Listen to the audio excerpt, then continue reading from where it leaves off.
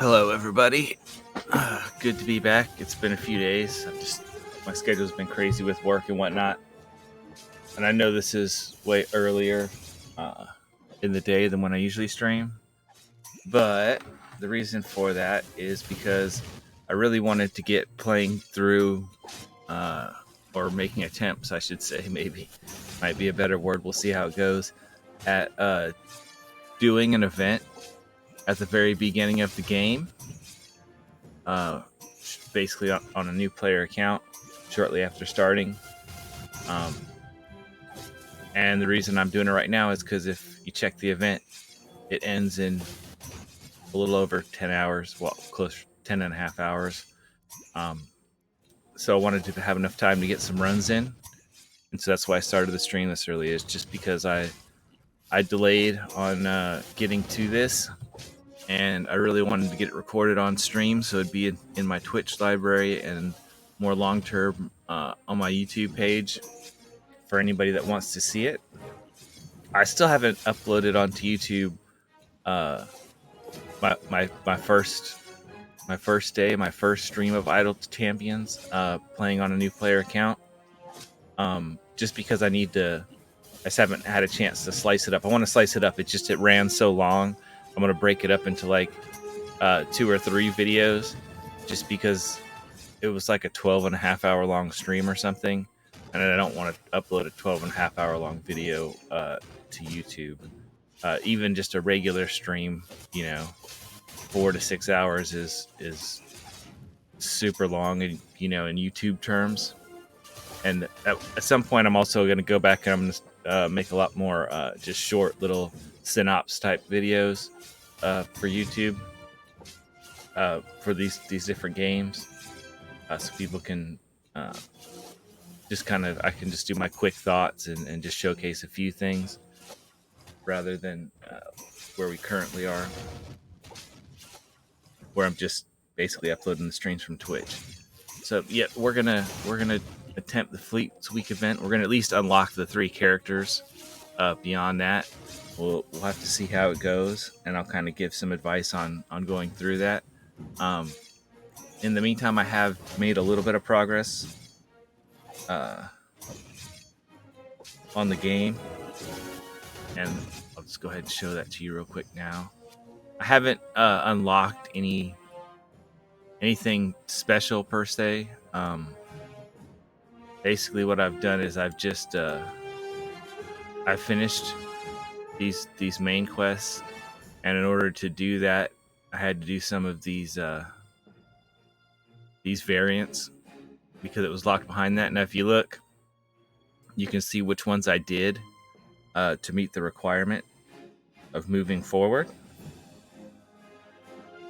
Or it's easier just to look at the ones that I didn't do. I didn't do Are You Chicken because it takes away so many slots. I didn't do Friendly Imps because it takes away the slots. And Contagious Curse, I probably could have done this one. I just didn't have to. The other options I had available were a bit easier, so I did those. So I've got these done, and then you can see I didn't do any of these other variants, just because I didn't really see much of a need. The goal was to get down here, and you can see now this is a new feature. This little bubble that shows, oh look, there's something like, I guess there's a new character down here you can get, is what that's showing. They didn't used to have these marked on the map, so that's a nice addition. Something they must have added more recently in the updates, and so I just hadn't seen it because basically on my other accounts I had already unlocked the characters. So I've done the 2 characters here, or the 2 main adventures here, and the next one to do is this one to unlock Drizzt. I'm just a little worried about right now with the current power on this account. I can get to like around area 200, basically like right about 200, and so losing a slot, still having to get to 175. I just haven't jumped onto this yet, and also because it's not like Drizzt is gonna drastically change my gameplay. Just basically would give me another DPS character which wouldn't be super valuable for me at this point. So that's another reason why I haven't done this yet. Well, and I want to do it on stream when I do it. So there's the 3 reasons why I haven't done that yet. So other than that, I'll go ahead and we'll go up here to see. Here we have 3 characters. And if you hold it over, it'll slowly cycle through them. So it's like, look, you have 3 characters to unlock the event characters. So what you generally want to do is you want to build up some favor, and so you want to pick a formation. And this that where you can sort of maximize your character placement. Some of the formations in these events can be kind of crazy as far as the layout, and make it hard to build your formation properly. In this one, actually, all these are pretty good, so that's not really as big a concern. Normally, what I would do in one of these is I would pick the one that has the best formation for building the most powerful party and pushing deep and getting as much favor as possible. But on a first event like this, where we're gonna be limited on how many tokens we have to play the event, and also our power is going to be very low relatively because this is a new account. I would actually maybe do kind of the opposite, because I would want to build up some favor because I'm going to be starting with none, and so I'd want to build up some favor on a first and maybe even a second run, so that I would have enough gold find so that I could actually push somewhat deep on the second or the third run. So I would actually save the better formation at first. These are all really so good that I don't think it's going to matter. So if I had to pick, I'd say maybe this one is worse, just because it's not bad. It's actually a pretty decent formation for building, but because we only have basically 2 rows, we can't go 3 high in any of these.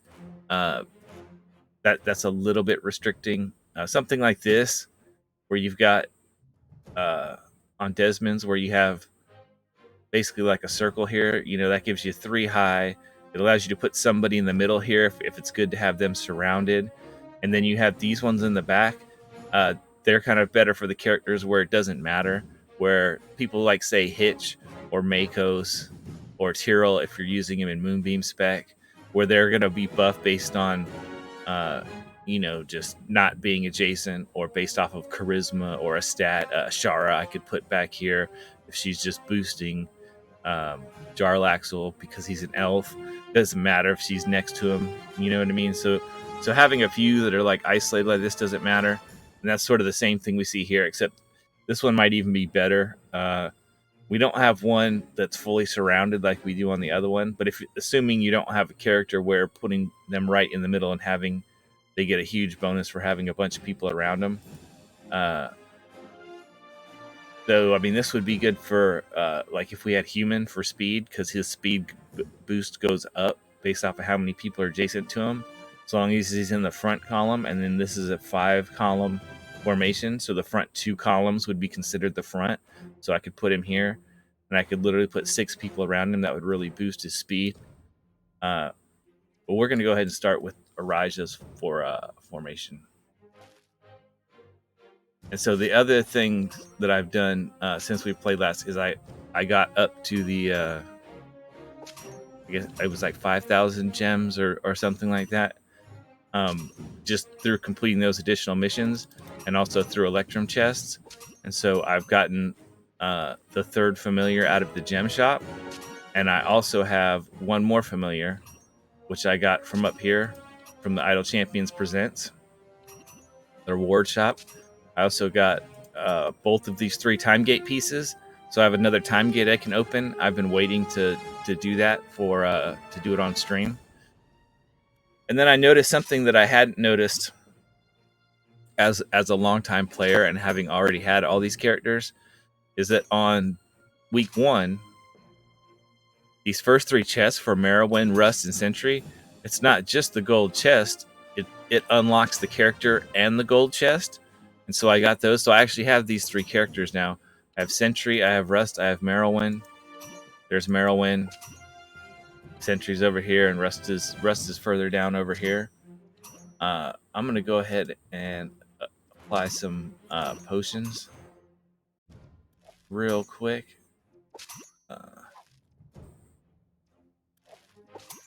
Just to kind of get us going here. We want to, like I said, we do want to build up our gold find here. So something like this would work out well.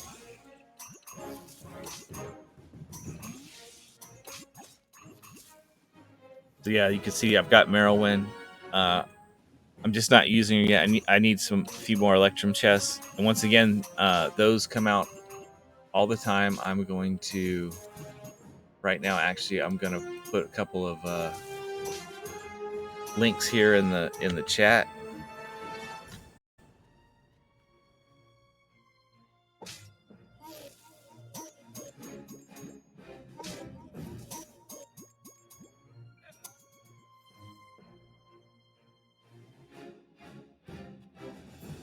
Okay. So I put the links in the chat up there.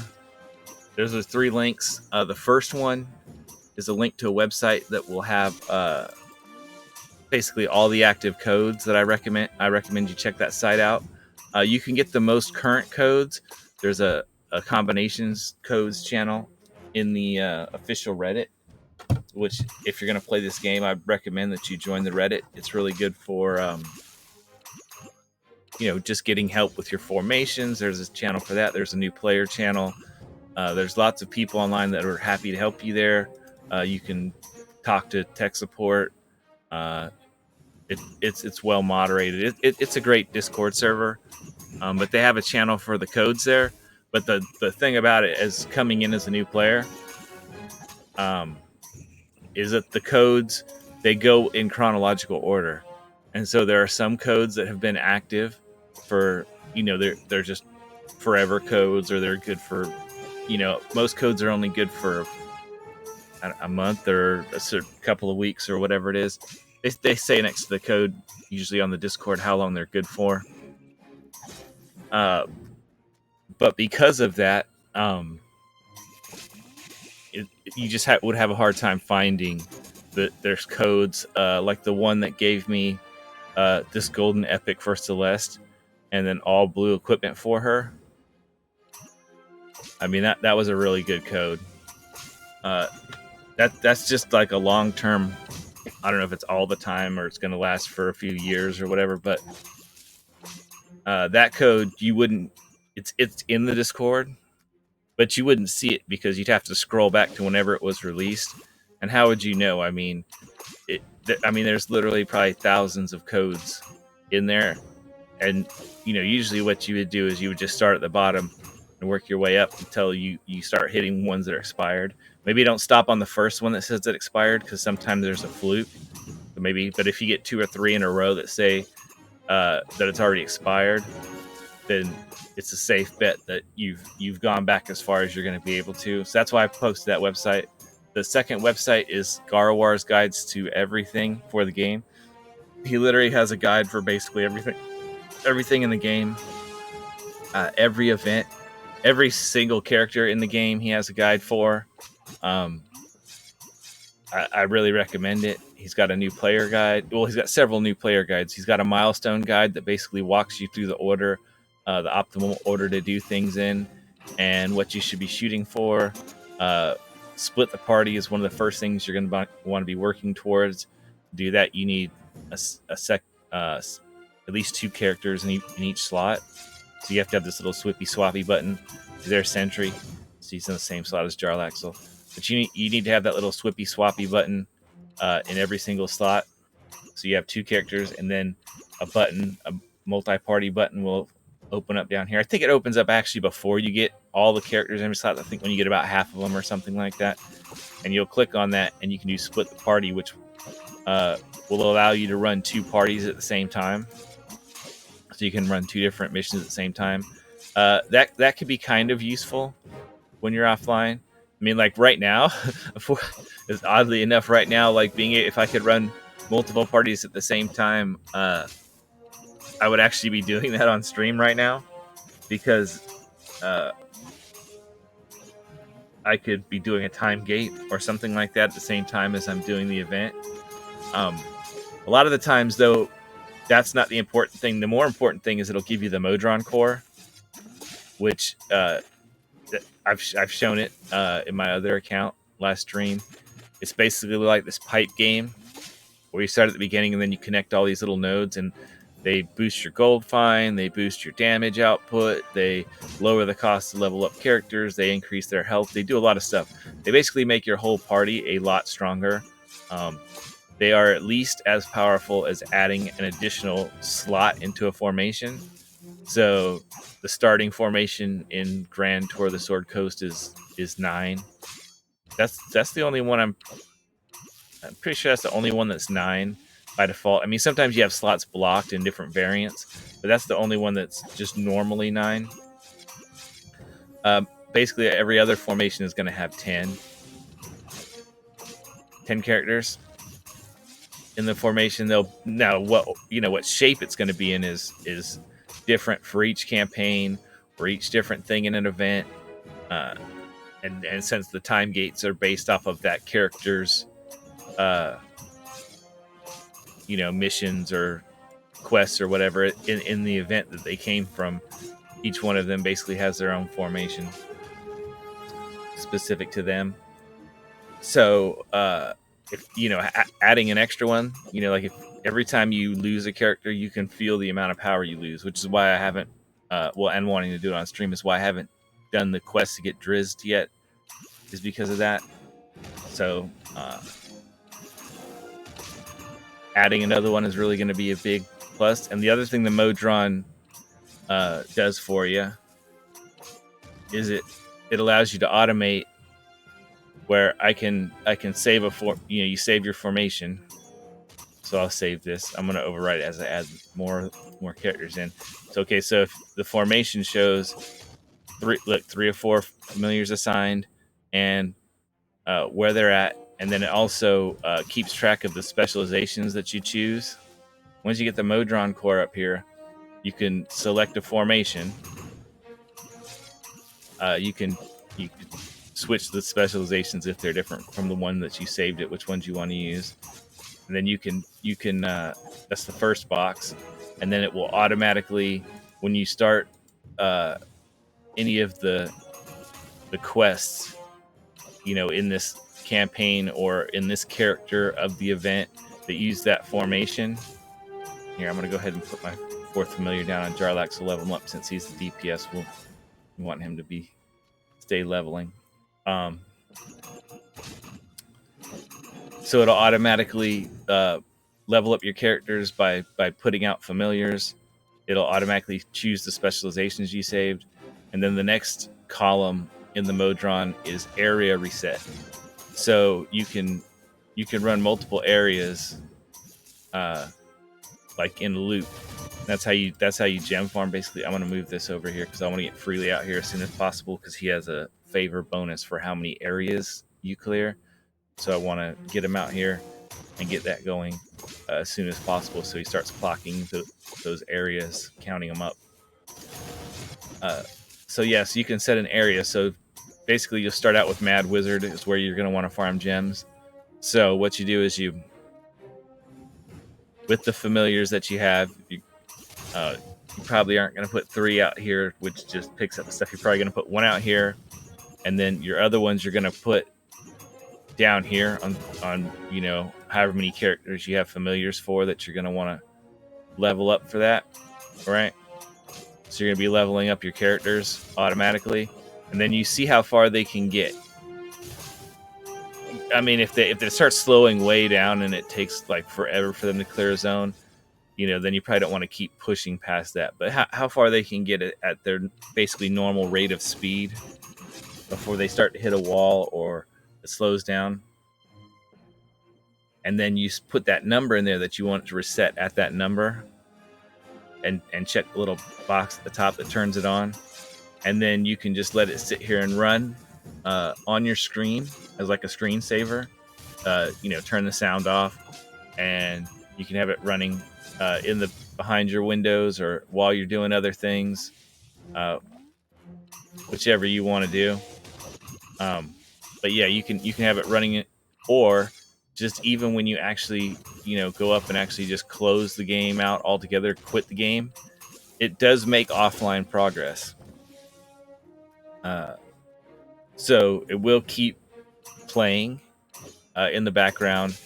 I'm not sure what the current state of that is as far as speed. I'm sure it's not as fast as if you have the game open, because of the various speed effects and different things characters can have. It used to not be near as fast. I mean, it's better than nothing, and it's particularly useful if you're playing on iOS or Android or something, where your computer's not on all the time. You know what I mean? Like, you're going to be doing other things with your phone. Obviously, you just you're playing with it on your phone while you're at the doctor's office, or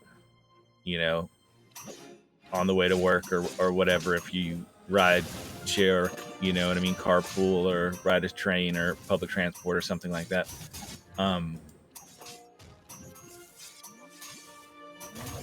So that offline progress is useful, and the reason I'm just not sure where it's at right now is because I don't really use a lot of offline progress. I don't pay close attention to how much progress it makes, how many loops and whatnot. When I open it back up, and how long it's been offline for and stuff. And they've been reworking it. They've been totally. There's been one of the new developers has been assigned to that, and they've been reworking the background progress altogether. And so it's been getting better. They've been changing it so that it takes more things into effect, and it's more accurate, and it works better. So I'm just not sure of the exact current state of it. Like I said, because I rarely use it. In fact, if I'm worried about how many gems I'm gonna get, so that, like, say, basically at this point in the game, I mean, I do use them to buy feats and things, but mostly what I use them for is to buy gold chests, so that I can get blacksmith contracts, which you use on your event characters. Don't use them on your evergreen characters, to increase their item levels. And then these bounty contracts, which only use these during an event to get more event tokens. I know it says, gives you 8 hours worth of offline gold, but it's that second part, also awards event tokens. So, like, this one gives you 8 hours worth of event tokens, 4 hours worth of event tokens, 30 minutes worth of event tokens. That's what you really want them for. It's basically the only real way to get more of these event tokens during an event is by bounty contracts. So you save them for the events, and they you'll get a lot of them out of gold chests. So that's what I'll do is I'll save up all my gems, and then I'll open like hundreds of thousands, like half a million or so, like gold chests during an event, so that I can get the bounty contracts. And then I'll also acquire through that some blacksmith contracts, and maybe I'll use those or not, depending on where I'm at. A lot of times I save them. I mean, yes, they certainly are power. And once again, on these types of things, until you get to the point where, I mean, like on the tour of the Grand Sword Coast where I'm at right now, it's like if I push as far as I can, I'm not gaining enough gold really on the push to get enough blessings so that I can push significantly farther, just an area or two more, which is not a big deal. So I'm kind of at the point where it's definitely diminishing returns, where I'm not really getting a lot of returns for that investment, and so it's not worthwhile really to do that. to push, to my wall each time. So I've got to the point now on Sword Coast, just temporarily until I unlock some more power from other sources, or whether that's gear from upgrading the item levels and getting higher rarity, better quality gear on my characters, whether that's from getting more characters so that I have ones that I can put together in better combinations. Okay, Freely unlocked his Adventurer's Tale ability. So now he's going to see every area he completes.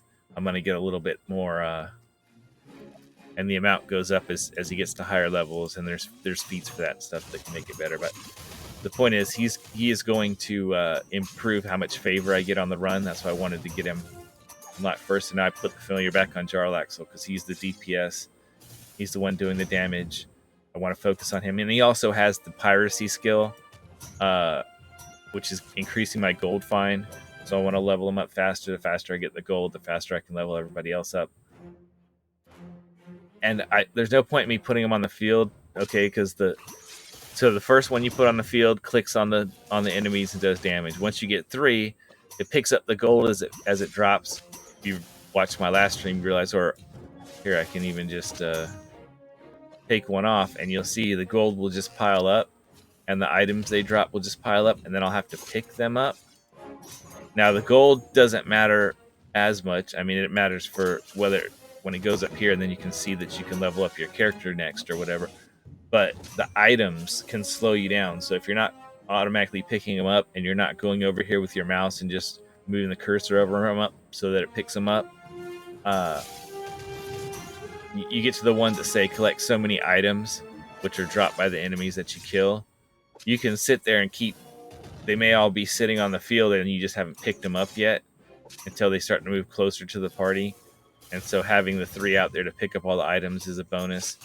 If I hold it down, F for the familiars, if you move it over, you can see gold will be instantly collected with 3 or more familiars. With 5 or more familiar, the boss sacks, the sacks that drop out into the middle of the screen here, that have gems and then potentially a chest and maybe a time gate piece in them every 5 days when it's time for the time gate piece to drop, will be picked up automatically. And then the 6th one automatically kills those distractions that fly by that give you a little bit of gold.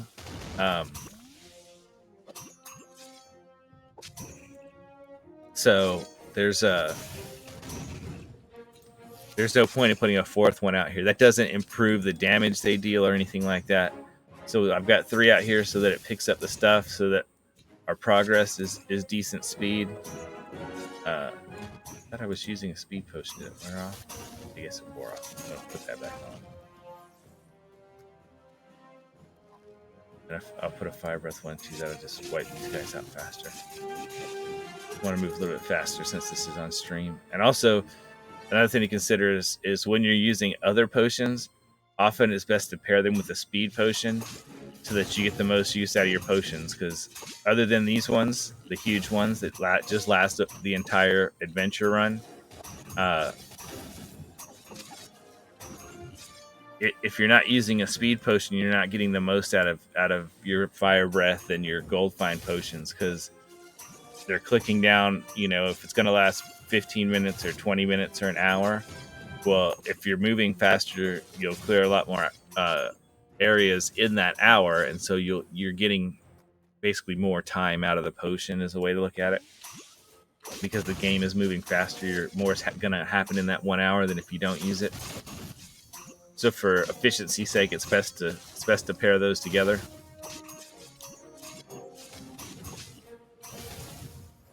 But yeah, you can see now. So there's Sentry. Oh yeah, Freely I got. That was the one I did the time gate for on the stream, was Freely. Hitch I got from the newsletter. Chihira. Where did I get Chihira from? I think I got her from a code. I had codes. Once again, that's from the newsletter. So I had newsletter codes. I had newsletter codes from one of my other accounts from before I started playing this one, that I hadn't bothered to use the newsletter codes. So one of those gave me Jahira and a skin for her. So that's nice. So I have Jahira. I haven't been using her, but certainly nice to have her. That's one more reason to be subscribed to the newsletter, is because in addition to that, getting a free weekly chest of whatever the special weekly chest is that they have on the weekend, you also get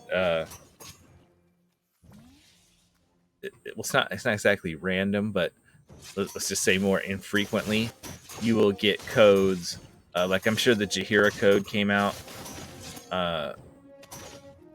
when season 2 started, to give you, one more of the time gate, you know what I mean? Season 2 characters. So, that just is what it is. So, it's good to get those. Sometimes they give away ones for Christmas, or they give away a skin. Like I've gotten there's like a Shandy skin where her bow, she's like in an elf costume and her bow is like a candy cane bow. And as with most things, like in the patron shops, or when you get a code or something for a skin, a lot of times, almost always, other than in the gem shop, if you get a skin, it unlocks the character if you don't already have them. So do the newsletter thing. You're gonna want Hitch anyway. He's better than Della in the slot. She's just a strict DPS. He's a support, and it used to say support DPS. Now it just says support, but he's still pretty much a DPS. I mean, he has a special ability where he throws a knife, and then as you level him up, it'll ricochet to more and more enemies, so it becomes multi-hit. Since he's not applying a debuff or anything, the only reason to hit more enemies is to do more damage to those enemies, and so he's kind of a DPS, and he does do more power than your average support character.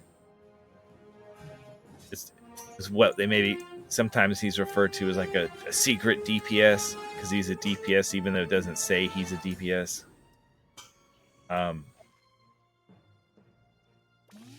But yeah, so that's something you're going to want to look for.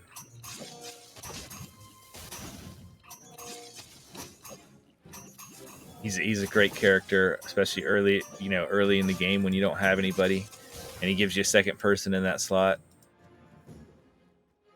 So sign up for the newsletter, and that's just here. Newsletter. Just click on that, you put in your email address, and they email you a code for Hitch. It may not happen instantly. It may take 10 minutes, may take an hour or something like that. It depends on how many emails they have going out. If you happen to do it when they're doing like the weekly emails, so like I said, they send out an email every week with a chest code in it, and those ones that they send out, they're not like the codes that they that the streamers give out on stream and that are in the Discord server and things like that. It's not the same code, and then everybody can use that code one time. The codes they send you in the email, you can only use them one time. So if you signed up for the newsletter 4 times, you can only use one of those. So, like I technically have 4 accounts. I have my 2 main accounts that I actually play, and then I created a free-to-play account similar to this one. I don't know, a while ago. It's got a lot more power on it than this account has on it, but it's not as good as my other 2. It's sort of like an in the middle, like let's call it a mid-game account. And then I signed up, for this one. These are all with different email addresses, mind you. But so, at this point now, I'm getting 4 email codes for each chest and item. I can't use all of those on one character. If I go to use the, you know what I mean, even though the codes are different and unique, it will say I've already claimed the prize if I try to claim the same code multiple times. so it'll only let you do it once. But each one of those codes is unique, so they don't get posted like in the Discord. The ones that they email it to you, those codes are specific. They're not locked to your account per se, but they're all different. So like if I get that code in my email and I use it, and then I give you that code and you put it in, it'll say that code's already been used and you can't use it. So you have to sign up for the email to get those codes, which I recommend that you do. Like I said, you want to get Hitch anyway. I mean, that's just a given. How much is...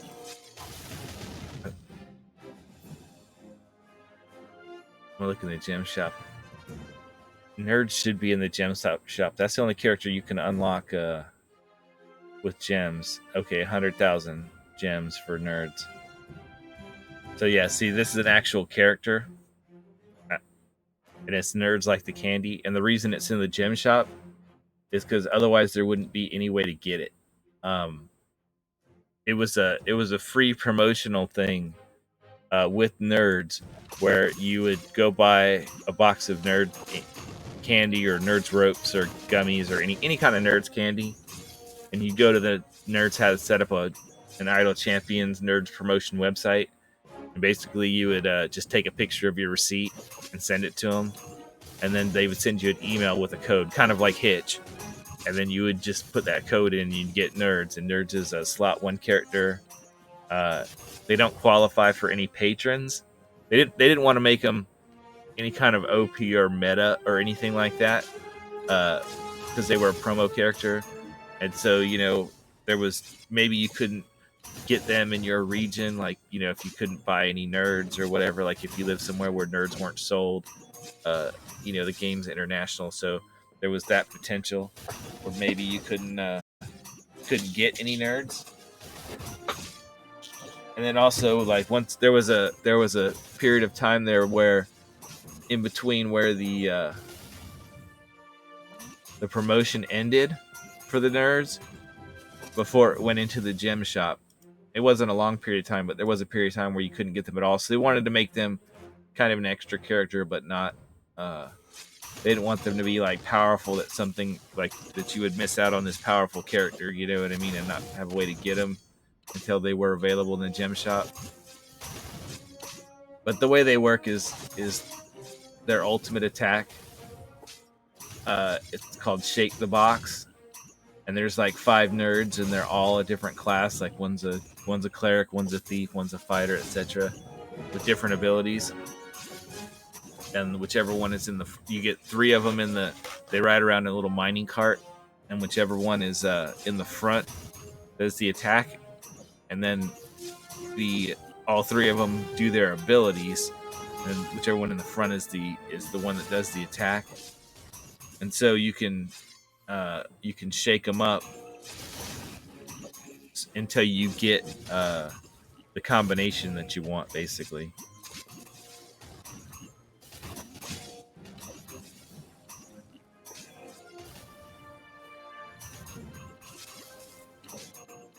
Another thing maybe to mention is that the difficulty curve, as in how fast the enemies increase in damage and health and all that sort of stuff, is less on events than it is in the other game content. And basically time gates are just missions from events that you can do anytime you want whenever you open a time gate, and so the same thing applies to them. But yeah, so you can see, like, I came into this without any favor, right? There are no blessings for the events. I mean, now the global blessings, so like this all champs do double damage in all campaigns. Gems dropped by bosses +1 in all campaigns. Those apply. Global perks apply once you get to patrons, but there's no way to get these like cheaper ones that like really ramp up. Like +1000% is obviously way better than double.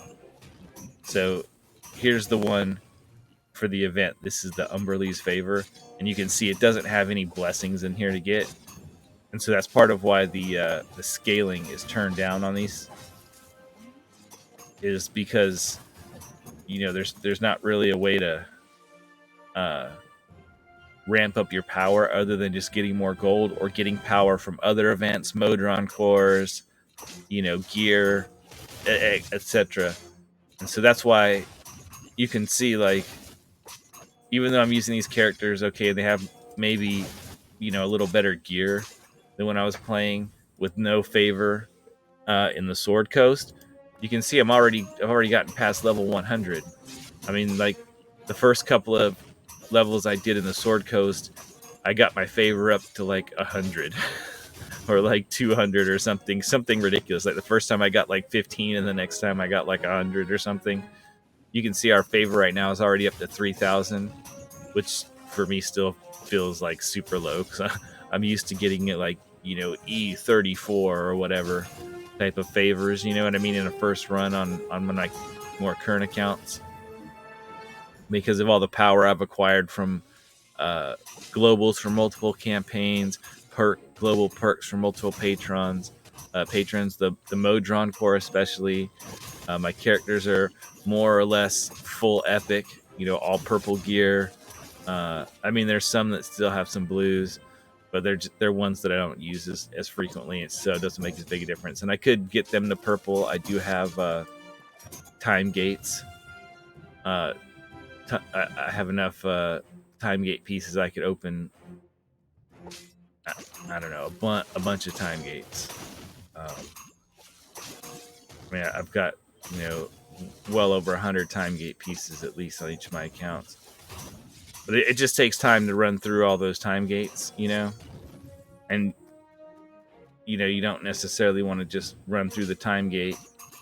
You want to be efficient, so you don't want to just open the time gate and just go to the target area and stop, because if in the first pass through the time gate I can get to area 900, then I'm going to want to let it get to 900, because if I get to 900, that's 9 silver chests I'll also get, which I know won't give me the purple gear, obviously, but it will give me more item levels for that character, and so it feels kind of like a waste if you don't do that. So you're always kind of contending with those sorts of things. I'll use another gold potion here.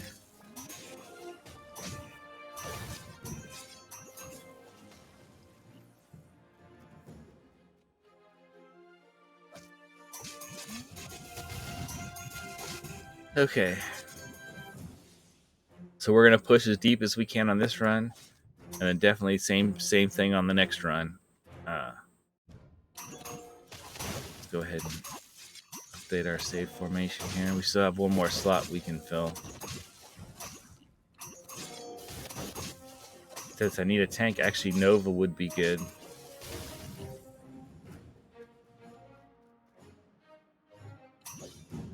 Where did I get Nova from? I guess I got her from a code or something. Gosh, I can't remember now. That's what I'm saying. Keep an eye out for codes and stuff. You'll get more characters. And Nova is second best in slot. I would say Avern is the best one in this slot. He's a support. She's a tank, but she's impressive. So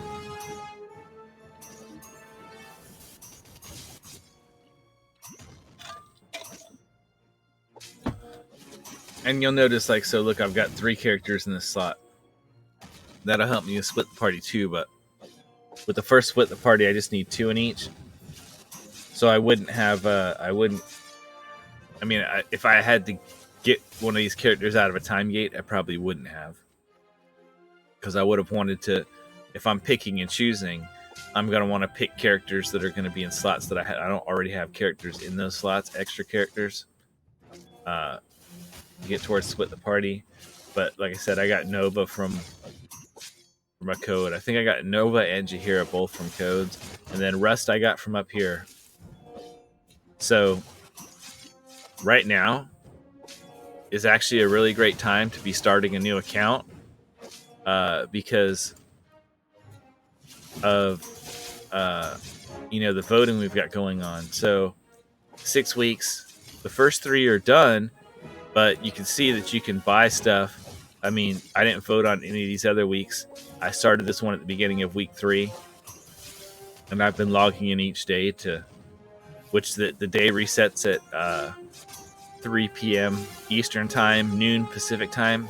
Basically, everything happens at noon Pacific time. That's where CNE is. They're in Canada, but they're in the Pacific time zone.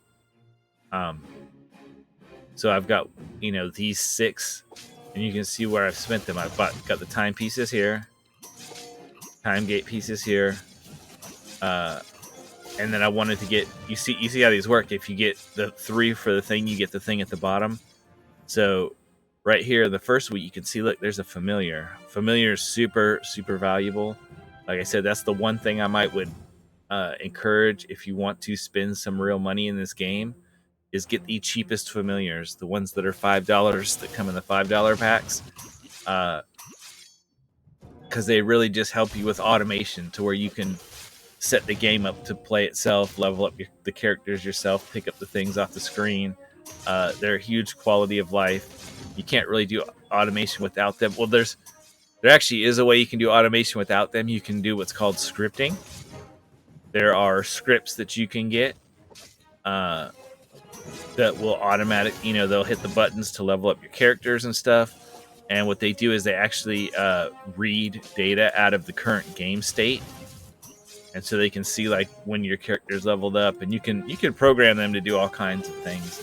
There's ones that are programmed for gem farming with Briv and Human, so that they build up a certain amount of Briv stacks before that they restart, and then they do like several little things to help make it go faster, and they automatically click on these things to level you up. And while the developers don't support scripting, they're not going to help you and say, oh, use this program and do this if you want to script.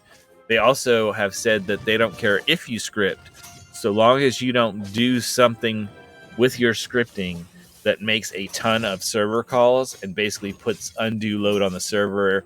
They're paying for server resources, RAM, processors, how many, servers they have, and everything to accommodate the player base. They don't want, because you're scripting, which is, I mean, it's pseudo cheating. I mean, let's be legit. I mean, you're pseudo cheating, but they don't want you, because you're doing that, to affect the rest of the player bases negatively by making them have a bad experience, because they're having to wait, for opening chests and getting the boss loot bags when you kill the bosses and all that sort of stuff, because they're in a line for server calls and you're just hammering the server with calls. So long as you're not doing something like that, they've said it's perfectly fine. And in fact, there's even on the official Discord, there is a scripting channel where you can get help. But people have guides, and they have there's pre-built scripts. Now this only works on the PC. They have pre-built scripts for like the Steam and the Epic versions of the game.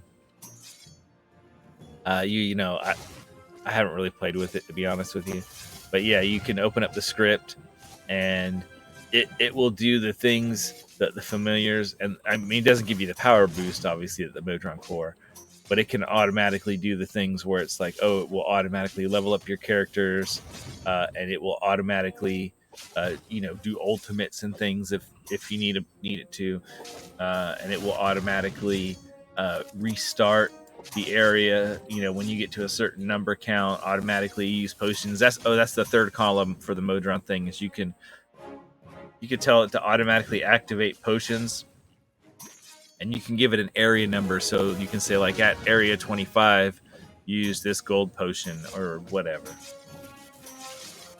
Those are basically the 3 automation features of the Modron core. But the Modron core is something you want to get early. Of course, you're going to need pipes for Modron chests to make it powerful, but you're also going to have to a lot of the spaces in the Modron core, they start out locked.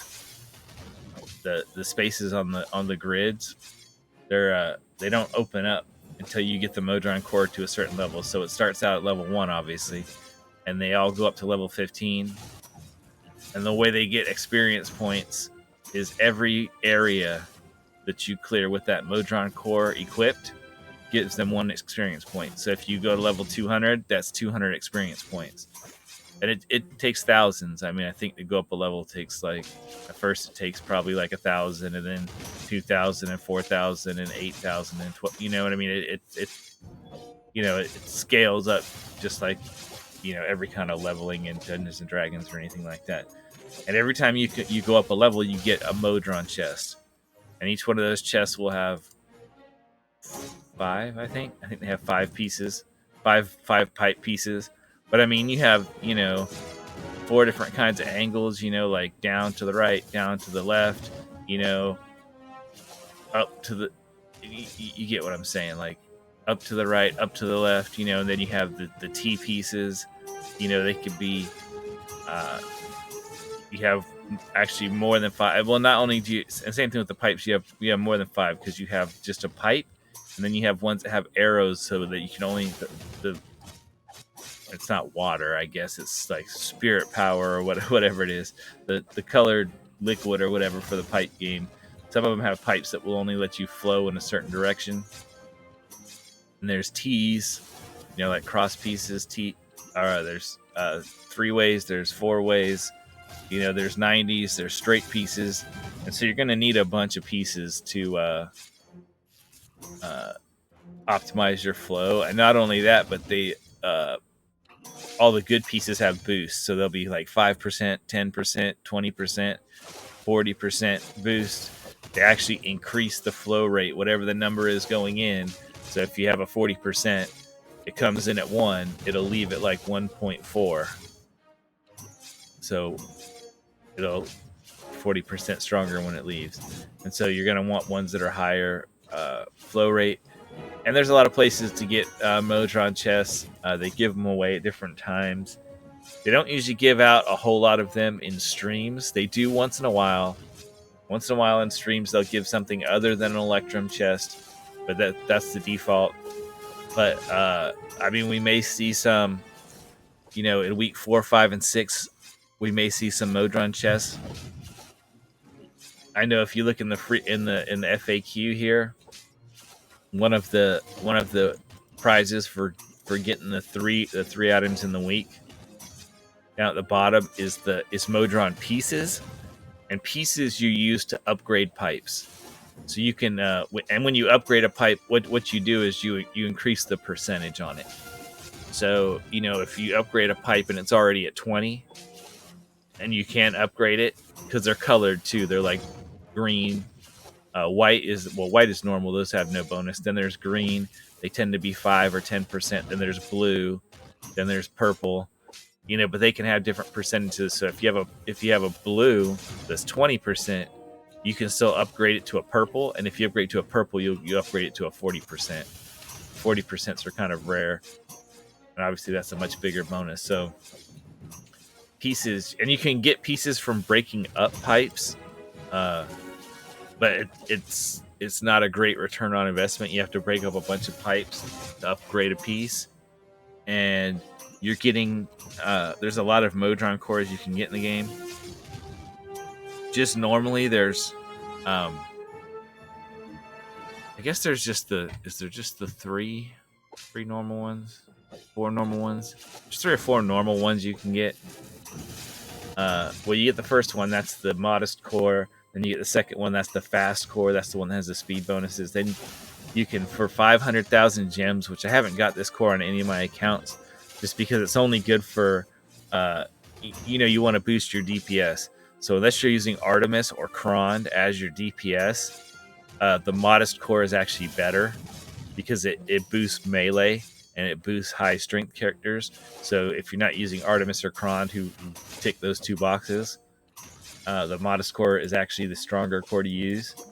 So I haven't bothered buying it, and it's 500,000 gems, which is a lot. I mean, I could fairly easily save up and buy it. I could just, save a little bit and not dump all my gems each event. Or I could, watch and because of RNG, some events I may not need to use 500,000 gems worth of chests or whatever or 400,000 gems worth of chests to get full epic purple on the one remaining character that comes out each one that I don't have maxed yet, type of thing. But like I said, it just hasn't been a big deal because it's only better for certain characters, and it's not like vastly better. I mean, I'm sure it's better. I'm sure you can maybe get 10 more areas out of it. Who knows? I don't know what I don't know if anybody's done the math on it, or just in practice. But the modest core basically is the one you want to use for pushing, for going to your highest area you can. Then the speed core you usually use at the beginning to go fast, or use it for farming, or generally use the speed core anytime you can get to where you need to go without pulling out all the stops. It's like most of the time I'm just using the speed core on my characters main party on my other accounts, because I have enough power that it doesn't matter. I'll be able to clear the goals even on Trials of Mount Tiamat. Now sometimes, depending on the restrictions, or on the later days when you get to like really high requirements, like 1,000, get to area 1,000 or higher, then I might push in with the speed core of my speed champs and switch out my speed champs for ones that do apply bigger buffs to my TPS. And then I'll a lot of times at that point I'll switch my Modron core to the modest one. So then for Split the Party 3, they have a magic. I think they have the magic core. I think that's they have the magic core, which is good for characters that do magic, the magic type characters, the high wisdom, high intelligent ones that have magic attack. I don't think I've really piped out and maxed that one to play with. Like I said, the modest and the fast core will pretty much get you where you need to go. I think I just hadn't bothered with the other one. And then, like on my main account, I got the season pass for season 1. This is season 1. They actually had a Modron core for they did Champions of Erois, were the party that they did for that were the ones that have the Champions of Erois affiliation. I really like that team, and so they had a Modron core that was specifically for them, that like boosted their Erois synergy and stuff that was more specific to them. And so I've got that Modron core too. So and they've said that more Modron cores are coming. They don't want to inundate you. They don't want you to have like 25 Modron cores, because you have to get pipes and everything for those Modron cores. You know what I mean? To get the flow up, and you have to build them out and stuff. And so you can only get so many pipes. Like, well, that's not. I mean, you can keep getting pipes, but I mean, there's only so many ways you can get them. So. Like I said, you'll get 15 over the course of leveling up your Modron core, right?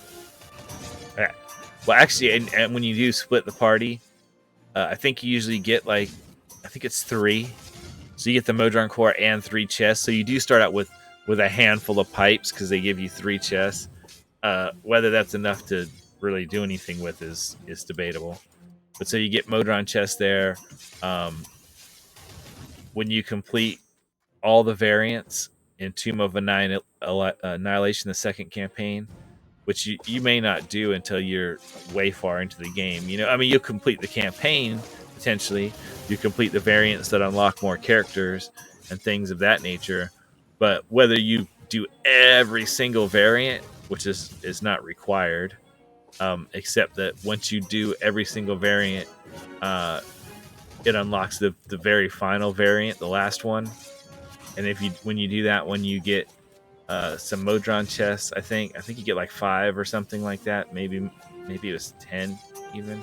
But you get 5. I think 5 Modron chests and a skin, character skin. So you get some that way. But the main way you get Modron chests is the same way you get more time gate pieces, and that's patrons. So each one of these patron characters here, they've got. Once you earn enough influence, which you earn for doing variants, along with you earn currency for doing variants. But they also have a weekly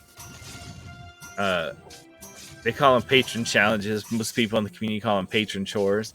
But so you can do like your Mad Wizard gem farming, where you run round and round and round in a circle, and you can knock out your patron chores there. Most of them will just happen kind of automatically. Like they'll be like, oh, use so many ultimates, or beat so many type of like beast enemies, or you know, make 4 passes on a free play past area 200 or something like that, to where they just happen automatically. And then some will be like, make such and such character your primary DPS character. You know what I mean? Have them do the most damage over the run, or use these 3 characters out of, the 9 or 10 that you're going to use. You have include these 3 characters in the party, or do a party without any healers or without any tanks or something like that. So you could, sometimes you have to tailor your parties a little bit to complete them, and you don't necessarily have. Eventually, you start to get a decent amount of influence. And like right now, I don't need more time gate pieces. I don't really. I mean, yes, I haven't maxed out all my Modrons, but I've got the ones that I use all the time maxed out. And so, I don't stress about getting the Modron chest every week, so I don't really worry about those. I just gem farm with my regular party. You play the game how you want to play the game, okay? If you feel like you want to get all that stuff, more power to you. You can get all that stuff. But so it's 1 a week Modron chest you can get, 1 a week time gate pieces you can get, and there's also several potions you can get. 99% of the time, you do not want the potions. Okay, they're just not a good use of resources. Buying the potions from the patron shop, especially whatever you do not buy the potion. This one, a specialization. You know how you pick a specialization for your character. This lets you change one mid mission. Don't buy that. And for some reason, it's like the most expensive potion in the shop. I mean, now if you're gonna buy a huge gold potion, that's speed, huge speed, or a huge gold potion, I don't have a problem with that. Like there's sometimes there have been instances where I have bought in a huge speed potion and or a huge gold potion because it would really benefit me to do that. You know what I mean? Like I'm at a spot where it's like, this is really only in the early game. But where potions are kind of hard to come by, you don't usually have one of these Idle Champions Presents events going on for a live playthrough where they have all these supply chests and potions and things in here that you can grab on these things.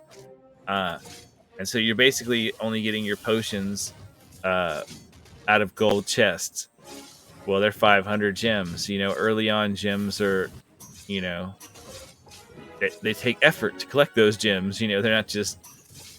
I mean, I guess they are kind of falling out of the sky. You get some every time you kill a boss, but you only get so many. You know what I mean?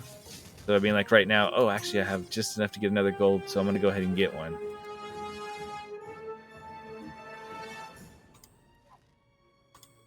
So yeah. So there's only you're only gonna have so many of these. See, look, I got 1 potion, 1 medium potion out of that. So there are times when it's like, you're doing a new campaign, or you really need favor or something. If I was gonna do, like, say you're gonna do split the party. All right, the way split the party works, you're gonna have characters that are gonna get taken away. Click damage only works in like the first 5 areas, and then it stops working. So fire breath is useless. Your familiars out here clicking are not going to do any damage. You're not going to get any click damage bonus or anything like that. You're not going to have any favor because you can't can't really play through it like multiple times and build up favor. So you're not going to have favor.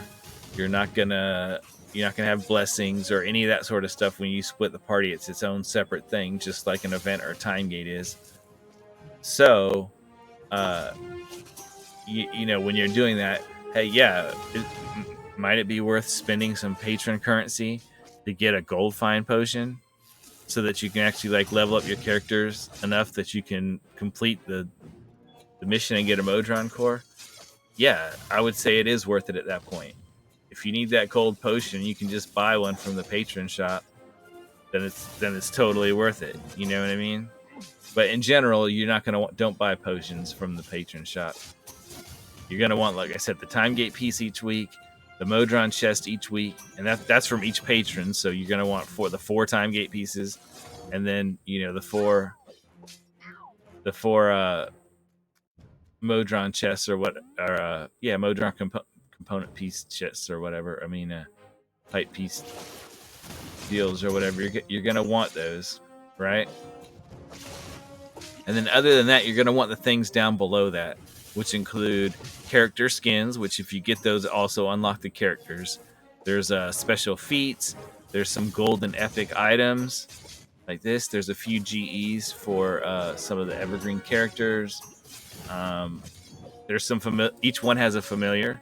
That's another way you can get familiars in game without having to spend any money in the cash shop.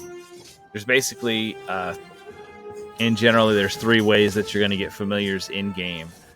And like I said, you can need up to, let's say you have 10 characters, you're going to level up those 10 characters. You're going to want probably, you know, at least, you know, like between 3 and 5, maybe 6 up here. Let's just say 6. I mean, the one killing distraction doesn't really matter. The 5 is kind of, you're going to kind of want that for farming because it'll pick up the stuff faster, which will make your farming go faster. So right there's 15. And then if you want any down here, you know what I mean, doing either specific ultimates or roaming the ultimates, you know, that could be a couple more. So you're going to want, you know, between, you know, say 15 and 20 familiars, right? So where are you going to get them from? Well, there's 4 you can get in the patron shop. Each patron has 1, right? Then the next option is you're going to want them from the gem shop. So how many do we have in the gem shop? Let's see. I've already got 3, 4, 5, 6, 7, 8, 9, 10, 11. 11 right now. So that gets you to 15, right? 11 plus 4 is 15. And then when they do these Idle Champions Presents events, a lot of times they have a familiar. When they do other events, there's like a Christmas event. I think there's like a summer event. I think there's like like an Easter event or something like that. They basically do one, you know, just like there's these seasons. There's usually an event, and that's not this. These Idle Champ, and then you have these Idle Champions presents events. What an Idle Champions present event is, if you look at the overview, okay, look, they actually are the people that created these characters are actually playing the tabletop games, you know, Dungeons and Dragons game with their characters. This one is Spelljammer based, but the way it happens is like every Monday or whatever, they have and you can watch they have the video live on Twitch, and then they upload them to YouTube, or you can watch them on the VODs on Twitch. But so they have the episodes, and then the voting, as you can see, you vote on things that are going to affect the live stream. You know what I mean? The things you vote on go to the basically to the DM incorporates what you pick. You know what I mean? When you're voting. And then those apply that's why there's 6 days instead of 7. Is because you do your 6 days. Like day 6 was Sunday, and now for Monday there isn't one, because Monday this afternoon, evening, I guess potentially morning, depending on what time zone you're in, there will be the live stream that will happen, and then as soon as the stream's over, it'll open up voting for day 1 on week 4 a bit early. You won't have to wait for 12 noon. It'll open up as soon as the voting opens up for as soon as the episodes ended. You can start voting on the thing for the next week. But these don't happen at like preset times per se. They tend to follow like new campaign releases, or there was ones that were sort of revolved around Trials of Mount Tiamat. When they released Trials of Mount Tiamat, the multiplayer where you band together as teams and take down Tiamat. There's ones that revolve around that. So these happen. They have been happening fairly regular, but they have to get the actual players together that have created the characters that are going to be in the game. They got to get the DM, so B Dave has to have time. He's the one that's been DMing these. B Dave Walters, you know what I mean? So it is what it is, you know what I mean? Like, everybody has to be able to make the time and all that sort of stuff. They've got to, anybody else that's going to be involved in the production, you know what I mean? People managing the stream, the moderators for the chat, all that sort of stuff. Those just happen when they happen, and when they do, it's just extra bonus stuff. So, but this game tends to have a lot of bonus stuff happening. I mean, even beyond these bigger things, all those streams that happen, so all the streams on the CNE channel, developer insights, Garwar's guide to everything, Mars guiding hand, which happens every day, formation save, where they help people build formations. They make a copy of your current account, and you tell them, you submit a support ticket to them, and you say, I want to be on formation save, when they're the day they're doing it or whatever, and you say, I'm stuck on, this, whatever the mission is, you know what I mean? Whatever the quest is, and they will, with your party and with your inventory, because they make a copy, they will show you, they will put together formation to try to show you, how to do it, assuming it's possible. I mean, sometimes, every once in a while, they can't get it done because your account doesn't. You're going to need some more global blessings, some more perks, some more item levels, whatever. But they'll try to help you if the problem that you're having is strategic. You know what I mean? Like, you're not using the right characters, you don't have them in the right places. And we're going to go ahead and complete this, and then that will unlock Orija for us.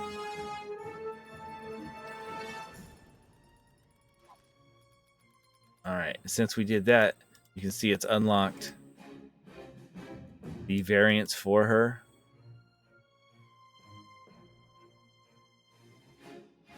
So,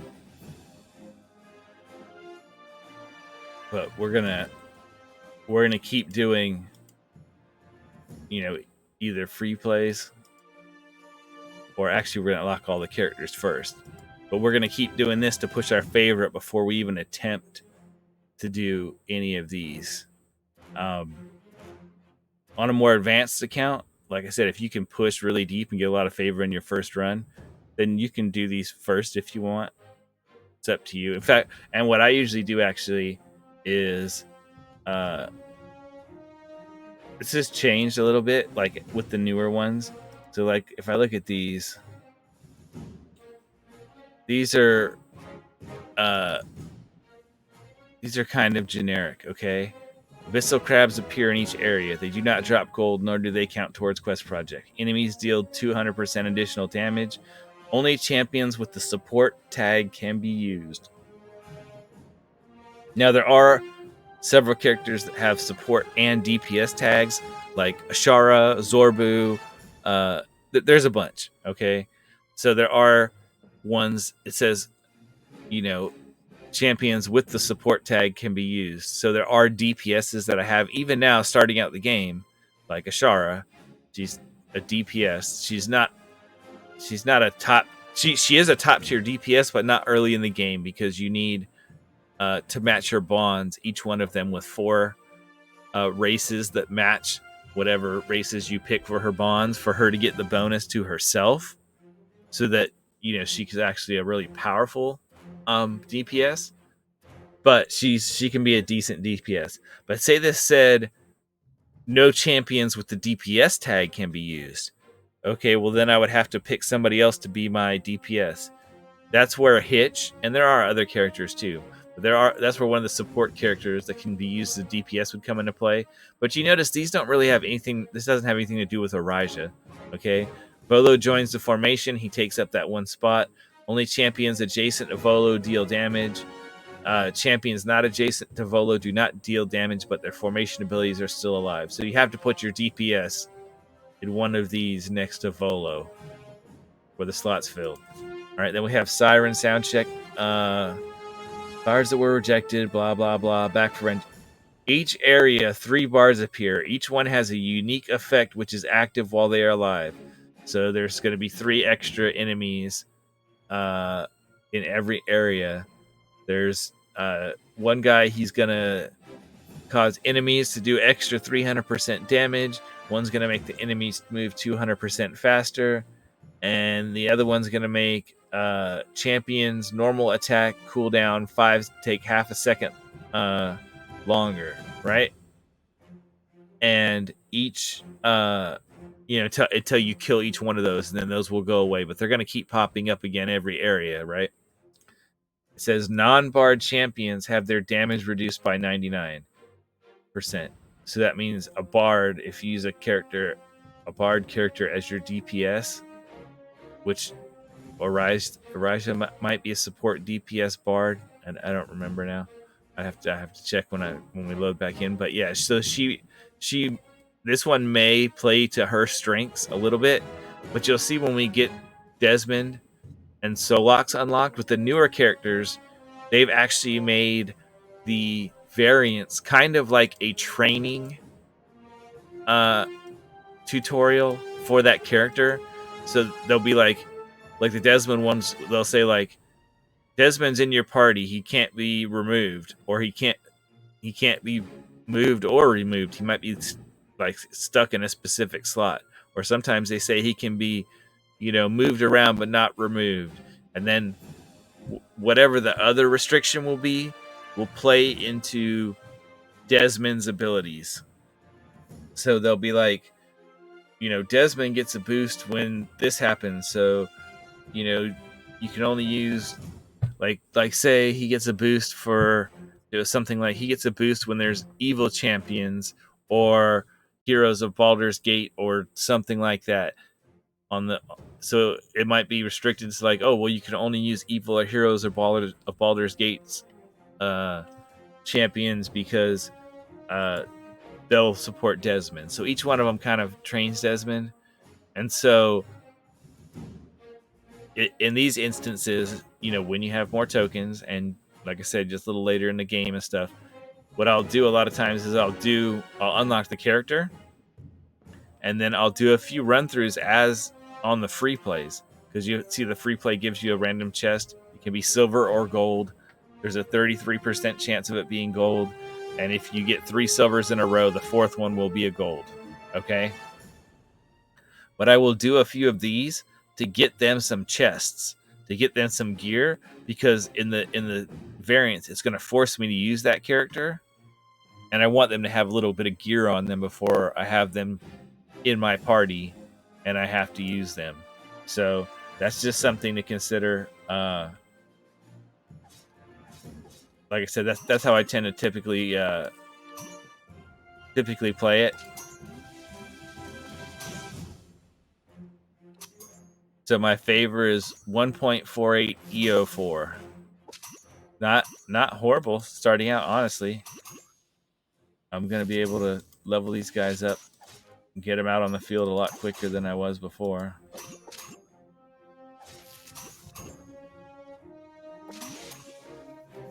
This one I'm just going to be, this is the one unlocked Desmond, so Desmond's not going to be in the party. I mean, he can't be. I don't have him yet, obviously. But yeah, so I'm going to go ahead and... or actually... maybe something like this. I'm going to put my DPS right there.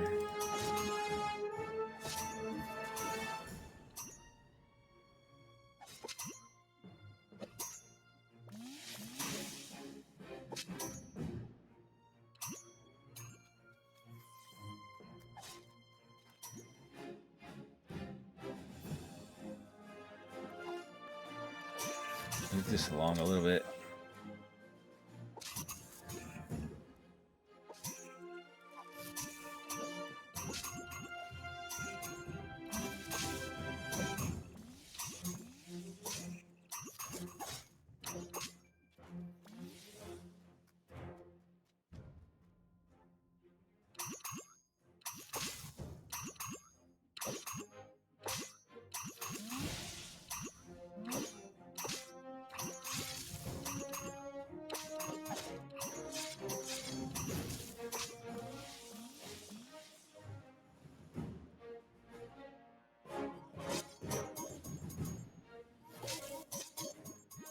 So once again, this is a 2-tank formation. We'll see if we get 2 tanks. We'll see if we get far, if we have enough favor and we get far enough along that we can bring Nova out to go next to Tyrell. Last time we got Tyrell out, but didn't even have enough gold to get him into his wild shape and get him into his tanking spec. So, but obviously we got 1.48 EO4. So our gold find is much higher now.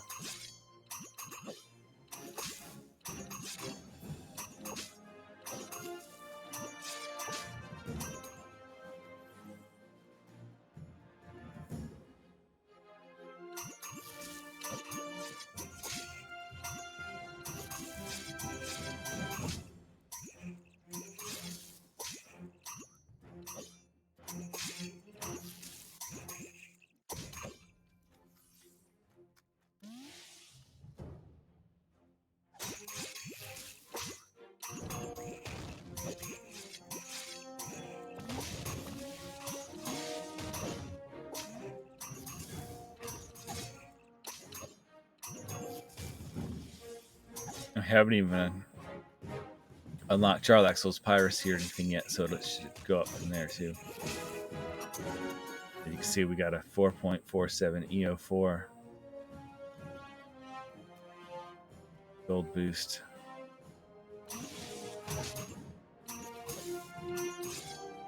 We got Master of Piracy. So it just went up to what? 7 EO4. And that's just the first Master of Piracy upgrade. So yeah, hopefully having some favor will help us out significantly here. And I think if there's people that will say, like, oh, you should work on getting Oraija's stuff unlocked because, you know, this is the last year she's going to be in the event, and then you'll have to get her stuff out of a time gate. When you get to late game, there's some logic to this. Like, if you've already got like all the characters and they're pretty decent, and you're like, oh well, I just need a couple of purples on each one, then yeah, maybe I would focus on Araija a little bit, just to get her, you know, last couple of purple ones knocked out while she's in the event. But in generally, you don't want to focus on the character based off of that. Okay. You want to focus them. Oh, here's another thing too: is you also complete achievements for getting to the certain point. So Arises is 175. Solox is 275. Desmus is 225. And then you can also, during the event, you can get the ones from there was 2 characters that were in this event that are not in the event anymore.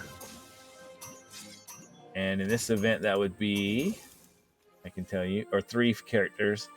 Zorbu, Black Viper, and Sasaspia were in this event, but they're not anymore because this is our 6th pass at the event, and it only shows you the 3 most recent, so the 1 new ones, and then the one from the 2 from the past 2 years. So, those other characters, they would have had a get to a certain area goal as well. We will also be able to get those during the event. You can't get those during the time gates. You can get the ones like this one. Complete this variant. Complete this variant. Complete this variant. Complete all 3 of the variants. This one's just have a piece of gear for her in each slot. That you can do even with like Electrum chests and stuff. So you can do any of the ones other than this when the event's not going. These you can get in time gates. The way time gates work. You get the first 2, like the first ones get to area 50 and get the character in a gold chest. The second one, or just a gold chest if you already have the character. The second one is get to area 75 and get a gold chest. And then the third one in a time gate is one of these 3 variants at random. But when you open the next time gate, it will give you one you don't have until you've done all 3, and then it will just give you a random one. And so you will get the one that you don't have. You know what I mean? Oh, actually, I forgot that him being surrounded by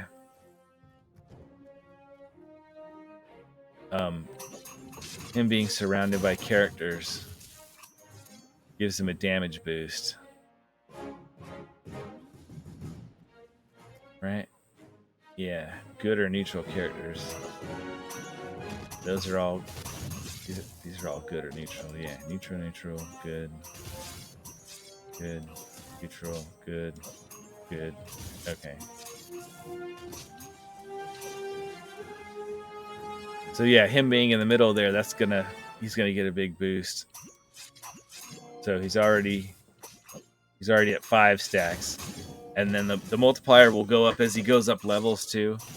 And then once we get Tyrell in here, he'll be 6. So this will work good for now. And it may turn out that depending on if I can get like Nova and Tyrell here, then I might swap her out because she buffs the people behind her. But I may still want to keep Jarlaxle here in the middle. So I'll have to decide, do I want to move Jarlaxle back here like I had it before? Because she's not acting as a tank right now. I put her in the boost people behind you more than be a tank role. Because I was planning on putting Tyrell and then potentially Nova up front. But I wasn't thinking about Jarlaxle being surrounded by non-evil characters. Gives him buffs. Oh, I haven't picked her spec yet, so I could still pick it, I guess. But whatever, I'm still gonna go Aura of Courage because I'll have enough characters, and now with the swippy swappies, that I've got enough characters now that kind of have some swapped out options. Not her, obviously, but hopefully I'll be able to put in another character that will still be useful. Back here, or like where Shar is, because where she's at doesn't matter. She can be anywhere in the formation. Just have her next to him to get Jarlaxle a buff of having people next to him, but I can move her back and put somebody else here that would boost. Just like freely, like he can be back here. Doesn't matter. His buff doesn't work like that. His buff is the oh, what does it show up yet? Got Adventurous Tale or whatever. But yeah, his buff is when you pick a specialization, you know what I mean. It's you pick characters that are chaotic, neutral, or lawful, and then those characters also apply his buff. And same sort of thing with Hitch. He can be back here in the back, doesn't matter, because he applies his buff, which is not showing because I haven't unlocked it yet. It's not high enough level yet. But his buff is based off of a character's charisma level, so it doesn't matter where in the party he's at. So.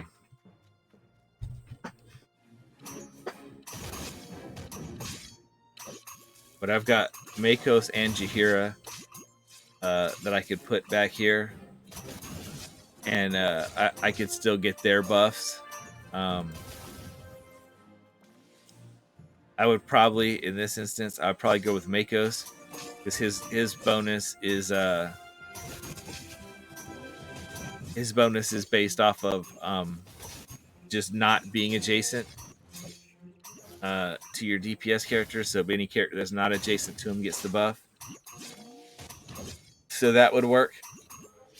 Jaheira is she has favored enemy stuff, sort of like Mints, where you pick certain enemies and they take more damage, and also however many of those enemies you kill. Where I don't know, like they changed her.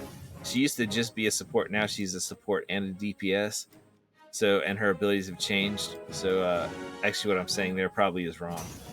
So I'd have to actually look at her and see how her current abilities work, since they totally redid her when the new season came out.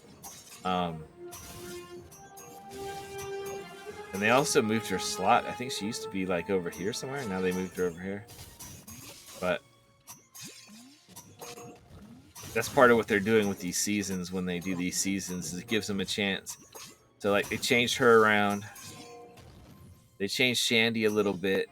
Neris I didn't really use so much, so I don't know if they changed her. But Kreidel, they totally changed him. He was a support and a DPS, and they changed him into a tank DPS. Even though he's a rogue, his tanking is basically based off of that he dodges the enemy, so they just don't even hit him. He has like a really high chance to dodge their attacks, but then he doesn't take damage, rather than just having a high HP or damage reduction or something like that.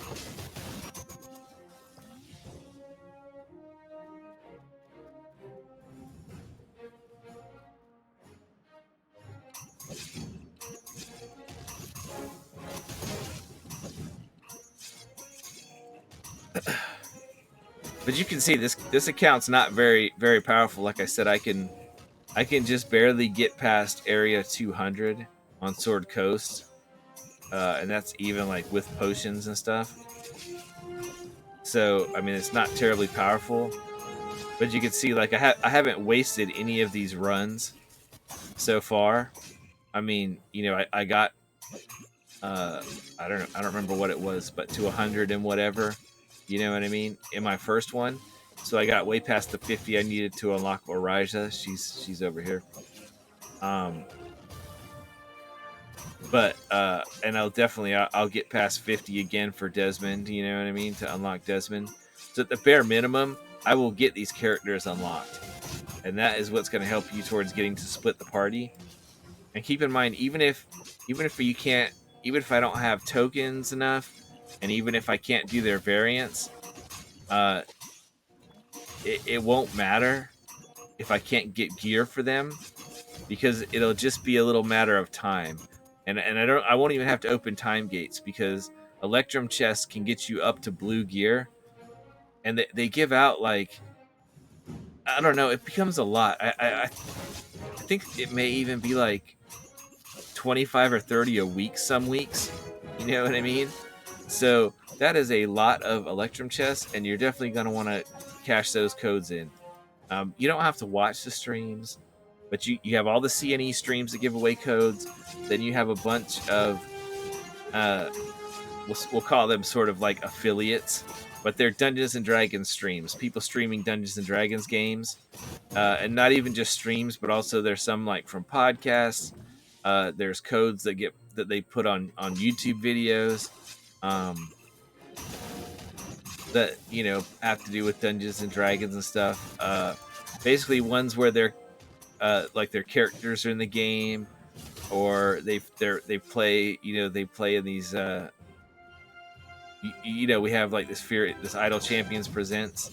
We have the characters playing with B-Dave in this campaign for the game. Every one of those people that are playing in the game, I can almost guarantee you right now, probably has an active campaign that they're playing with another group of people. And I mean, that's where their characters came from, and then they pulled their characters together, to be in this this campaign for Idle Champions. So during their normal like weekly games, they'll be giving away codes. So you'll get a lot of these Electrum codes, and you're gonna want to grab all those Electrum chests. Like I said, there's that website I linked. Like right up here, you can just sorry, right up here, or right there. You can just the things on top of my mouse. But yeah, you can get the codes there, or you can get them from the Discord server. You're gonna want to get those because you'll get gear. I mean, just from opening those up, I will get freely up to all blue.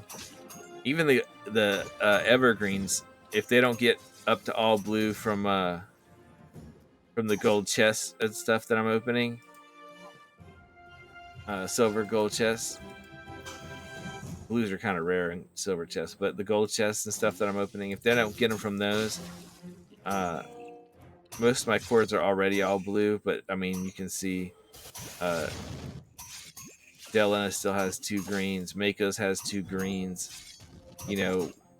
Once I unlock Drizzt, he won't have any gear at all. So we'll have to get him gear. But once okay, so if I get all the evergreens that are all blue, and I've got freely and like Sentry, nice. We got a purple on her, and Merylwyn, and they're like they don't have any blues. If I get a blue out of an Electrum, it will go to somebody that has a spot that isn't blue. Now, once everybody gets to blue, if all my characters are blue or better, blue and purple, and then I open up Electrums and I get a blue, then it'll just be a duplicate, and I'll get item levels, and then it can go to anybody. It can go to an evergreen. It can go to an event champ. So another thing people tend to do is once they get all their evergreens, purple or blue or whatever, and your current event champs are all blue, is they will save up Electrums. This is a mid to late game strategy. They'll save up their Electrums, and then as soon as they unlock a new character who doesn't have any gear, then they'll open like 30 Electrums or something, or 50 or 100 Electrums or whatever it is. They open up a whole bunch of Electrums to get them kitted out with like blue gear before they start, doing the free plays and the variants to get the gold chest for that character. That way you get them all blue gear, and then anything they get out of their own chest is only going to be gear for them, so you'll be getting more duplicates, which will make more item levels, which will help get the new character caught up. That's what a lot of players do. Like I said, once you got like all your characters are basically in decent gear, blue or purple, then that makes sense. When they don't, or you haven't unlocked all the characters, I tend to go the opposite way. I think it makes more sense. So let's say I haven't unlocked all the characters, right? And I was stronger than I am now. Like right now, I don't care. I want gear on like whatever characters I can get, so that I have characters, because I don't have that many characters. But once you get to where you've got 7 or 8 characters in each slot, but there's still ones you haven't unlocked, and then you're getting the new ones in the events, I don't use my Electrums when I get one of these new characters that I'm like, oh, I'm going to get, 30 chests for this character, with the gems that I have. I mean, I'm not talking about like my end game characters here now, because I've got all the characters unlocked, so this doesn't apply. But before you've unlocked all the characters, when you're in the process of that, I would rather not use my Electrums to gear out a character where I'm still getting event chests to gear them out, because it's like I want to use those Electrum chests for characters that I'm going to get from a time gate. Because if I get a character from a time gate, okay, I run the time gate, I get the character, I do the area 50 quest, the area 75 quest, and the variant quest. That only gives me 3 gold chests. There's a good chance out of 3 gold chests that I'm going to get some items that are like the weaker and then the stronger ones in the same slot, potentially. And so I'm going to have empty slots, like Merylwen has empty slots right now.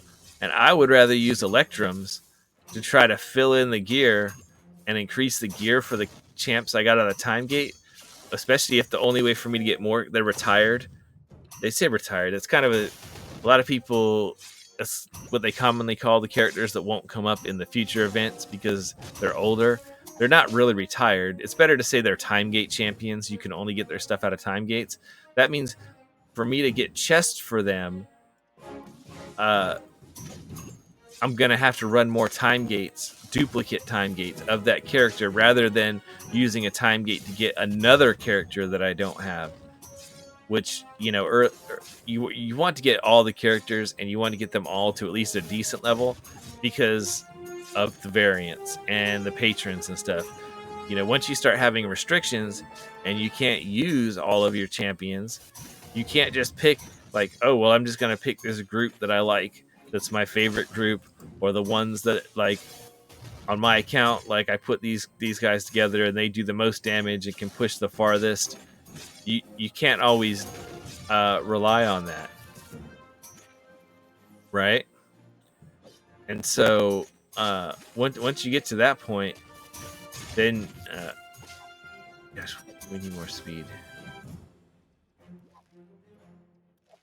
I would rather spend them on characters I'm getting from Time Gates that are retired, I can't just keep clicking on the wrong banner, where I can't just gear them up in the event rather than the event champions.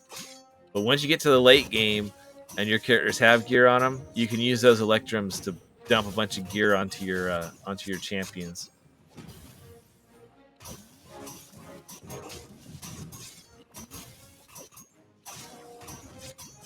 And let me mention just a little bit about the other link that I put up here in the chat. In the chat up here, okay.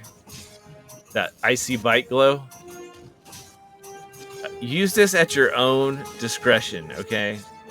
I've been using it on my accounts. I don't see a problem, but the way it works is it'll tell you when you click on the little there's like a little picture of, like, you know, a little head and like a little top torso, a little icon, you know, in the corner to load in your account stuff. Okay, you have to give it basically your user ID number, which is like your internal games login, and then your hash, which is like your password for your account. Supposedly it is not, I haven't gone and looked through like all the PHP code for it or anything like that, but supposedly it is not transmitting that to their servers or whatever. And in fact, the data that it loads, when it loads the data,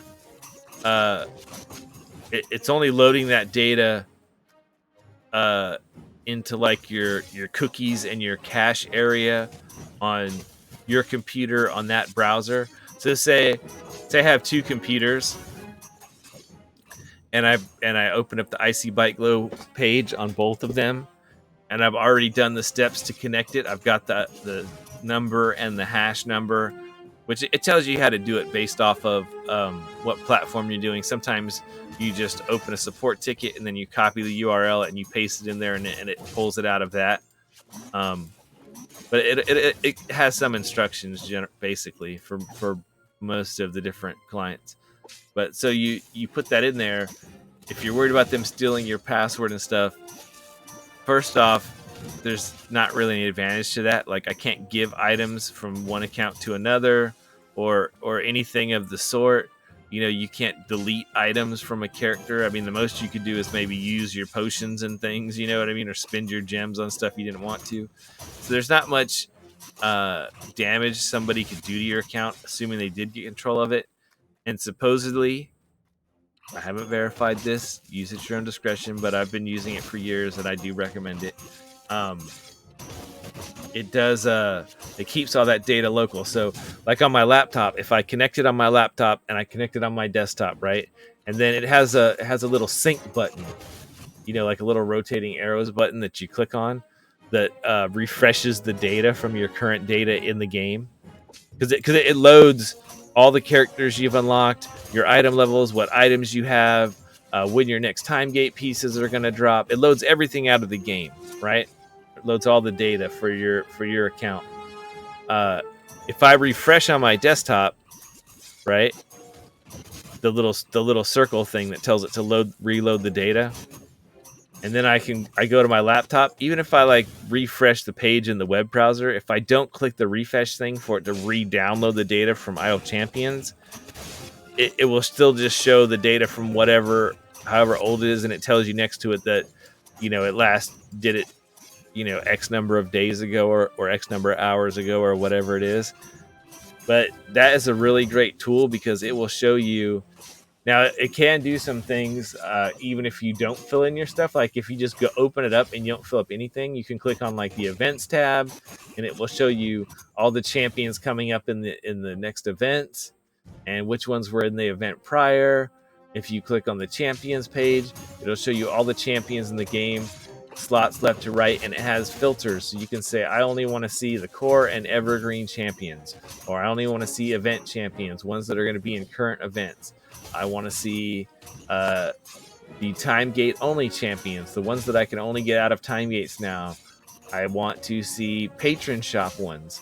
So it will show you like the 1, 2, 3, 4, it's not that many, that you can get in the patron shop by buying a skin, and then you'll get it for free. You can sort by patron, so you can pick different patrons, right? And it will tell you which champions can be used with that patron. You can say, I only want to see the healing, tank, supports, or I want to see ones that aren't healing, tank, or support. You can select good, evil, neutral, chaotic, all that sort of stuff. There's all these things you can sort by. So you can, if you're trying to like decide what character you want to get next, like out of a time gate or anything like that, you can use this to help you a decent amount, because I'm gonna drop my other familiar there. You can use this to help you a decent amount because it will what's the word I'm looking for? And I'm gonna put Makos in here because I've got the room, so champion is not adjacent to Makos. Okay. It does all kinds of great things for you. It's got a formation builder where you can pick any of the different formations in the game, and you can drag the characters over there, and you can even pick which specializations, and then you can export that into a share. It'll give you a link to like a screenshot that you can post in the forum or on Reddit or in the Discord or anything like that. Like if you want to share a formation with somebody, you know, like you want to say like, oh, look, this is the formation I'm using. Can you give me some advice? Or it's how a lot of other people will create a nice image of what sort of formation you can use. Or you can send them a picture of, you know, what champions that you have, type of thing, so that they can help build a formation for you because they'll know who you have. It's got, you know, like a Modron page where it will show you like, you know, all your Modron pieces and the layouts of the different Modron things, and you can kind of play around with it there instead of in the thing if you want. And you can, from there, you can export. Yeah, I'm pretty sure from there you can export pictures if you want to share those. I mean, it's just really got a lot of a lot. And that's just the tip. They've got all sorts of things. They've got like a legendary thing where it'll show you like uh, every character and the type of legendary effects they can get on the legendary items because they're different per character. It's got a trials thing where it'll show you, uh, all the specs for the different trials, and it will show you your characters loaded up. When you pick a character that's going to represent you in the trials, and then that character can't be used until you complete the trials of Mount Tiamat, that weekly run. You can't use that character in the game. They're basically tied off. And so, but they each have a special effect that applies to the trials of Mount Tiamat. So the two biggest ones are you do a certain amount of damage. Like Tiamat will have this big long health bar. All right. And the combined damage of all your characters that have they've played through their missions, and then you get your daily bonus for hitting the area that you need to for each day, and it goes up by 25 each day, as well as adding more restrictions. But there's bonuses. So like one of the big ones is like Jarlaxle, his bonus, and there's some other characters like him where their bonuses to the assault party damage. So they will increase the amount of damage you will do to Tiamat, your DPS that is coming off every second over the 7-day period to hopefully kill Tiamat, so you get the full rewards. If you do not defeat, well, not kill, but you defeat, she runs away. If you don't defeat Tiamat, then you get less rewards. You still get some rewards, but you don't get as much. Another one is you get scales, Tiamat scales, dragon scales, Tiamat scales that you use in the legendary form forge. Those are the currency that you use to forge and to upgrade your items from epic into legendary, which doesn't make their inherent ability stronger. It adds a second ability to each one. Makos and the characters like him, depending on their item level, and as their item level goes up, the amount of what they do goes up. So Makos gives an increased percentage of scales reward when you beat Tiamat. And so, and they have a max. So like a maxed out Makos will give you like a 200% increase. So like 200% more rewards basically for beating him.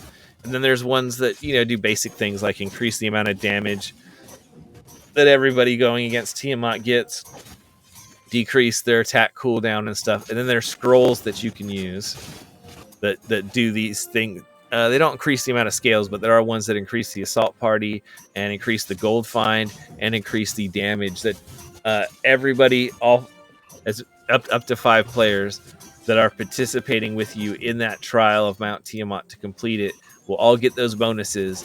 And then when you're doing the run, you can still apply those potions. So it will show you on the Trials of Mount Tiamat page all of your characters and what bonuses they give you if you pick them. There's like a feats page for their feats. It will show you how many feats each character has, what they do, and it will give you totals as to how many you've unlocked, if you've unlocked the slots for the feats. So if you look, all right, I've unlocked 1 slot feat, right? I get another one when this character gets to level 1375. It used to just be 2, but recently they've updated it, and now you get 4 feat slots. But you got to get your character to significantly higher levels each time, which later in the game is no big deal to do. Basically, that just means you've used them in your party. So yeah, I mean, And then of course you have to have the feats. So there's ones you can buy for 12.5. Those are normal. The ones for 50,000, those were things that were sold in with like a pack or something in the store. So you can still get any feat that was sold in the store. You can get it. Just costs you 50,000 gems, which is kind of high. And then this one down here, you can only get that in the patron shop. That's another thing that's in the patron shops is there's feats for certain characters. And a lot of those feats, like, so the ones that increase, like, I don't know where strength 18 helps, but like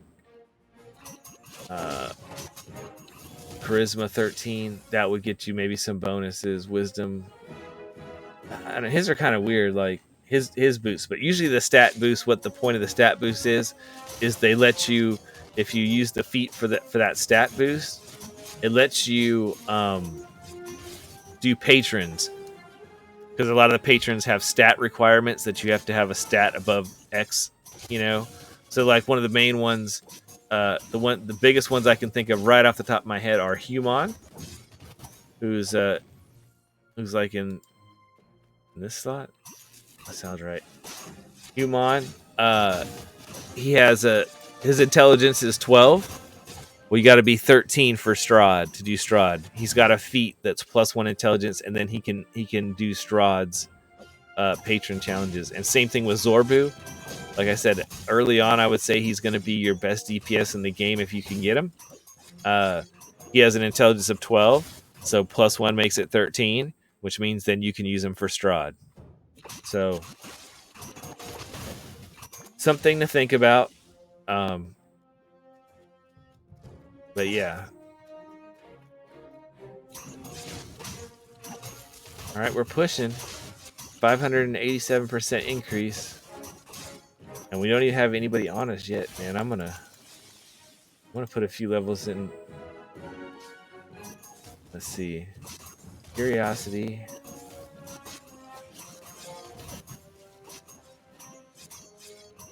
And the crew. Okay, so I locked her 2 first basic abilities. So she should be usable now, because I may have to... We start getting people piling up on the line. I may have to put her in here for Nayeli, because Nayeli's not in her tank spec. I guess she does have some tanking ability going on. I think she just doesn't have health share. She should still be tough enough there in the front. Okay.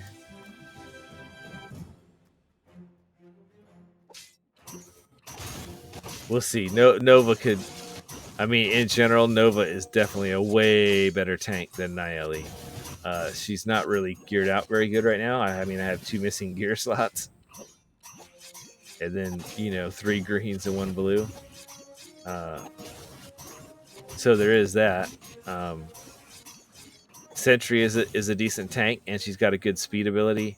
But I'm using Jarlaxle as my DPS right now for obvious reasons. One, he's down early towards the small side. He's only in slot 4, which means he's getting more level upgrades because it doesn't take as much gold for his upgrades. So I'm getting him to a high enough level. And the other thing is his Master of Piracy ability that's giving me the gold find boost. I really need as much gold as I can get right now so I can level up my characters more and I can earn more favor.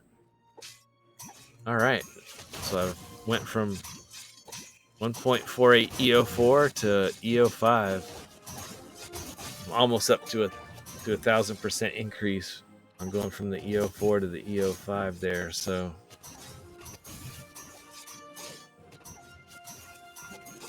that's good.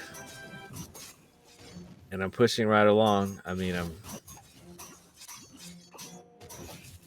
almost up to area 150. That's pretty decent.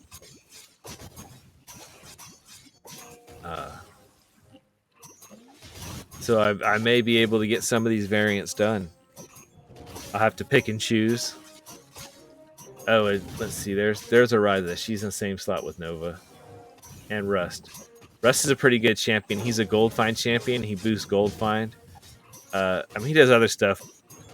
And I'll probably be using him more for some of his other stuff, his support abilities, since I got him so early on. On my other accounts, by the time I got him, I had benches that were like, big, huge benches on each of these characters. And so mostly I was using him for his gold find ability in my my gold farming, my Ashara farming. I mean, my Azaka farming, not Ashara.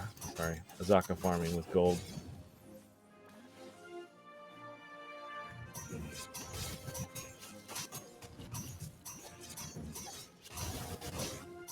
But we'll see. I don't know how long I'm gonna stream with this, but I at least need to. I need to focus on the event because we are now down to 8.5 hours. It's been almost 2 hours, or has been 2 hours. We started out at like a little over 10.5 hours. Now we're down to 8.5 hours, and so I need to do whatever I'm gonna do in this event because it's ending today at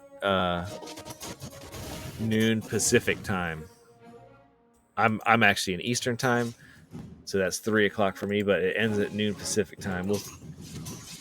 When they talk about times in Idle Champions, like if you hear the devs talk about it or something, or like this resets at noon, they're talking Pacific time because that's where they're located. Once again, they're in Canada, but they are on the west coast of Canada.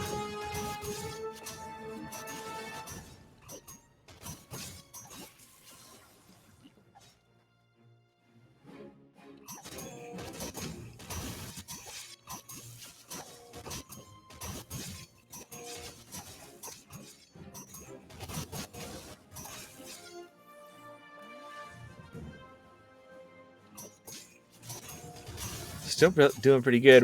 Our bud's up to E45. I mean, that's decent at this stage in the game.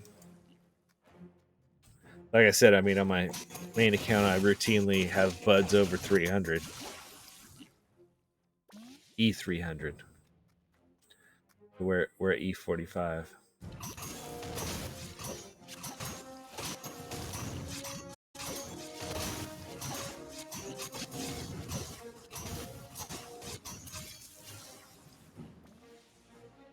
And I mentioned this before, but I like to use a fire breath potion for the click.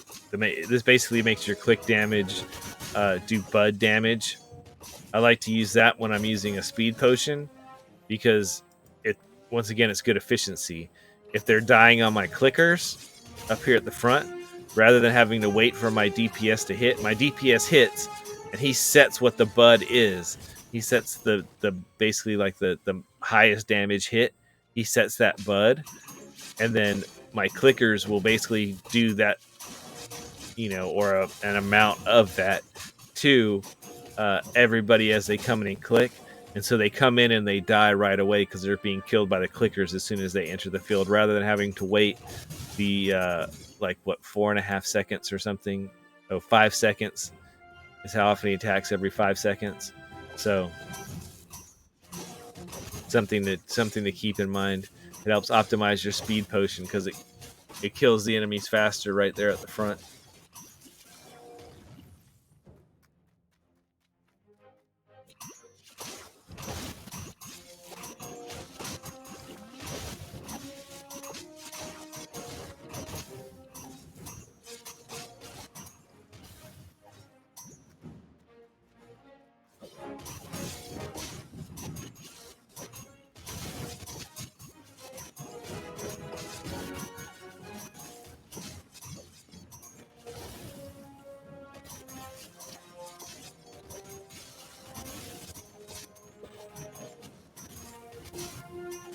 I use Calliope's ultimate not to do the damage, but because when she uses her ultimate, it applies shield. That's that yellow bar on the health.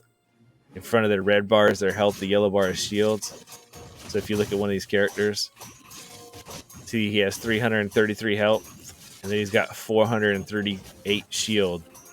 Shield is like what it sounds like. They'll have to take the damage for the shield will have to be wore down before they start taking actual hit point damage. So that's part of why I did that. I just did it to build up the shield on the characters ahead of time before they even need it.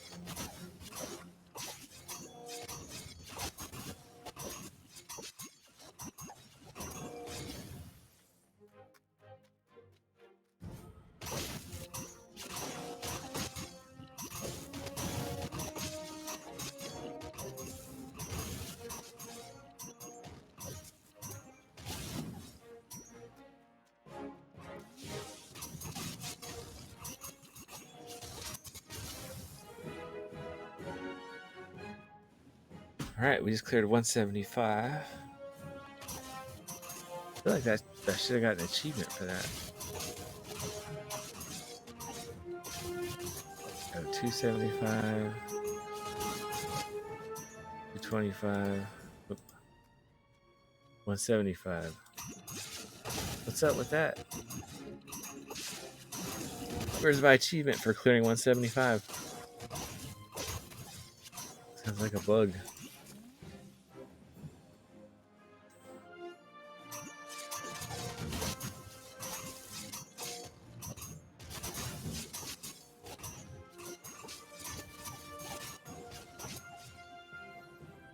Not that it's a big deal. I mean, whoops.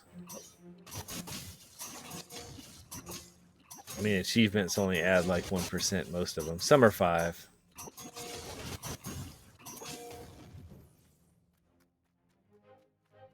But you can see, like, I mean, I'm like nowhere in this game. I'm like so early at the beginning, but I've already completed 61 achievements.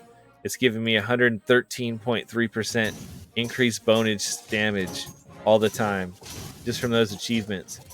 So they're not something to like really go out and push hard for. I mean, gosh, I'd have to do 100 more achievements to get another 100%, basically. But they do give you a small amount of power boost just over the time that you're playing, which is nice. I think on like my main accounts, I mean, I've got. Let me look at one real quick, and I'll tell you.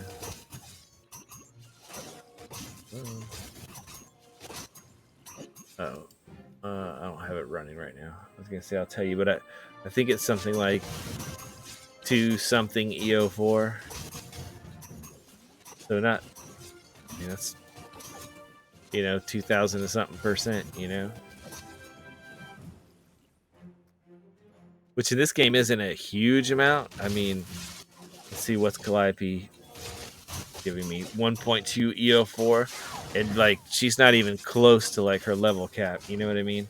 She'll be like EO7, like at level cap. But I mean, take every free little bit you can get. There's no downside to it. Doing those achievements is more just something fun. It's more of a fun thing to do. Just kind of milestones, things to complete.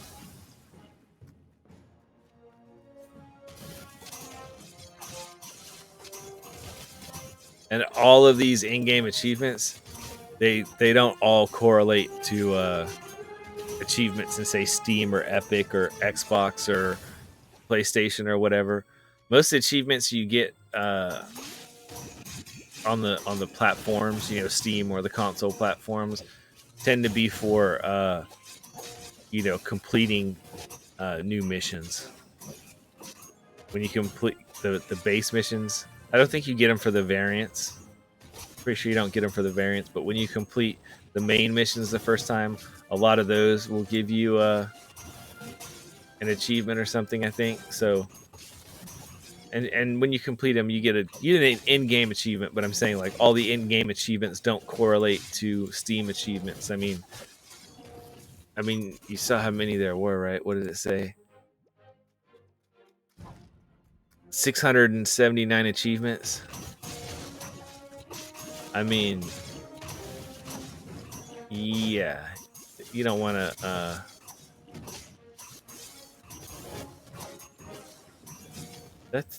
That bothers me.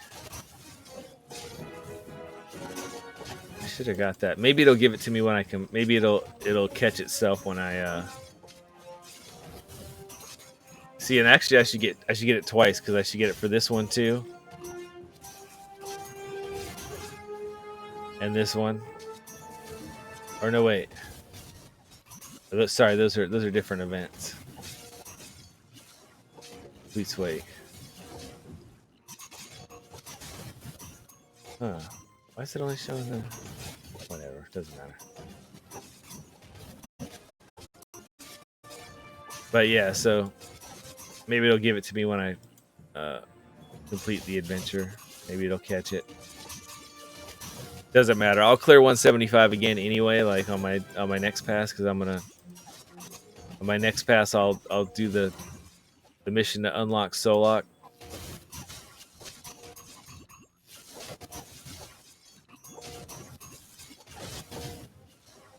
And like I said, there's multiple reasons why I'm doing the unlock the character first missions, and I'm not doing any variants yet. Is because twofold. One, there's no restrictions obviously because they're not variants, which means I can push as deep as I'm able to try to get my favor up, so that with the restrictions and the making the enemy stronger or whatever the different restrictions are on the variants, I'll have an easier time if I have more gold, because early on in the game, that's one of your biggest determiners of power, is what your favor level is, because that affects your gold find, which determines how many times you're going to be able to level up characters over what period of areas. You know what I mean? Like, so, if I had, E40 favor instead of E05, by area 200, instead of being, at like level 800 here, I'd be probably at level like 2500. You know what I mean? I'd have so many more upgrades unlocked. I'd be so much more powerful. So that's one of the biggest things that affects your power early on. So I want that extra power for the variants. And another good reason why I'm doing it is because the most important thing, doing the variants and free plays and stuff to get more gear, sure, that's important, but I want to get all the characters unlocked before these 8 hours are over. I really left this to the last minute, just because my life's been busy, and I didn't want to do. I could have done these. This is the kind of game that's best played. I'm gonna spam my ultimates because this is we're at level 200. This is the like I said, there's 50 areas and then they repeat. So this is actually like the tough boss of the area. He's got the armored, armor segmented hit points there. So yeah, I'm gonna, like I said, spam my my ultimates to try to take him down.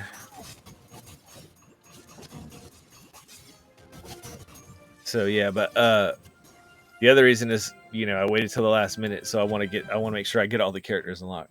Like I said, that's these go on for 2.5 weeks or something, but I wanted to do it on stream because this is the first event on this new account, and so I wanted to show you what it's like doing an event on a new account where your power level is going to be at its weakest.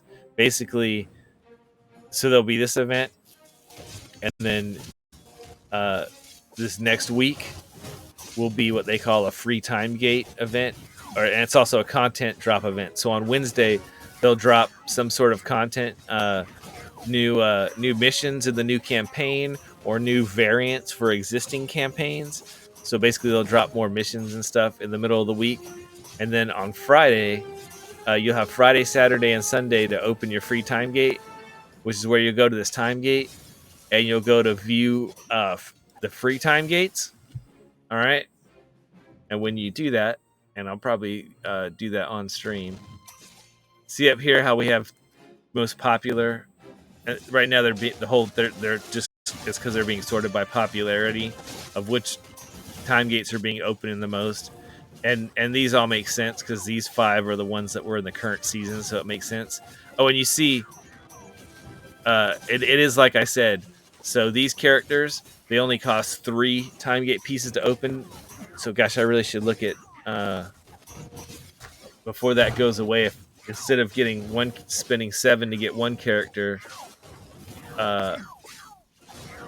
these aren't really in the slots that I need. I don't think.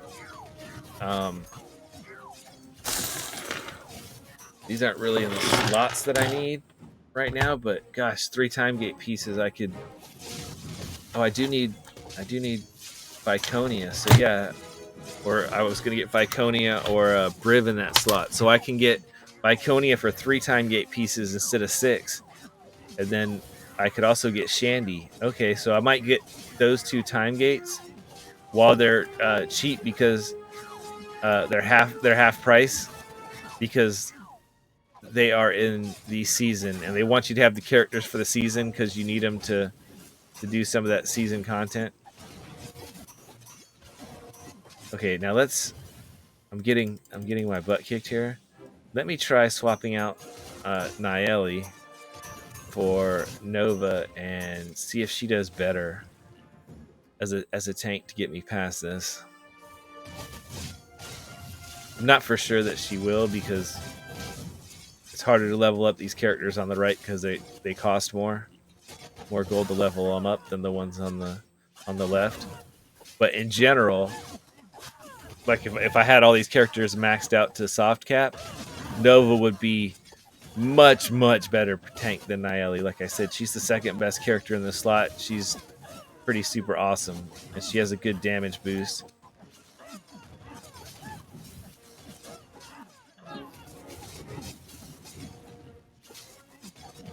.3.41 EO4. That's oh no, I've hit my wall. But still, I got to EO6. Okay, so I went from EO4 to EO6. 7,500% increase. All right, so we'll call it Desmond. I recruited Desmond. All right, which is great because look, now you can see the first ones. They're now showing easy because I've got more favor. They were showing fair before. Now they're showing easy. So I'm gonna do this. The reason this is showing fair, this is kind of a little bit of a quirk. It's kind of a quirk / bug thing from Wild Beyond the Witchlight.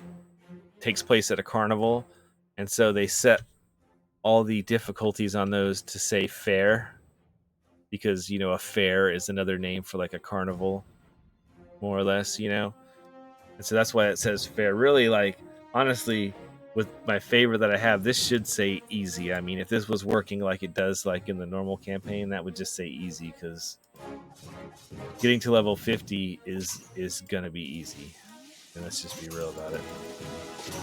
Now that I did it, I got to level 50 on both those other 2 runs. I cleared it, and I've got a lot more favor now than I did when I did those. So, I mean, it's just kind of simple logic, you know what I mean?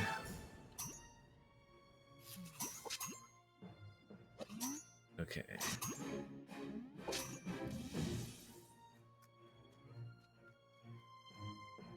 And once again, I'm gonna try to build this so that I've got Jarlaxle in the spot where he can be surrounded the most by 5 characters this way, because he gets that bonus for having characters around him that are neutral or good, i.e. not evil.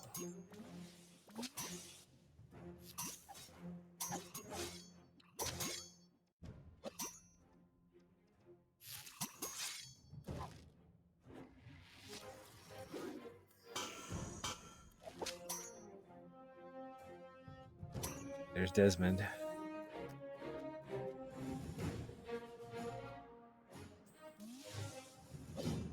I certainly wouldn't mind getting gear on Desmond. I may do a Raja's variants first because of difficulty. They look like they'll probably be easiest. But I would say, having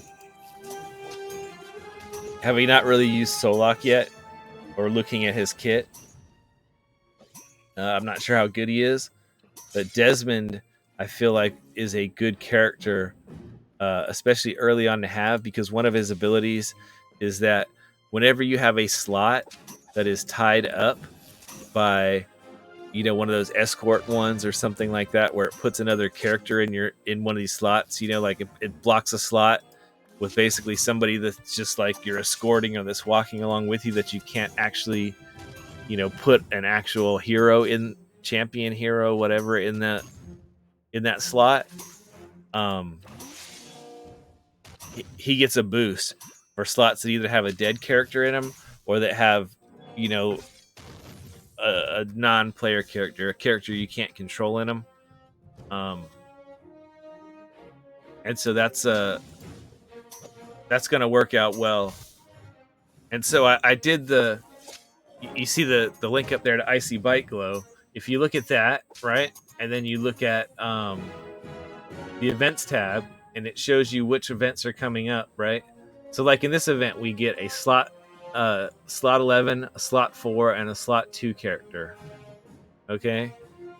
Well, unfortunately, like I've actually already got characters in all those slots because of this. I mean, definitely get them. You want them, but so that checks those off the list, right? So then I needed, I looked at like the next event, which, so that this week that we're currently in will be a time gate week, which means this weekend they'll give you 3 random. You get a free time gate. It won't cost any time gate pieces, and you'll get a choice between 3 characters to pick, and at least one of those will be a character you don't have. Early in the game, odds are 2 or 3, all 3 of them may be likely to be characters you don't have. I mean, that's just how math works. I mean, we're up to like let me see, how many characters do we have now? 114 characters in the game. I just got that off of Icy Bite Glow. So, odds are, if you've only got, 15, 20 characters, that you'll have a choice between a bunch that you don't have. First thing you want to pick is ones in slots that you need to get those 2 slots. But you also want to think, okay, well, look, I can get these 3 slots filled, right? That's 11. That's that's 4. That's Daryl Axel, and Merylwyn is what, 2? Yeah, 2. All right. See, there's those 3 right there. Hits you get for free, right? That takes care of that. You know what I mean? Then you have the ones from the current event. So that's that slots 11, 4, and 2. Basically, what I did was I wrote like 1 through 12 on a sheet of paper. I started crossing off all the ones that are that I can get from the event and from free from this and that and the other, right?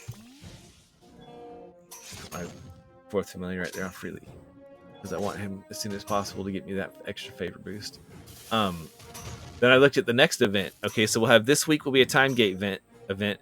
Then the following week, all right, the week that starts on the 12th. Oh, and also on your free time gate weekend, you have between like Friday at like noon Pacific time to Sunday at noon Pacific time to open your free time gate. And then you have the usual 3 days from when you open a time gate for to complete it. So keep that in mind for when you open it. Like, if you're going to be busy on the weekend and you're worried about getting it finished, then don't open it on Friday evening. You can wait and open it. If you open it Sunday evening, then you'll have, Sunday, Monday, Tuesday to get it done. All right. So Wednesday on the 8th at around noon Pacific time, we will get a game update. We will get some new quests, some new variants, something. We'll get some sort of a game update, right? Then the following Wednesday, on the 15th, the next event will start. Yes, March 15th. Okay. In the next event, they haven't announced who the third character is going to be and what slot they're going to be in. They will probably do that on the preceding Friday. They usually do it during Griddle Champions, which is a show where they create pancake art of the characters in the game. And Sean is on there. The pancake artist is there, and then Sean he does some of the streaming shows, and he works in the tech support. He's real knowledgeable about the game. He also does formation save, where they build the formations.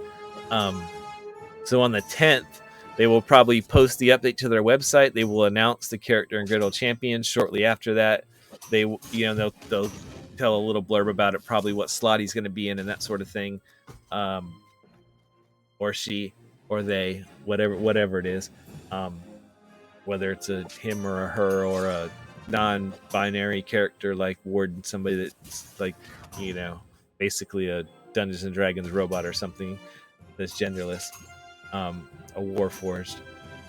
But so on the 10th, then later in the day on the 10th, they'll actually release the Champion Spotlight, which will give you basically all the basic details of the champion.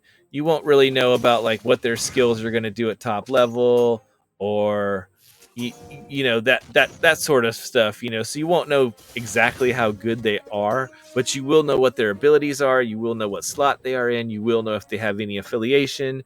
You will know their class, their alignment, their race. You will know their gender. All these things affect the game, because there'll be variations that say you can only use female characters or male characters or whatever. You will also know what their abilities do. So their ability set, it will tell you like, increases, damage by 100% for characters that are in this affiliation, or that are in front of your character, or characters with magical attacks or ranged attacks, or whatever it is. I mean, they've been really creative lately, so I couldn't even fathom a guess as to what it would be like. It could be something, it could be a fairly complicated system. It will tell you what all their different abilities, their ultimates, all their stuff, basically their whole kit, what it is and how it works. But it will only give you like the base numbers, like what they start out with when you unlock those abilities. You know what I mean? Like, like case in point, like, so, things like, Master of Disguise starts at like 100. Okay. Well, and then you see these bonuses. Well, my total now for that is like 7,800% bonus. You know what I mean? Based off the number of people around me and all that sort of stuff. So it will give you like the base number, which is basically like meaningless and useless as to like whether they're going to be good or not. But it will tell you basically how they operate, and so you can kind of judge whether it's somebody you're really excited for. But that will give us our slot, and then we will know. But we know the other two characters that are going to be in the March 15th event, which is the Festival of Fools event, is the name of the event. Like I said, they're the same events every year, so we know what it's called. And that will be Alindra in slot 6, which is slot 6 is Ashara's slot. We'll have Alindra. She's from Heroes of the Plane. And then in slot 8 over here, we will have Tatiana. She is a tank. Genasi,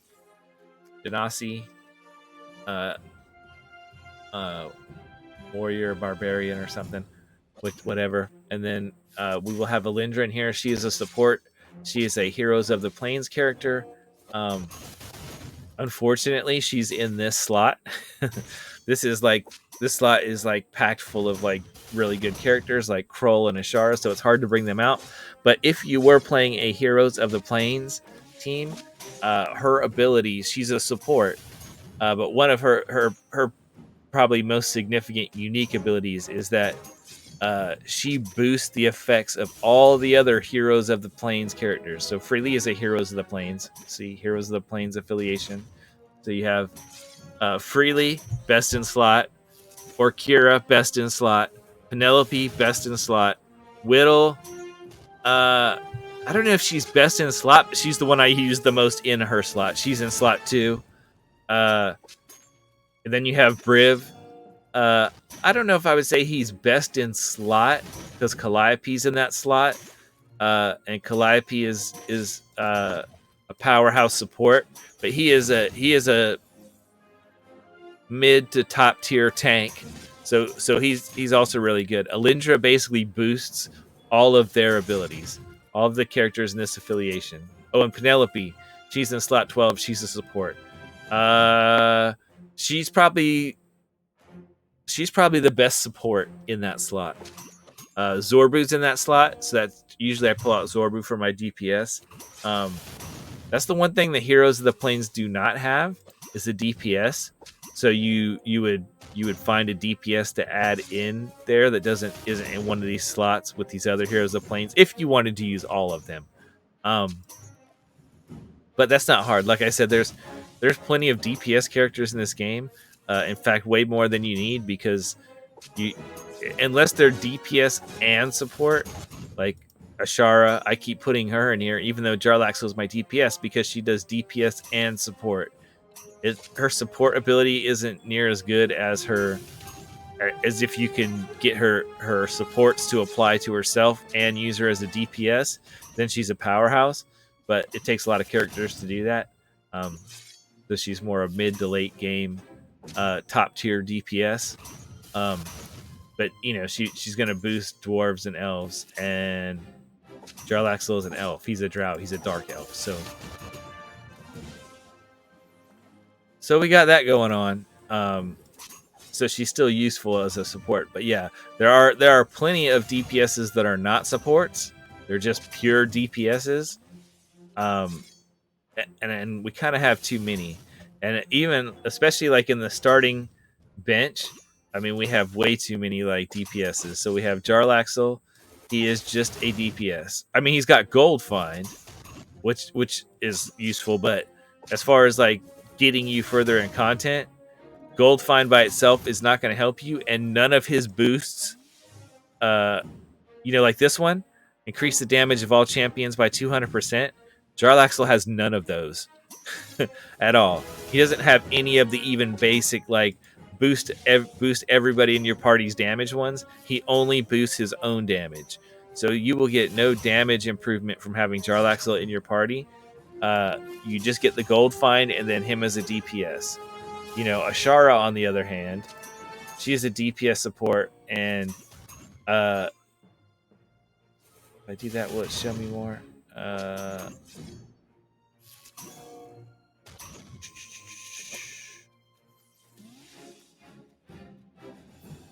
I'm pretty sure she has some of those like boost the damage of everyone, but no, Jarlaxle straight DPS. So we have DPS. Ashara is mostly a DPS. She can do a little support. Minsk is basically he's just a straight DPS. His thing says he's got some support and stuff, but really he's just a DPS. Delina is just a DPS. Jamila, she's a DPS. Arkan is a tank / DPS, but he is more a DPS than he is a tank.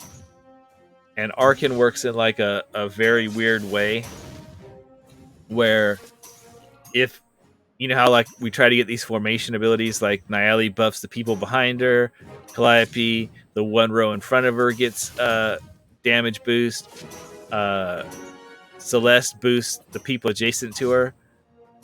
Okay, well, Arkan has an ability. It's called Usurp, and the way that works is if there's somebody next to Arkan, like in the row behind him that's next to him or above him or whatever, and they're getting boosted by something and he's not, he will copy that boost, but at like 150%, or maybe it's a little bit more. So it's better, but not if it applies to him. Only if it applies to somebody next to him, but not him. So when you put Arkan in and you use him as your DPS, you want all of your positional formation abilities. That's the ones that boost based off of their position. Not he won't copy stuff if it's like, oh, copy it boosts good characters or evil characters or ones with dexterity more than this, or charisma more than this. He won't copy those, but the ones that are based off of boost somebody that's in front of you, behind you, adjacent to you, around the perimeter, whatever. Any of the ones that are based off of where people are in the formation, where they're physically located, he will copy those. But only if they don't apply to him. So building a formation around Arkan is unique. And Artemis has something kind of similar. It's not exactly the same, but I'm not going to go into the two of them. If you look at those Garwar guides that are in the list there, he has a guide on Arkham and Artemis, and he's got videos and things on creating Arkan and Artemis formations and how you have to think about making those formations that's different. So back to what I was talking about is if you look through the list of the 12 characters, you want to get 2 slots in each, and you look at who you're getting in this event and then who you're getting in the next event and who you're getting through things like this where you can get them, all that sort of stuff.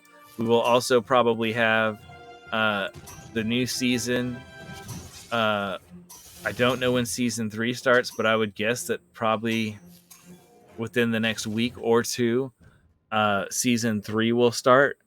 And then so whichever characters in season 3, once again, will be in the same sort of position, kind of like we are now, where the time gates, you saw the time gates for these characters are 3 time gate pieces instead of 6. So I'm definitely going to get Viconia because I figured out, based off of who's in this event, the next event, and that sort of things, the slots that I really need, I needed were slots 1, slots 3, slots 5, 7, and 10. Okay, and if I have to wait until the event after the next event, the one that starts on April 12th, actually slot 7 and slot 1. Slot 1, I'll get Orkira. She's in slot 1. She's best in slot. And then slot 7, I'll get Gazric. Now, slot 7, I already had went and got Freely because I was like, okay, that's 2 months away. And even though, I may be able to get that without, ideally, if I was just going for slots over time, I might have gone Havilar in slot 10 because that's who I would pick for slot 10. Or Grama or Nahara in slot 3. That's who I would go for in slot 3 and get one of those 2 filled up. But I was like, that's 2 months away, and Gazric's fine. He is a good support. But Freely is best in slot by a long way, and he has that Adventurous Tale ability, which has feats that can be unlocked. Here we go, like Adventurous Tale, feats and things, even that can also be unlocked. So he will help earn me more favor going forward. I'm gonna move that to Jarlaxle because I want to keep him actually maxed out, level wise. But and I was like, gosh, I really need favor right now. If I can get extra little bits of favor here in this campaign, you know what I mean, in each of these events, in each of these new campaigns as I'm playing them, etc. It's worthwhile to do that. I would say it's definitely worthwhile to do that.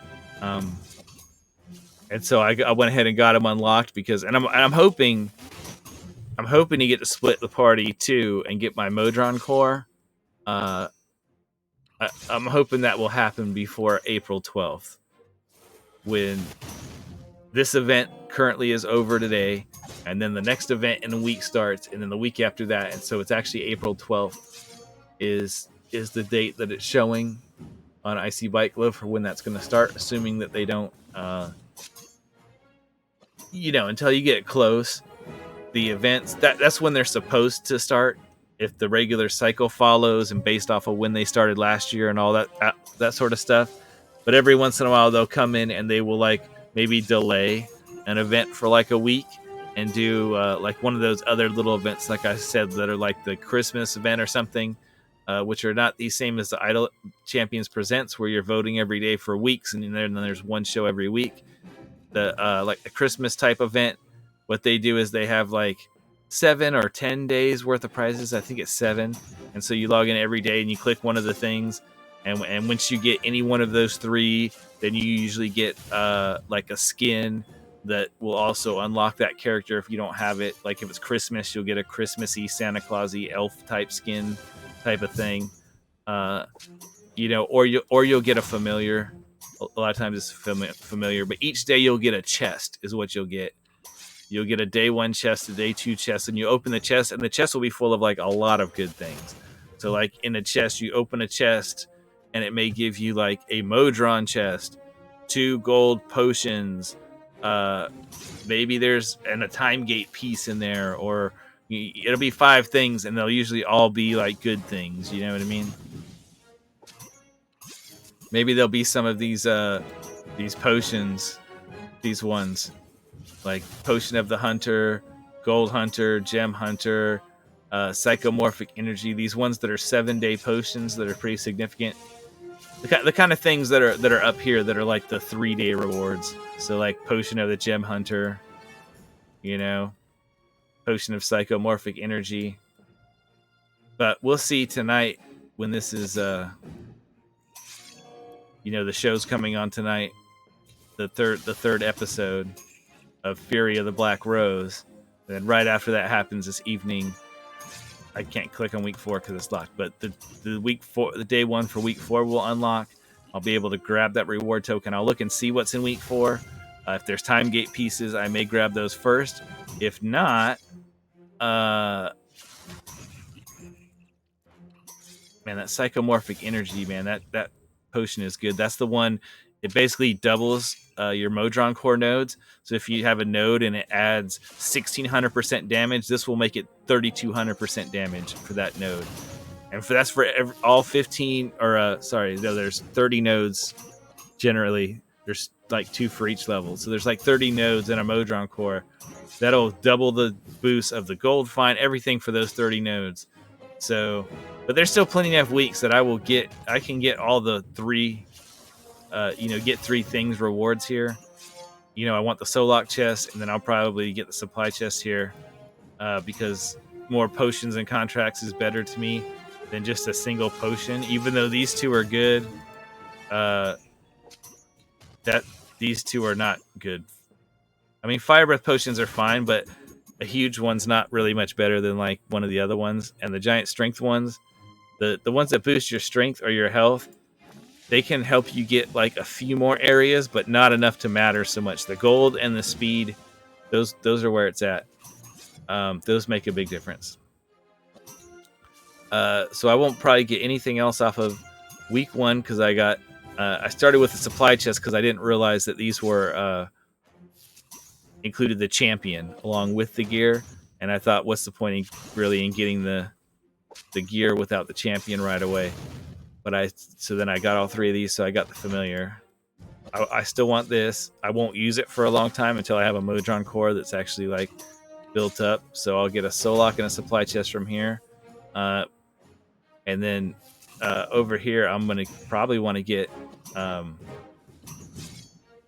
On this one, I might pass on the supply chest, but I'll get the gold chest for these characters because I have all 4 of them, and I'm going to want to get equipment on Solok, Sentry, Rust, and Merowyn.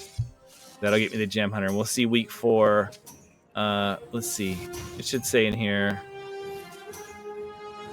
Okay.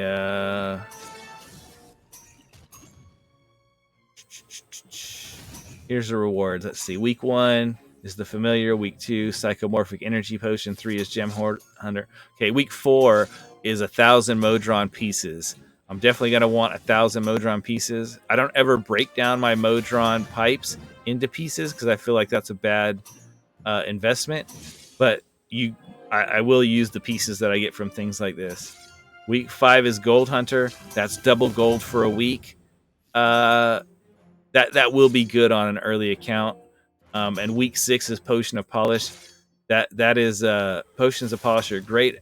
They used to make a random item into a shiny, but then they changed the way they work, and now you get to pick any item on any character and make that item a shiny item, which means it increases by 50%, whatever the percentage is, which obviously will change based off of the color.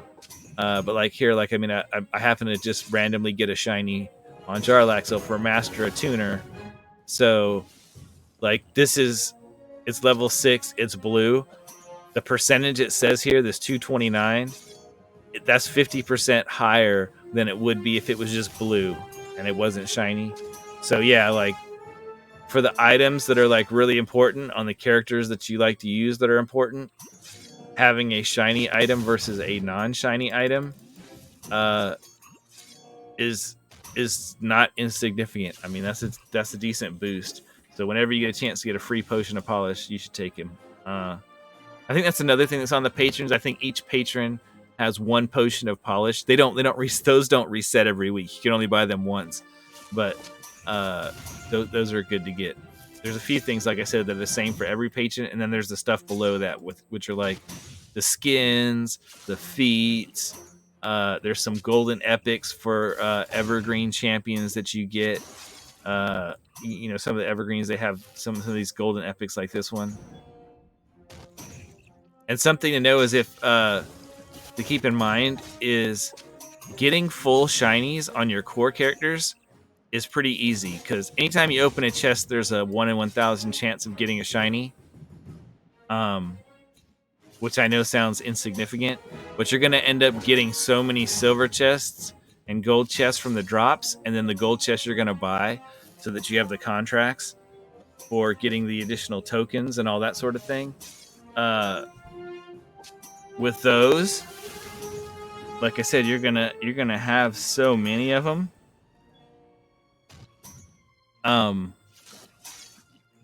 That you will eventually, and it's not even that long. Like it could be as short as say 6 months. I know that sounds long, but for a game that like you just kind of play while or you just let it. Once you get familiars, then you can just open this up. Like if this was one of my main accounts, I would have opened this up, and I would have just dropped familiars down on these, and I would have slammed a bunch of I would have got speed potions so that it was going at max 10x, and I would have the Modron core, and I'd have every one of these gold potions active, so I'd be getting like massive gold. So I would have all the characters out probably by the time I got to area 50, which would only take 2 minutes, maybe 3 minutes, and then I would just I would just put familiars on all the characters that I have out on the field, so they'd be automatically leveling up, and then like literally the game can just run, and I can play an entire other game. You know what I mean? I can be playing Genshin or Star Trek or a new AAA game. I could be playing Hogwarts Legacy. I could be playing anything. You know what I mean? I could be doing work. I could be watching YouTube. I could be watching Netflix. I could just be doing whatever I'm doing. And just glancing over at this, and when it gets to the end or as far as I want it to go, then I restart it. And if it's like gem farming where I have the Modron core set to reset at a certain level, then it's literally going to sit there and just go like round and round and round. A lot of times I have those going up, my two main accounts going up on my laptop and stuff. That's why I said like I would have got all this event stuff easily done just while I was watching anime and like TV and like doing video editing or and sending emails or doing the research on the parts and ordering my new computer, or at work, you know what I mean, where I'm working and I've got my laptop the whole time. But I wanted to do it on stream for you guys because this event is going to be the hardest one for me to do with this account, because it's going to be at its weakest during this event. By the next event, which is starting on the 15th of March, which is like 9 days away. I know it's like, oh, that's only 9 days from now, but you got to keep in mind, okay, in 9 days from now, I'm going to have these 3 additional characters, right? I'm going to have 9 more chests and or things from here, right? I'm going to at a bare minimum, I'm gonna spend 3 time gate pieces. In fact, I'm gonna open it now, and I'll probably do it on stream. But I don't know when this season is gonna end and the next one's gonna start.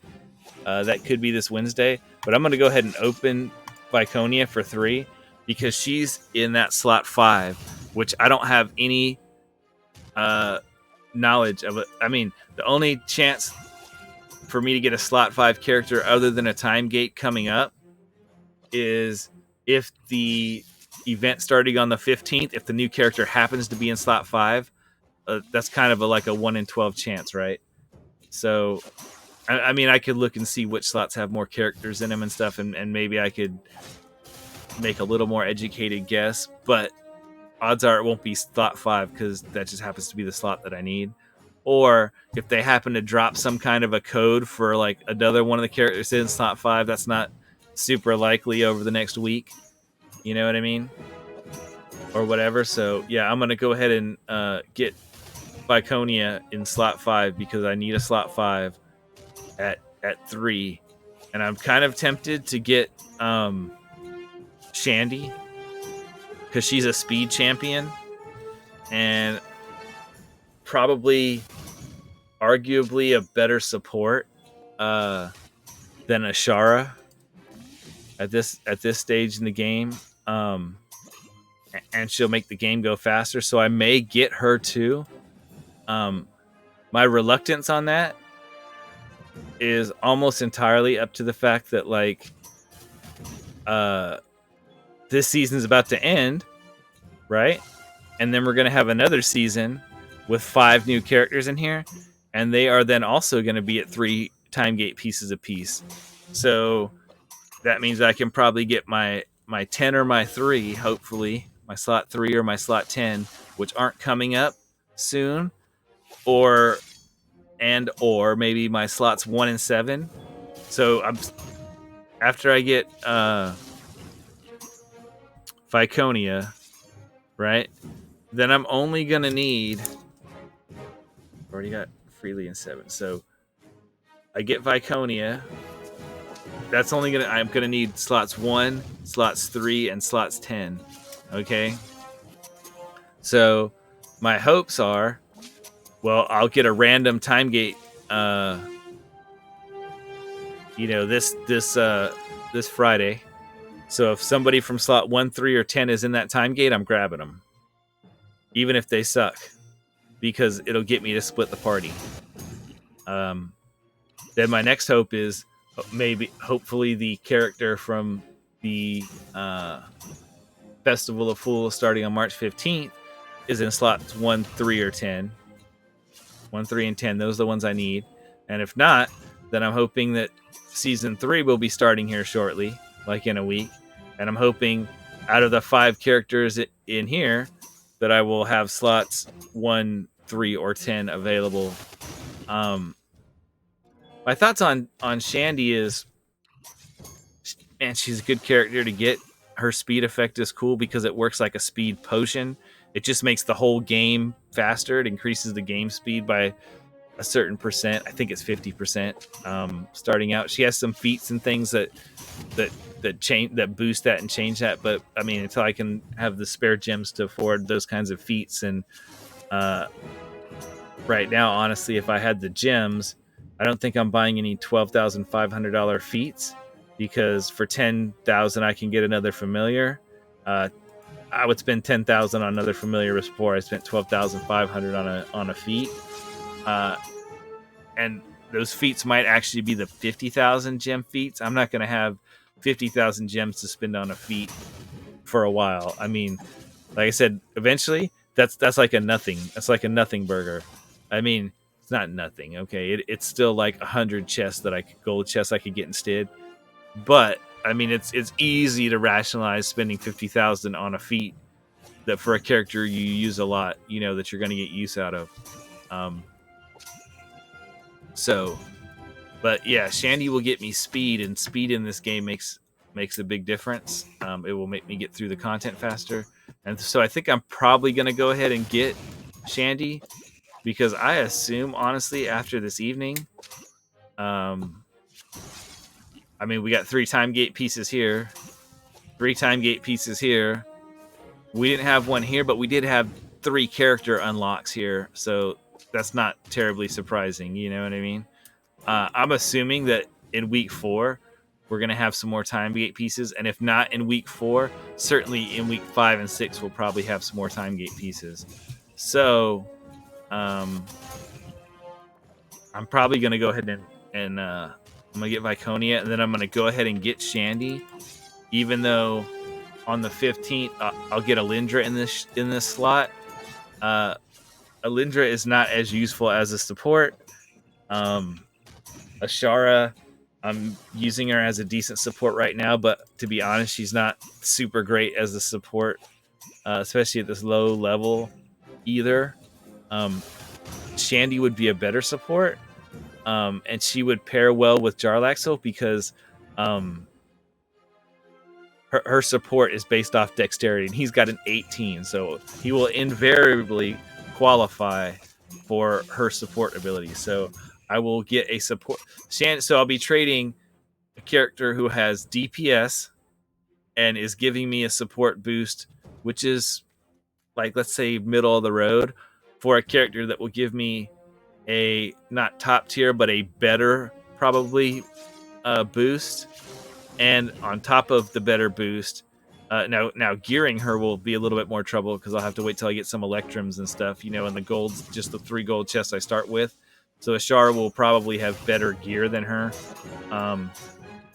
But I'll also get that speed effect. And having a speed effect that's basically like taking a speed potion and also stacks on top of the speed potion. So like if I use speed potions, I'll still get Shandy's 50% plus the speed potion. Just like when you use multiple speed potions, they multiply against each other. And so you get a faster and faster speed until you hit the top speed boost in the game, which is 10 times speed, 1,000% increase. Basically, it'll say 10x speed. I think she's going to be worth it for that speed boost, and that given my limited supports and things, I can literally swap her out for Ashara. I probably will not lose any of the damage boosts that I'm getting from Ashara. So I'm getting like a 2,000 boost right now. And I know it goes up as she goes up levels. So we're only at like area 60, 62, or 63 or whatever. So that'll go up. But every character's does. And I think if I compare the two of them together, I'm thinking Shandy will probably give me a higher boost on a character that has a high enough dexterity. So to qualify for it, her Agile Allies ability, I think, is the name of it. So, and then she's also got, I think she's got some like this exploding arrow ability. I can't remember what that does. It slows him down or something. But yeah, so she's a straight up support. So straight support versus DPS support. Usually going to get more support out of a straight support than a DPS support. I mean, it's just kind of how it is. Usually the most ideal thing with a DPS support is if their support ability applies to themselves. like Ashara's will. Her bond abilities, but you have to have 4 characters that qualify for the bond, whether that's the first or the second bond she gets, or both. So that's what I'm saying. Like Ashara, if you can qualify like her plus 7 other characters, you can get what's called a double bonded Ashara, where she gets advantage of both her bonds. So she's getting the boost, for her first bond, and multiplied by the boost for her second bond.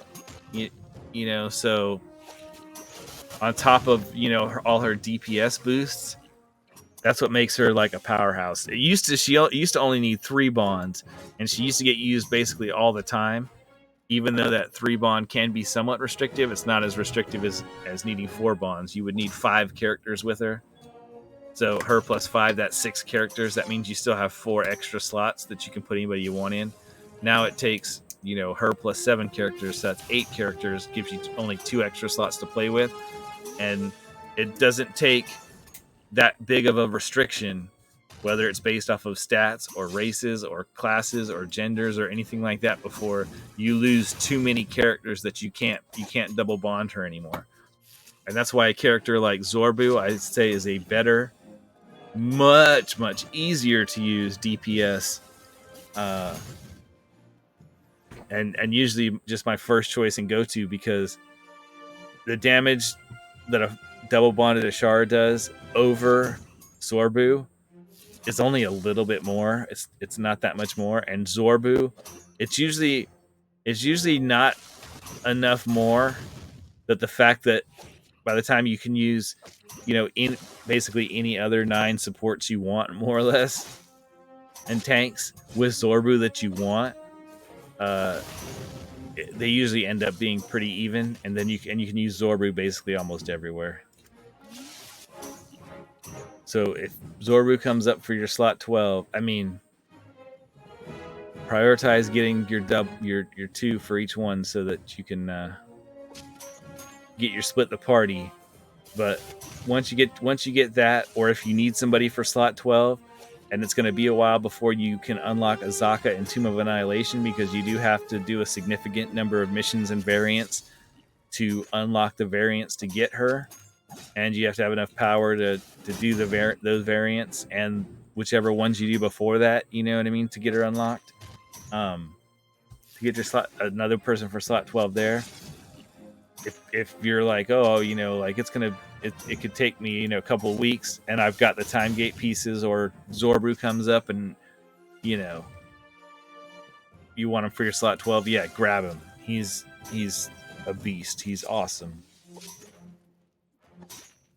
Like I said, one of the top, 4 or 5 DPSs, and 2 of those DPSs are like the 2 top, like the Kron and Artemis ones. Man, they're tough builds. They're late game. They take a ton of item levels. You're not going to do good DPS damage with them in the early game, so you can just write those off. I mean, that's, by the time you're going to need them, you're gonna know how to build them and what they take. But that's going to be, they're like end game content. I mean, you can get them and use them before that. Though I never really use Kron, because he's in this slot, which is full of powerhouses. I mean, like I said, you got Shandy in there for speed. You got Kroll in there for like killer support, debuffing. He's the king of debuffing. You've got Sharaf as a DPS. I mean, that slot is just packed full of heavy hitters. So, and Kron is a DPS anyway, so I'm not usually pulling him out anyway as a DPS. I'm usually pulling out Ashara, so until like late end game, you're probably not even going to use him. Artemis, on the other hand, he's also a DPS, but he's like in this slot, so he's not in as tightly a contested slot full of other just massively killer supports and things that you're going to want to use. So he can get pulled out, especially depending on your restrictions. But you're not gonna do the kind of damage with him that you could do with a Zorbu until you get his flute up really good, and probably at least get it shiny, if not buying the golden epic for it, and pumping in like hundreds of item levels, into his flute. And even then, you're gonna need a bunch of other DPS supports on the field that are gonna buff him, and then also he copies the buffs that the other DPSs are getting. So yeah, you have to build him a special way. He's complicated to use. So yeah, you can just ignore him till the end game. So yeah, that basically leaves you with Ashara and Zorbu as the best DPSs, and Zorbu, like I said, you just throw him in there, and then just throw what other characters you want. It's gonna work just fine, by and large, for the large part. Whereas Ashara, you have to build the whole team around her. I mean, you always have to build the team around your DPS, but Ashara, like, you have to match the races of which characters you're going to put in to her bonds, which is, awfully restrictive. I mean, there are a lot of good characters that you can match with those bonds to make it work, But when you start doing variants and you start losing, 2 or 3 of those characters, she suffers a massive hit to her power. I'm gonna go to the bathroom and grab something to drink real quick. This is moving. It's going on. I'm gonna go ahead and let the jukebox go, I guess. Get a little Bardic Inspiration, Idle Champions music going, and I will be right back in just a couple of minutes. This is gonna play on. It won't need me for a couple of minutes, so it's fine.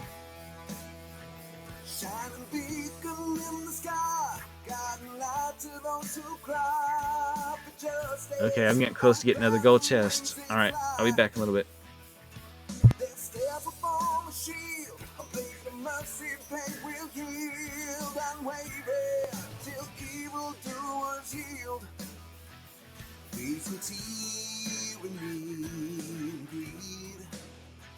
Standing for the weak and free. From before the world was new, the platinum dragon flew. He is the Lord of the North Wind, angel of the 7 heavens, king of the dragons. Bahamut will fight injustice. Let's show him that he can trust us.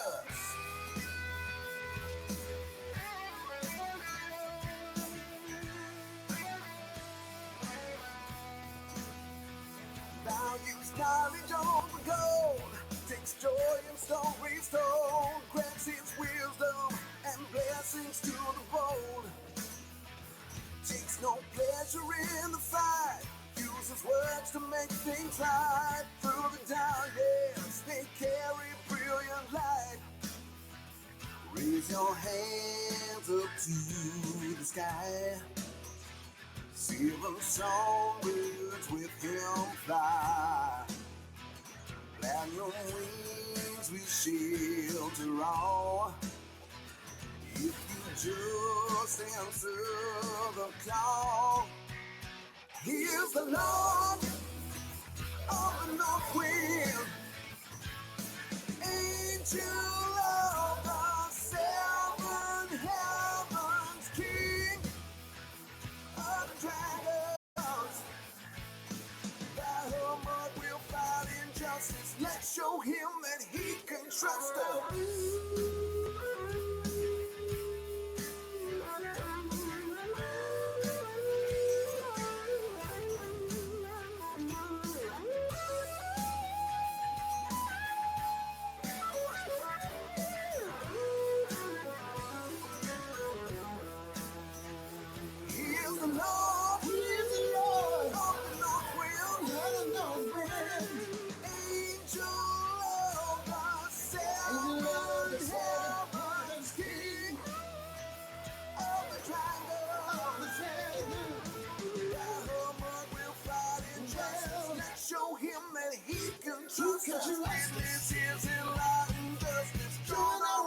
Stand amongst us. Stand.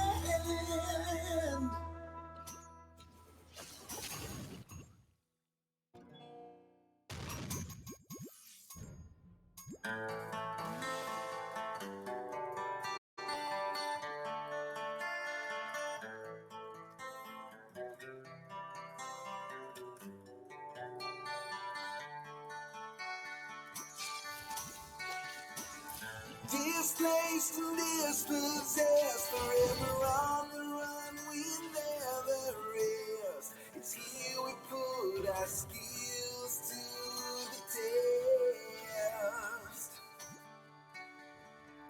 Can you tell me where I've been? To the underdog from my native green. Try to find a new home in between. Every day the same arrangement.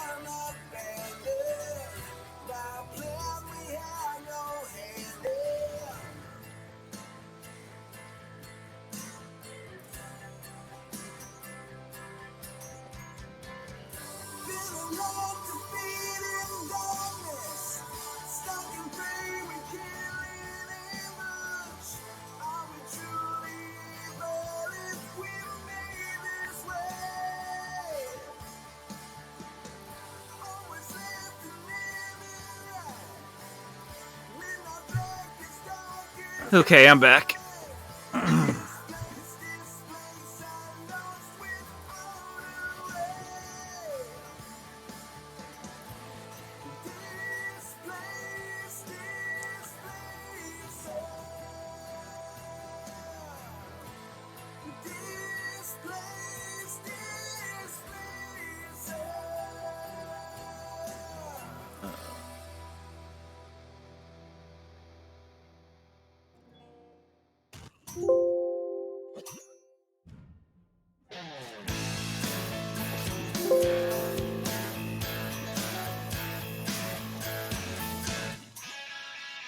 I was summoning an army of dead while you were filling mortal hearts with your dread.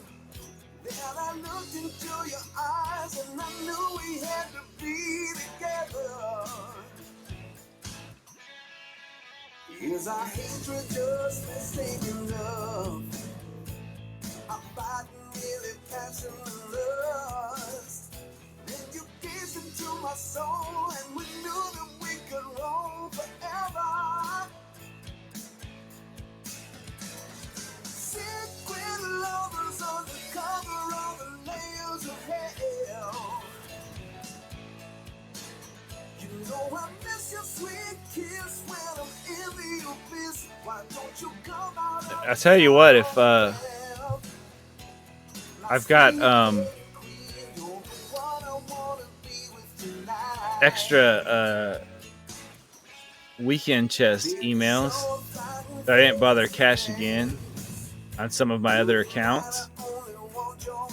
So if you send me a note and just post in chat if you want them, and I'll DM them to you. I'll put together a list or whatever, and I'll DM them to you. You know, I won't send you all the individual like emails for each one. If you just tell me when you started playing the game, or when you subscribe to the newsletter, because you can't reclaim ones. You know, if I send you one for like this weekend, and you've already used one from this weekend, even though the codes are different, it'll tell you can't use it because you've already used one. But if you tell me if you haven't been playing for a long time, if you just started, you know, in the past like month or so or whatever, if you message me, post a message in chat, and I will do a reply to you, or a DM to you or something, and I'll put together a list of all the ones that are from before that time. And the way the weekend chests work is they'll have 3 event champs and 2 core champs, and then they're basically a gold chest.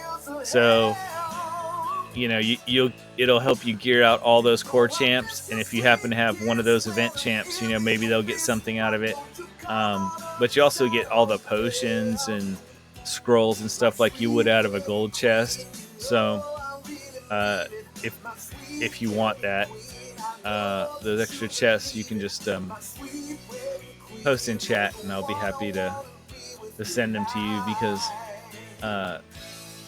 putting all the codes in the game on my my high level accounts, it's just not that big of a reward, so it becomes a bit less worth it to worry about doing it, but if you would like to do that, like I did that for this account. I mean, yeah, I signed up and I got Hitch, and then I got the one from the first weekend after that, this current weekend that we're in right now, the fanciful weekend or whatever chest. So, like I had that one here, but from all the previous weeks, I had, weeks and weeks of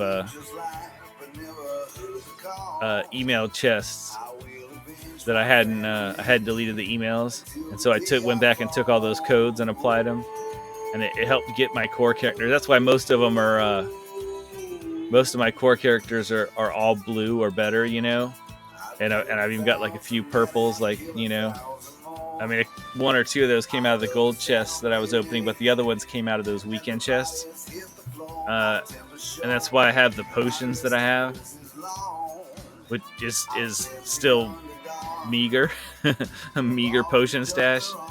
I mean, by comparison, like on my main account, I have like hundreds, if not thousands, of each one of these potions, depending on what they are.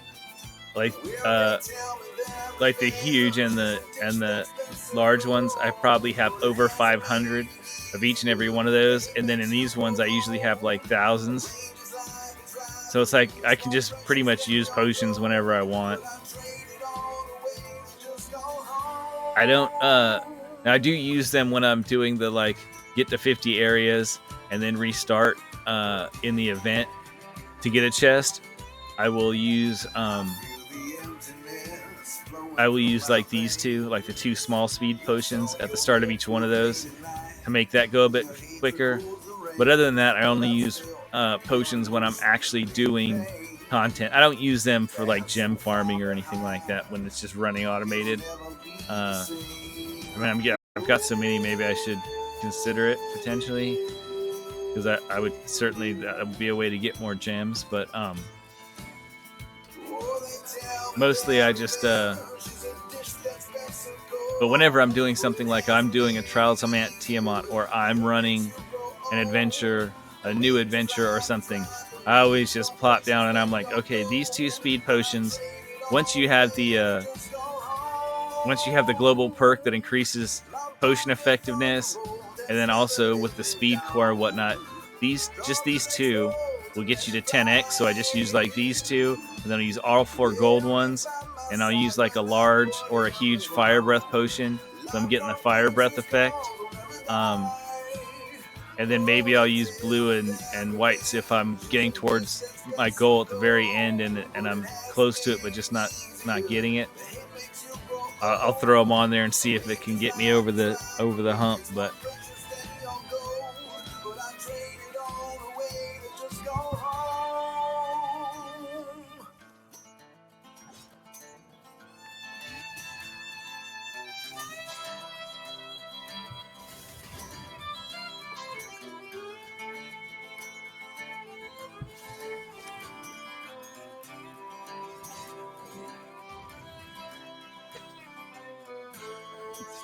there is one time when you don't want to use fire breath potions. I'll just mention that now. There's a somewhat advanced strategy called click debuff, where basically you do all your damage with this click. The problem with this click is it's fine at the beginning levels. You can like throw a bunch of gold in here, and you know, without any fire breath potions, your clickers will kill the enemies, where you don't have to set bud or anything. Heck, why am I'm gonna go ahead and this is going too slow. Speed this up a little bit. Where you won't want a fire breath potion being active if you're using click debuff. The way that works is, rather than buffing up a champion and having a DPS do damage, you put in all the debuffers, so they apply the debuffs to the enemies, to where it says, you know, they will take 200% damage from all attacks or damage or whatever, or they'll take whatever it is, whatever the number is. You know, they'll scale and go up. But you're debuffing them. You're making them take more damage rather than increasing your own damage. Then you can actually do enough damage with click damage so that you can clear high-level content. It takes a lot of favor to do that. So it's not something you need to worry about as a new player. But I just thought I'd mention that out. And so you can use Fire Breath early on, but you're going to want one that's going to wear off. So you're not going to want, like, definitely don't use the huge one that lasts the whole adventure. If you think you might, you know, want to use click debuff when you get towards the end and you hit a wall or something, when you switch from your speed party and speed champions to your damage, like if you're want to try to do click debuff, then you don't want to use Fire Breath, because Fire Breath will make it not work.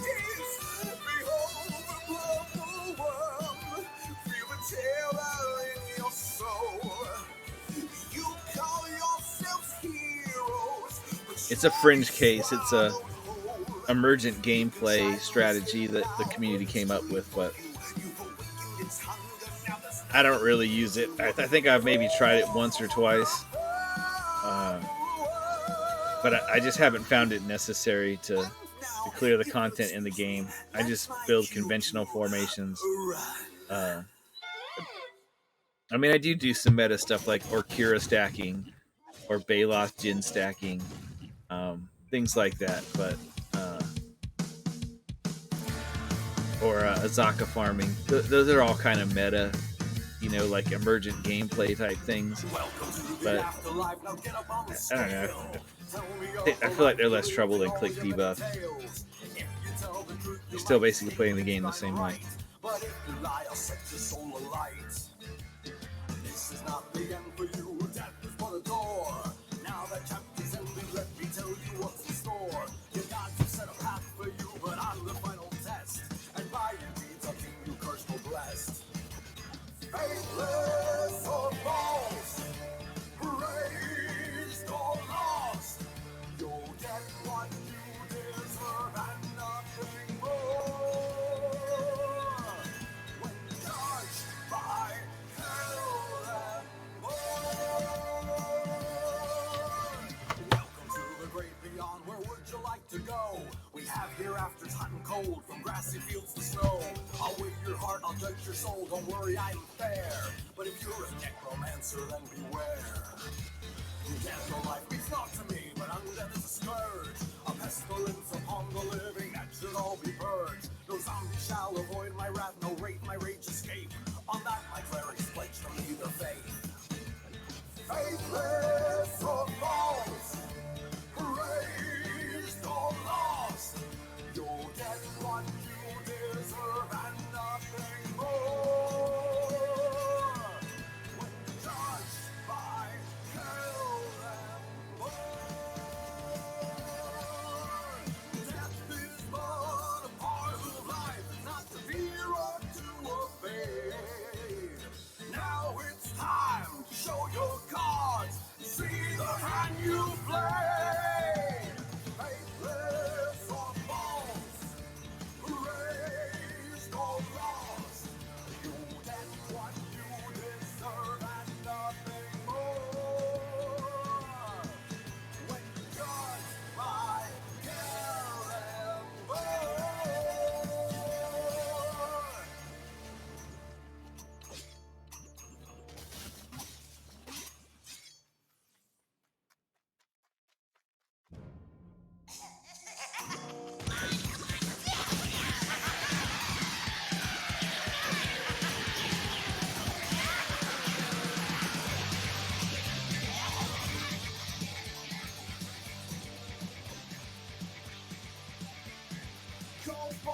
really tough. Kobolds will steal your stuff. Kobolds, we like to sing. Kobolds, we taking things. Kobolds live underground. Kobolds, we run around. Kobolds, we like the dark. Kobolds don't need no art. We may be small, we may be last, but we are many and we're coming fast. So hide all your gold, back up your tools. We'll stomp on your toes and steal all your jewels. Kobolds covered in scales. Kobolds, we had blue tails. Kobolds, we're not that short. Kobolds, we're in your fort. Kobolds come from dragons. Kobolds drain your flagons. Kobolds deserve the praise. Kobolds are really brave. We may be small, we may be last, but we are many and we're coming fast. So hide all your gold, pack up your tools. We'll stomp on your toes and steal all your jewels. Shiny rocks and bits of string, skulls and bones and slimy things, hunting treasures, lots of fun. Kobolds, take your stuff and run! Kobolds, we think the best. Kobolds smarter than rest. Kobolds hide in your group 3. Kobolds stack tall as you. We may be small, we may be last, but we are many and we're coming fast. So hide all your gold, back up your tools. We'll stomp on your toes and steal all your jewels. Kobolds, we fight in herds. Kobolds, we forget words. Kobolds are super fun. Kobolds are number one.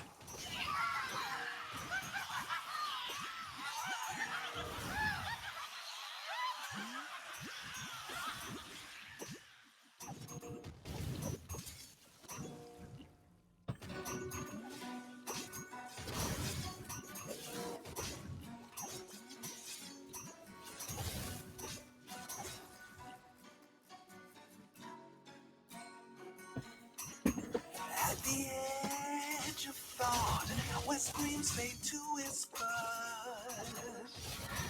where secrets are sought, knowledge crumbles and blisters,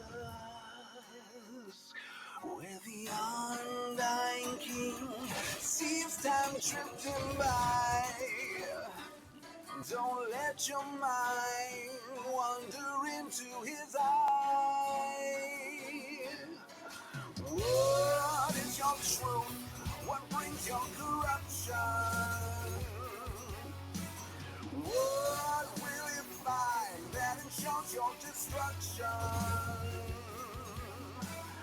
God in shackles, he'll break everyone.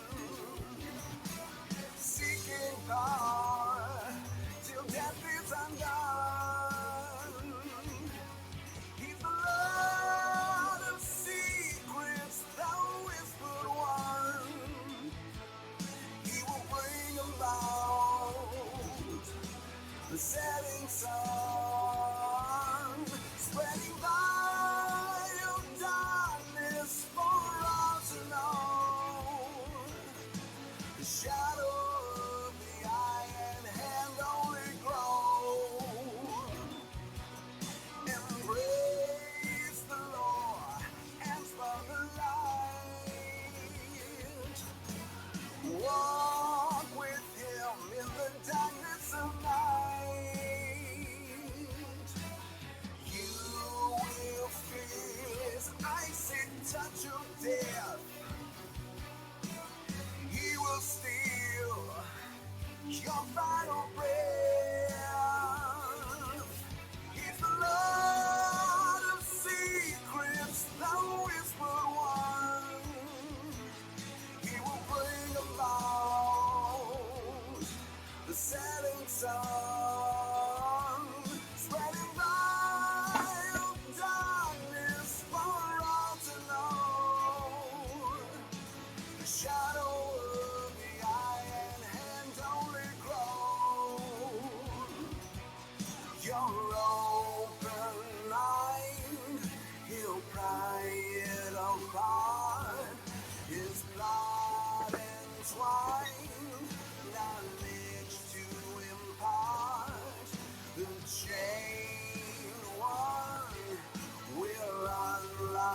unless we use some free plays to get chests, which we probably have enough tokens to do that, assuming we have enough time to do it. We probably won't do any more. I'm gonna say like deep pushes, but like going to area 200 is not really a very deep push. Relatively speaking, you know, when people can get to over 1,000 fairly easily.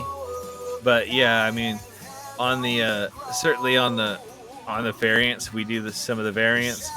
We're just gonna go to the 75 or the 125 or whatever it is, you know, and then once we get there, we're gonna stop because there's no point trying to earn favor on variants where it's made the game harder. You know what I mean? You're not going to be able to get further than you did on your last run if the game's harder than it was, you know, because you don't have enough characters, or, you know, the monsters are stronger, or there's extra monsters, or whatever the case may be. As a general rule, you know. You only want to do that on the regular plays and the free plays. On the variants, you basically just do them until you get to where they're going. So,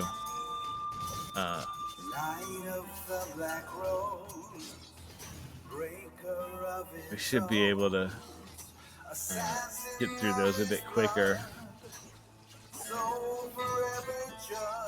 I just don't want to use all of my potions right away. I mean, I got a time gate to do, which I may not need any potions for that, but I do have the time gate to do, and then my next move. Well, I got Drizzt to unlock, which I guess he's right here. I think is he 10? No, because I said I needed 10, right? Yeah, so Drizzt isn't even going to get me closer to split the party at this point now because I've already gotten like Jaheira and, you know, Hitch and all these other characters that I got through other means. He's not going to help me get closer to split the party 1. He'd help me get closer to split the party 2. So we've got the event. Obviously, that's priority number 1 because it's almost over. We got to get that knocked out. We got the time gate. I opened that up, so I got 3 days to do that. And we want to get Viconia, so we'll do that probably next, and then we'll probably either do a time gate for Shandy. We'll at least open it, and then we'll either do that next, or we're gonna move to the Tomb of Annihilation campaign. We basically kind of have to. I mean, there are variants we could do in the Sword Coast, but it's not letting us progress further in Sword of Grand Tour of the Sword Coast to the next, you know, little town or settlement or whatever it is on the map. You know, where the missions, the quests are. We finished the main quests on the bottom one there, where the Drizzt variant is. And I don't know off the top of my head what the requirement is, but clearly there's a requirement before we can push further in Sword Coast. And it probably has to do with some amount of progress in Tomb of Annihilation. And maybe even Dragon Heist or whatever. The one after that, so campaign after that. But I think just Tomb of Annihilation.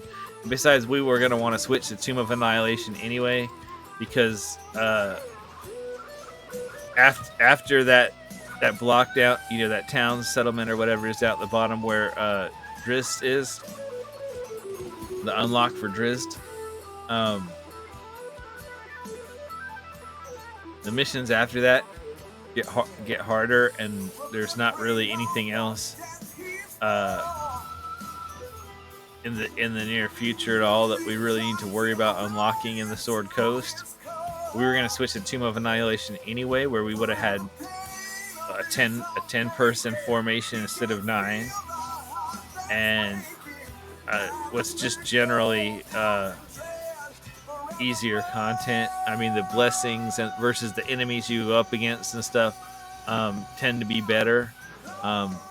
Tomb of Annihilation is easier than the Sword Coast, so we would have been switching to that anyway to go to Sword Coast and build up, get some global blessings in there, and just build up power and get gems and get more chests and get more power on our characters, as well as hopefully unlocking Azaka and probably even Dragon Bait too. That he's in slot 11 also, so that wouldn't really man, our slot 11 is going to be banging. We have already got 4. Our Dragon Bait would be a 5th character in slot 11, but we really need to get Azaka in slot 12. Not just because we need a slot 12, but also because she's the one that lets you do that gold farming that really lets you like massively boost your favor, which then transforms. So if I can get to, let's say I could get to, where am I at? Like EO6. Okay, let's say I got to EO7 here, right? If I had a Zaka and I could favor farm, after I got to my wall at EO7, I could probably jump that up to EO9. Well, then next time I come through, I could get another 20 or 30 areas probably, and I'll be at EO9. And then if I Zaka farm there, I'll get to E11. So she can really like skyrocket your ability to push farther and get more favor and unlock more blessings and all that sort of stuff. So she's a critical character. I mean, she's technically she's a DPS, but I mean, I think she's a DPS support. Yeah, she's a DPS support, but she's not particularly useful in that. But she, like I said, you can do this as Zaka farming, where you can basically get to one of these boss levels where you're left with just a boss, and then you kind of knock them back, and you sit there and just pulling gold off of him, and you swap out all your characters, that do damage boosts for ones that give you gold find instead, to boost your gold find as high as possible, and then you sit there and just pull money off them, and pull money off them. And that does require some additional characters, but even a lot of the base characters, so like characters for Azaka farming. Okay, Jarlaxle, especially early on, he's got that Master Piracy with Gold Find. We'll use him. We use Bruno because he's a Champions of the Hall character.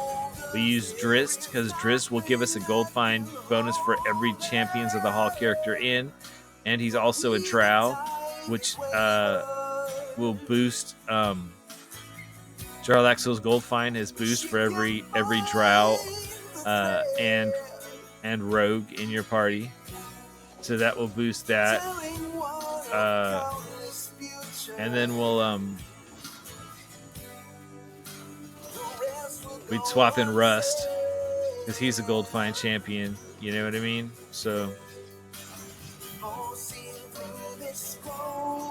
I don't think I have any other Gold Find champions right now that are people that could in some way contribute to that, but we could swap them in and really I need a knockback champion, and Kroll is like a big deal for Azaka farming. So I'd look at trying to get Penelope in slot 12, Kroll in what slot? 1, 2, 3, 4, 5, slot 6, and then Havilar in slot 10, because she has that ability to basically lock an enemy in place on the field with her ultimate every time which only takes a few seconds, or like 10 seconds to recharge. When her imps fly out and explode on the target, it cuts their movement speed in half. So if you cut their movement speed in half, and then in half again, and a half again, and a half again, eventually they're frozen in place. And you keep them like off of your party with Penelope or somebody else with knockback that's knocking them back away from your party. I guess I could use in place of Penelope until I get her. I could use Shara. The fireball knocks the enemies back. He pushes all enemies away from the party. So I could use a shard to push them away from the party. But then I need a way to keep them away from the party and have Lars that way. So once I had them, then I could let a shard just sit there and farm them away. And then it would just be a matter of whatever additional gold find champions I get, it would just increase that, like Omen and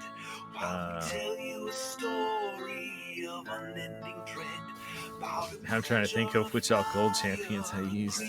Regis, he helps with gold find because he's a rogue, so he boosts Jarlaxle's gold find, and he's a champion of the hall, so he boosts Drit's gold find. So yeah.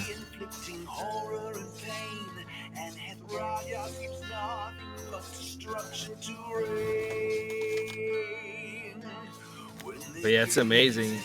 Krull is the big one, man. If you can, I mean, normally you can get up to a 10 stack of his Pilfer Plague, which is a significant increase in gold find. It's decent, but it's got this virulent strain feats. Now they come out of gold chests, so you got a 1 in 25 chance of getting a chest feat out of a gold chest. And you can only get the feats for the characters you have, so that kind of helps a little bit, but you have to open a decent amount of gold chests. But once you get both of his virulent strain feats, what happens is when you kill a character, have his plagues on them, there's a chance, and the feats increase the chance, but they'll transfer to another character, and so you can get up to 40 stacks on a character.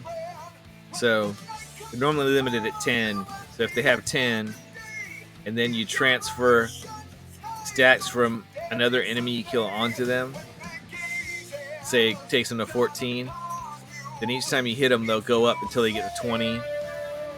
But I mean, you can have this happen multiple times, and they can get up to 40 technically. But because 40 is not the same as 10 plus 10 plus 10, it's 10 times 10 times 10 times 10.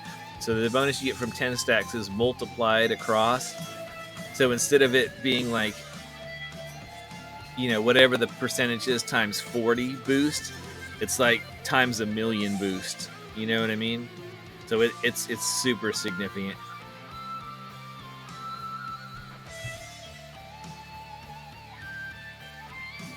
It's like exponential growth.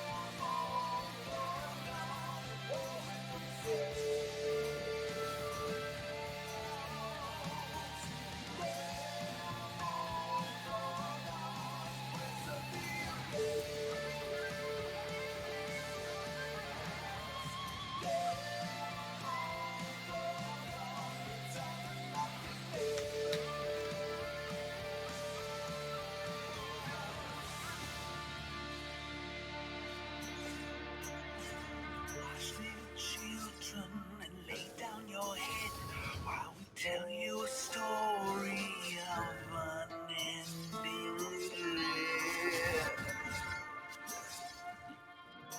Save this formation.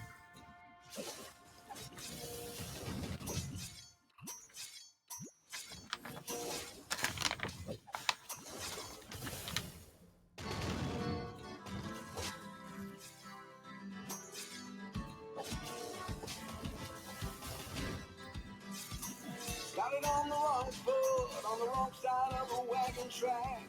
You only place I've called home is a place I'm never going back. Headed down the South Coast with my dreams all tied up in my pack. Oh, gotta find my empty pockets, aimless but forever free. Made my way to water deep, got a job that's right in front of me. New friends by my side, we ride toward our destiny. Oh, oh, give me a shovel of death. Give me a, I'll call you man. I'm going all in, I'll risk it all. No matter how hard I fall. Ventured out into the jungle, unfolding ancient city, trucking down a chosen culture, listening to pirate ditties, fought away for zombie hordes. It sure wasn't pretty. Oh, life's better with your friends, living on the edge of danger. I wanna live my life at home, with everyone a stranger. I'm only happy when I roam, my life's my biggest wager. Oh, oh, give me a shovel of death. Give me a, I'll call you man. I'm going all in, I'll risk it all. No matter how hard I fall. Turning around every corner, never knowing what comes next. Might be on the road forever, on life's endless quest. Pushing ever onward, watching spells and daggers fly. Got a lace up my sleeve. Problem with streaming the early game in Idle Champions is that you just don't have enough speed potions and stuff. It'd be a lot more entertaining if I could just make the game go faster. And we could, just clear through this content.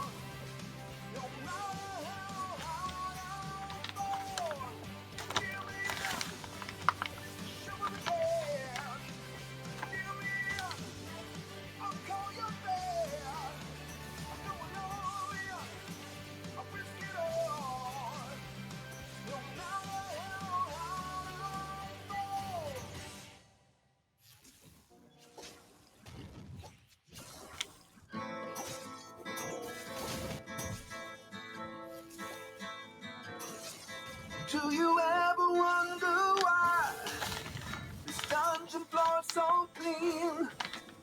Who maintains this place, keeping it all pristine? There's no debris in here, you can sneak without a care. Only clean, shining stone and treasure everywhere.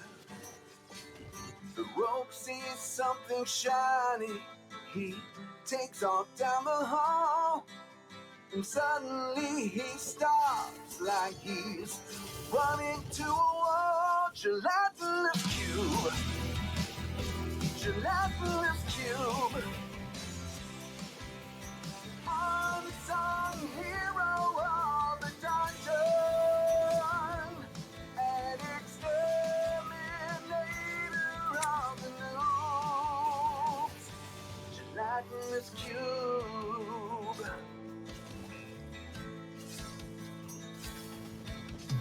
Not a single cobweb, and not one speck of dust.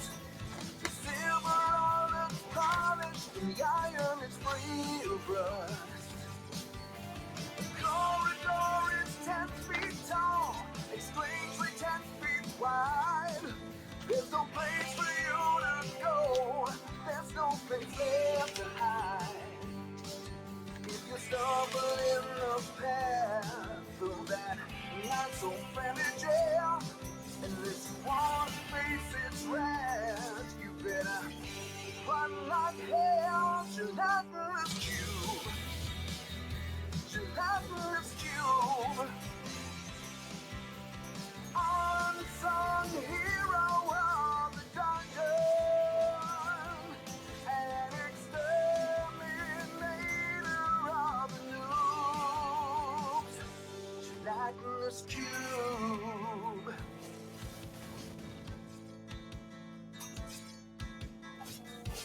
You ever wonder what it's like to find a death so slow? As you're sinking into its 100 depths, you go. Your body is engulfed. Oh, I know I didn't get that getting a level 60 or 75 unlocked because you have to do it on a free play. When you're doing it on the one to unlock the character, it doesn't count. Over time. Sorry about that.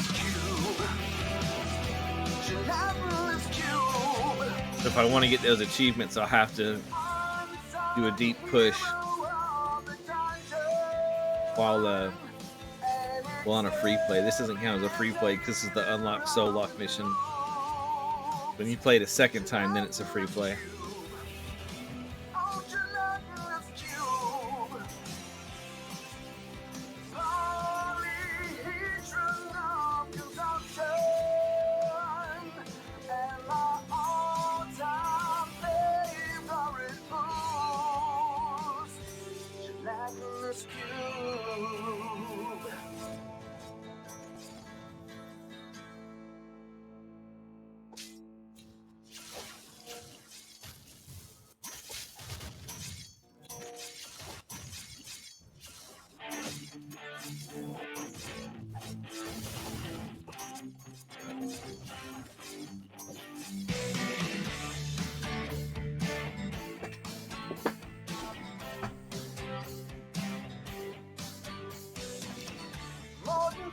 Was a mentor to him, sent him to a mystical plane, learning magic from the circle of eight. Life would never be the same. Always fighting for the forces of good, valorous, stalwart kind. But still the fight, last out the door. I should look up Solok's kit.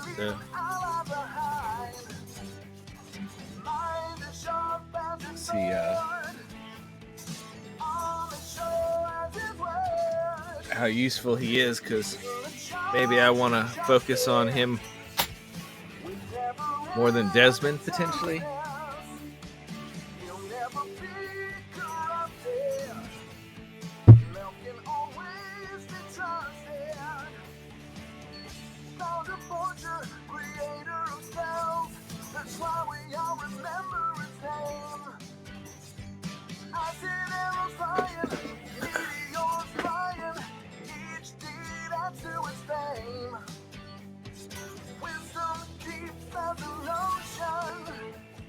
Oh, they've got a post on their website about season 5. Okay, let's see, who do we have? We have Turiel in slot 1. Okay. Slot 1's one of the slots I need. We've got Spurt in seat 3. Alright, he's good. That means I can get both of them for 3 apiece. Man, that's nice. Then I'll just need slot 10. Oh, Human in slot 8. Barrowwind in slot 10. Okay, so it's going to tick all the boxes for all the slots I need for the new pass. I mean, the new season. I don't really like Barrowwind, but they rework the characters when they go into these things. So let's see.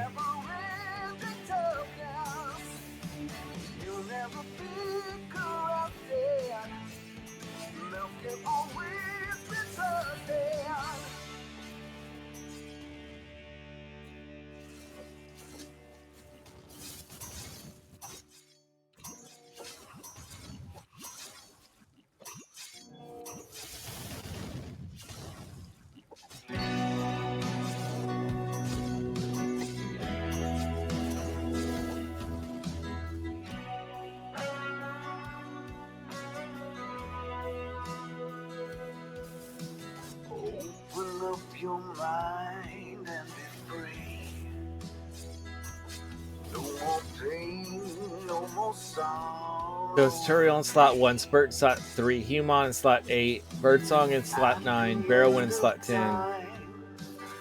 The universe is ours. Join us as we sail across the stars. Let's see. Take our hands, you'll never be alone again. Okay, they got another Modron core. This time the Modron core, you don't have to buy the season pass, which is like $10. There's a familiar you can get if you're a season pass holder, as well as epic feats for the season 3 champions and skins.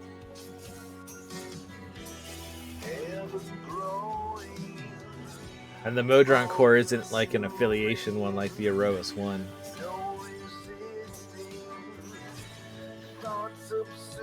I wonder what's unique about the new Modron core.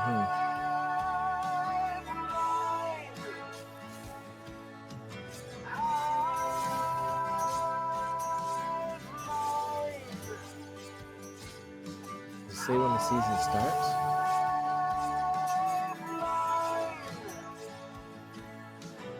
Okay, it starts March 15th. So it starts the same day as the new event. Season 3 is starting, so nice.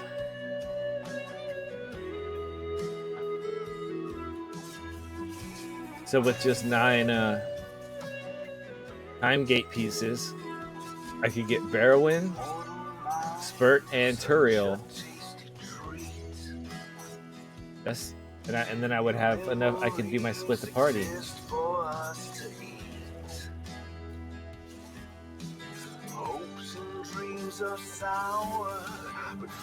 Okay. We relish in your flavors of defeat. Always rising, gaining power, never slowing. Thoughts devoured, high mind. Let's see who's Solak. Ranger.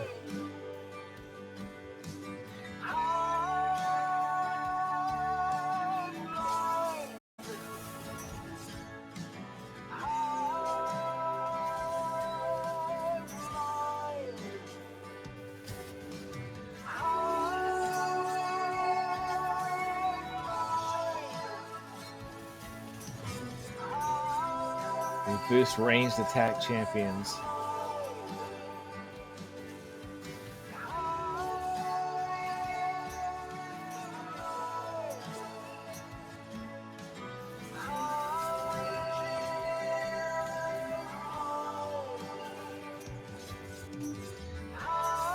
Oh, and he has knockback.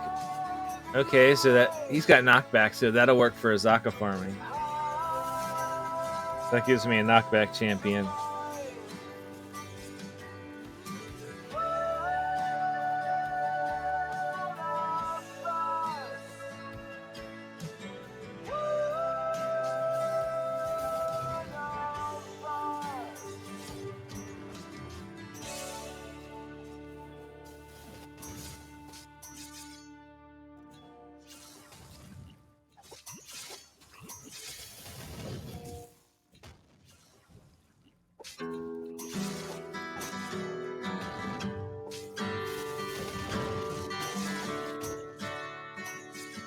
So basically, he boosts the damage of ranged champions for every ranged champion you have in the party.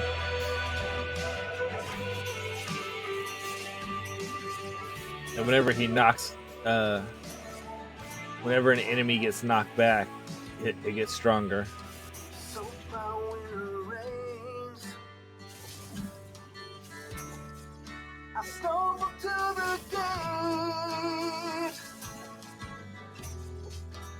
He also increases the positional formation abilities of all champions for each stack he gets from knocking people back. Okay. It doesn't say he has to knock them back. It just says they get knocked back. So, use somebody like Dinar or Penelope to knock people back. it also counts. My days they fade away, but my heart is just the same. Never win a night, never winter dreams, always shining bright. Okay, and he's got an ability, so Never was any slot that's got an escort in it, you know, a NPC you don't get to use, he gets an extra stack, you know, that that boosts his 2 abilities. as I wandered down the street. It's one of his specializations that does that. He's got 3 specializations. One does that. One reduces his attack speed. And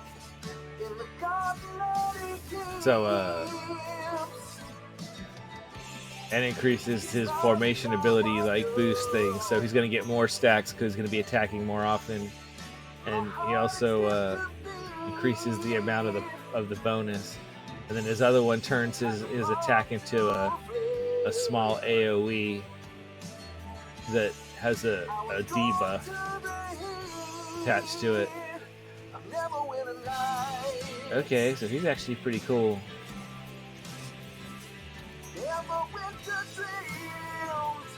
One of the most interesting things about him is his spot in the formation is actually taken up by basically like his familiar. Then I guess he just flies around on a dragon behind the party. So he has like a placeholder that goes in the formation slot, and other than that, he like flies around behind the party, so he's not actually in the formation. He's riding on a dragon. I guess that's cool.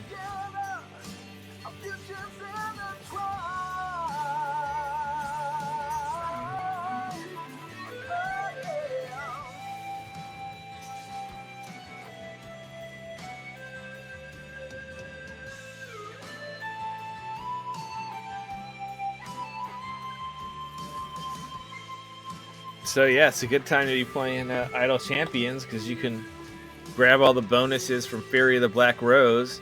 In between those and some time gates, which you're getting extra time gate pieces, and then the discount on the season 3 characters and the characters you're going to get in the next event starting by the 15th. Shouldn't have any problem getting Modron Core and Split the Party unleashed real quick.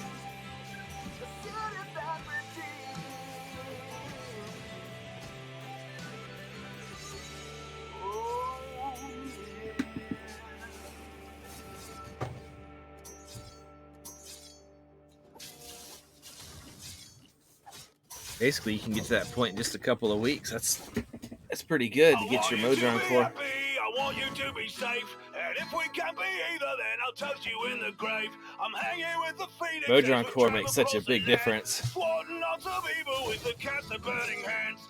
So let's take it one problem at a time. If we burn together, there's a mountain we will climb. So gather around the fire, my friends, and sing another. But really, I kind of feel like they should give you a Modron Core just like early in the game without having to do Split the Party. Like maybe it's like a beginner Modron Core that only goes up to like level 5 or something, so it doesn't I guess they want to introduce stuff to you like kind of slowly so you don't get overwhelmed, I guess, maybe. But because the Modron Core is such a, you know, fundamental part of automation, it also really encourages getting familiars. So if you're impatient, it gives you a reason to buy familiars from the cash shop. Since if you buy the familiars they're useful without the Modron Core, but they're 10 times more useful with the cash shop because you can do gem farming and you can automate a lot more play.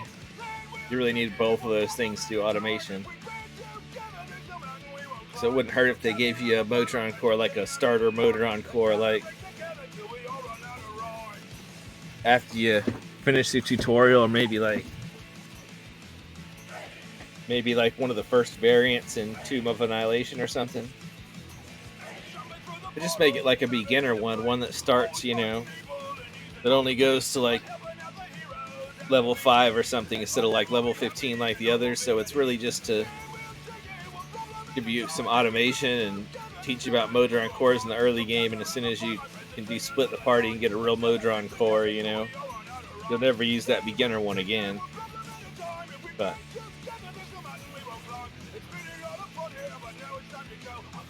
I just feel like it would be win-win. It'd give you a Modron core, which would help you build more power, be able to do automation, and you know, save your specialties and have them automatically apply your specialties and stuff. You know, so you don't have to pick them each time. And at the same time, I feel like it would drive sales of familiars, because people would be like, "Oh, well, if I had more familiars right now, I could do more automation stuff, you know, rather than having to, you know, unlock them through the normal course of the game." But you could get mostly, you can mostly get even just through the, you know, always available ones of the gem store, the patron shop stuff. You can get enough to really automate one full party.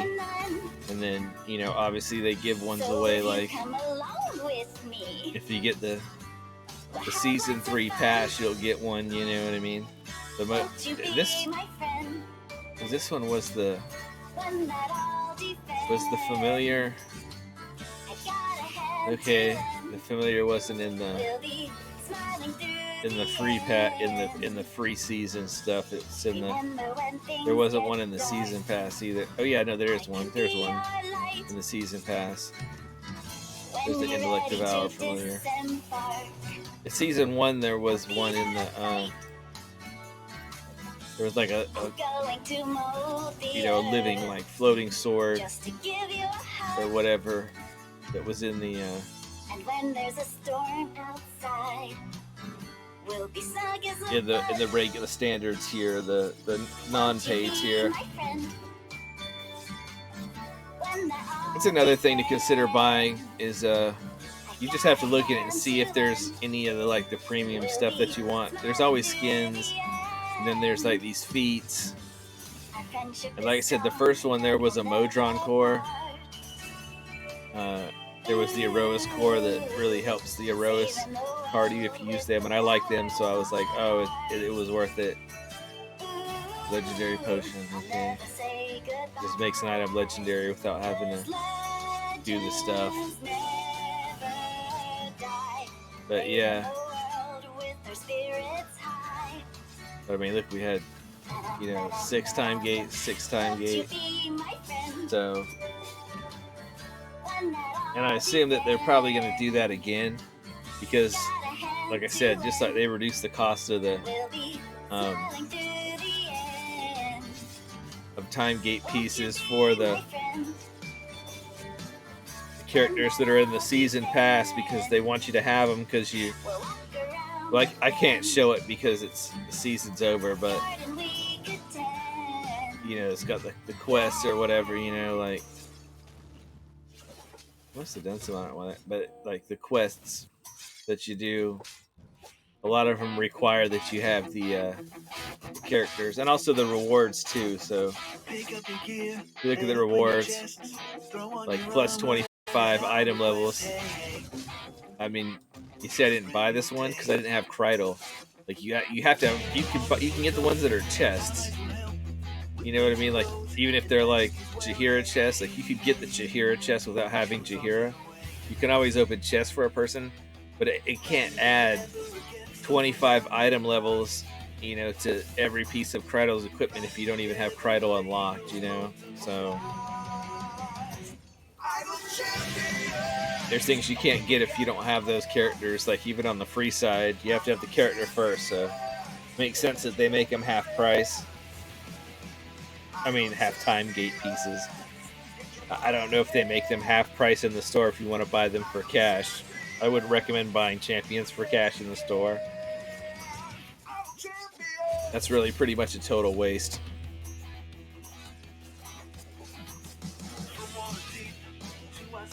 because they're always giving away champions or time gate pieces or whatever. So buying champions you want in the store is not really a good deal.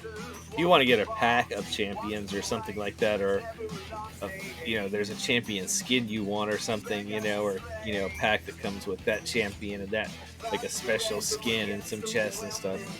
That's one thing, but they've got like a thing where you can literally just click on like champions. You see what I mean? And I can just buy like any single champion for like $10. And then like I can get them with like, $60. I could get the champion, 42 gold chest, 5 shinies, and a golden epic. I mean, that stuff's crazy. I mean, I guess there's always people that are like, I want to play the game, I guess, but I just want to get like everything from the beginning. I don't know. Doesn't make a lot of sense to me. I mean, like, I guess there's still the evergreen characters and stuff, but I mean, if you get all the characters from the get-go from the store, and you get them like already even fully decked out with all the equipment, then what are you playing the game for? What's left to unlock? I mean, I guess you still complete the content. I guess if you just care about the story, and I don't know. I guess I could maybe see spending $10 on a character, but I wouldn't recommend it.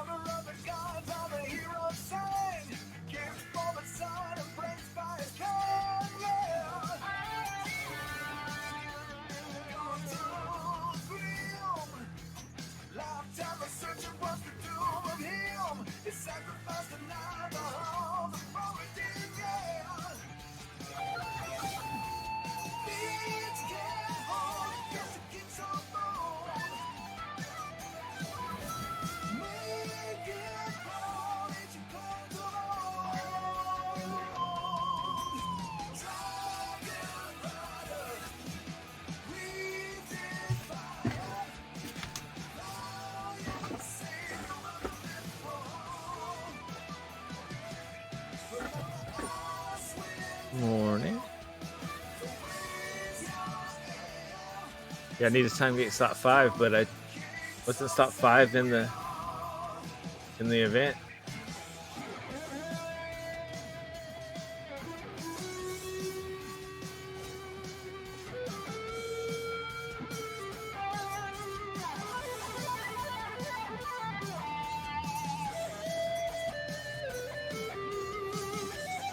Oh yeah, but slot 5 I already opened. That was Viconia. She's in the current season, so I already opened her up for half price, so I'll have slot 5.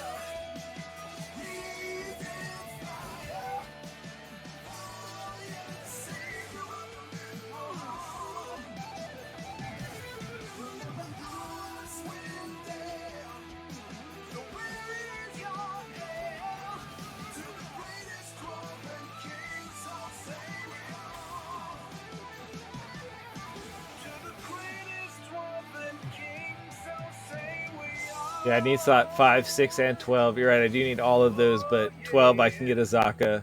6 is in the next event. Alindra's in is slot 6. And I might also get Shandy right now while she's 3 time gate pieces. That would be slot 6. So yeah, between the half price ones in season 3 and the next event, not counting whoever the new champion is, I'll have all the slots basically by like in the next couple of weeks. Season 3 and the new event both start on the 15th, so once those start, it's just a matter of getting those things. Now I see. Take the life, drain the blood, seal the pact. I think I'm about at the wall on this one. All right. I will take your fate into my All right, we got Solok. and fulfill my destiny. Soon you'll see. Soon you'll see. With the dying of the light, it will be my time to rise. I'll be waiting for you till the stars don't shine. In this misty shrouded land, Only champions with the support tag can be used. eternity is just a drop of time.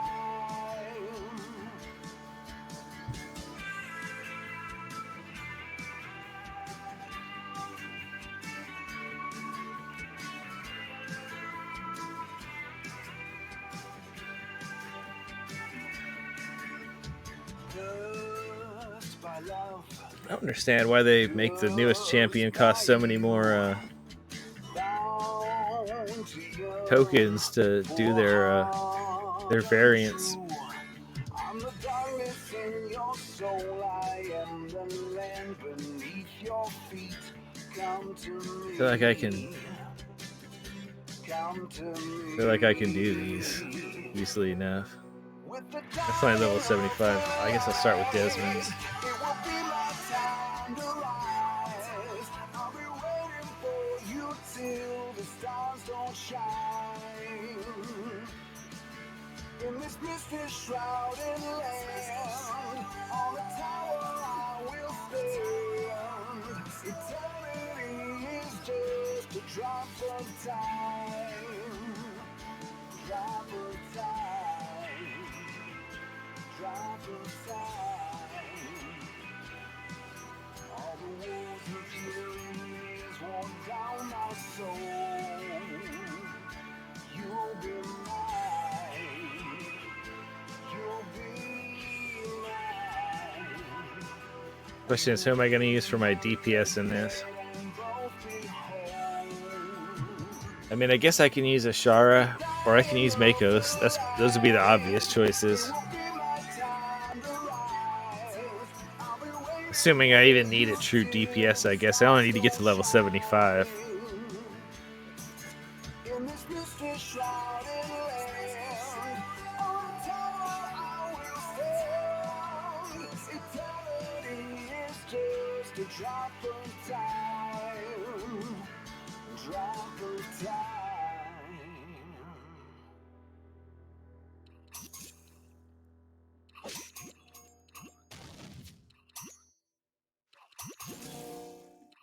Okay, Desmond's range, so that's cool. He'll work good with Solok. He's magic.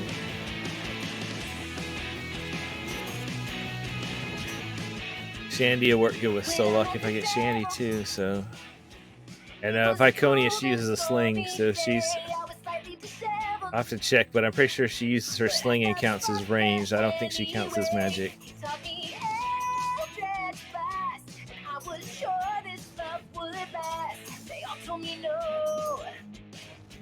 He's the devil that I know.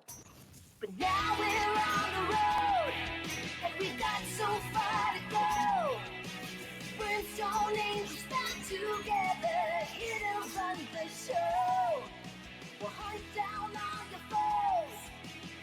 punch them in the nose. Brimstone angels stand together. Go, go, go. There we go. Put a Shara or Makos right there.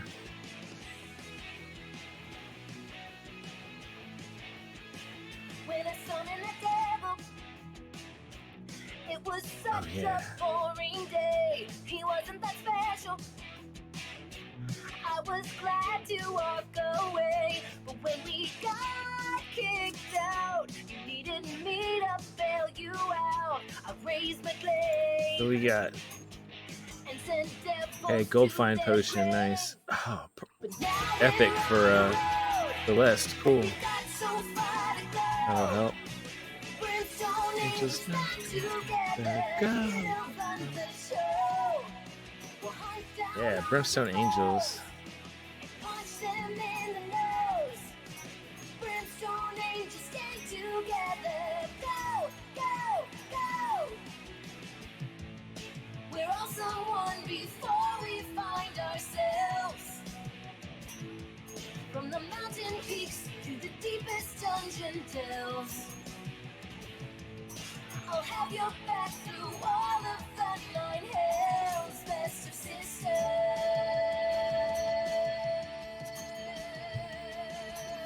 But now we're on the road, and we got so far to go. Brimstone angels bound together, here to run the show. We'll hunt down all your foes and punch them in the nose. Brimstone angels stand together. Go, go, go. Brimstone angels stand together. Go, go, go, go, go.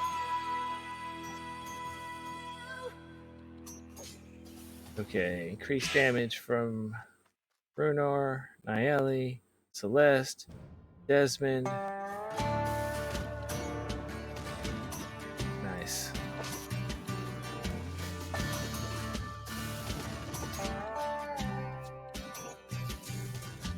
Just a simple man, come and listen to a tale about a kobold whose life was doomed to fail. Fighting to survive every day that he's alive, singing his epic songs till death arrives. The world's mean and hard, the deacon's just a bard. A kobold has to play the perfect part.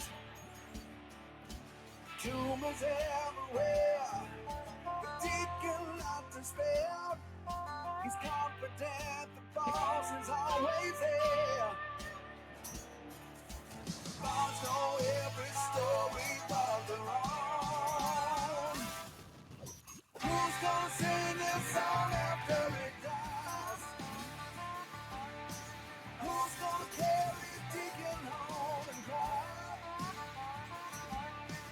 Who's gonna sail this minstrel on to his place up in the sky? Who's gonna let the pirate say goodbye?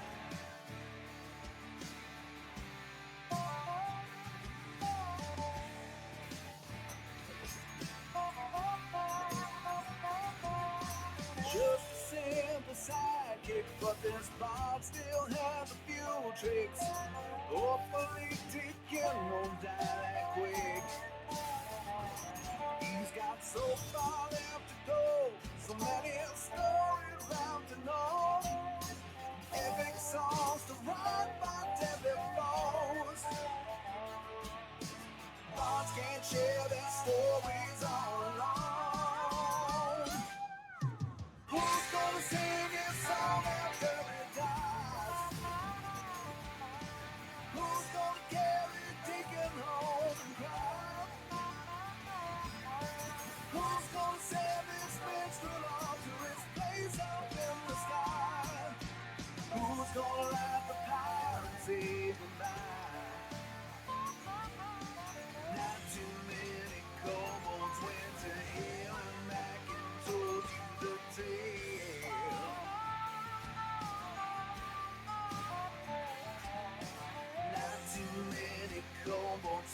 uncertain, don't refuse to turn tail.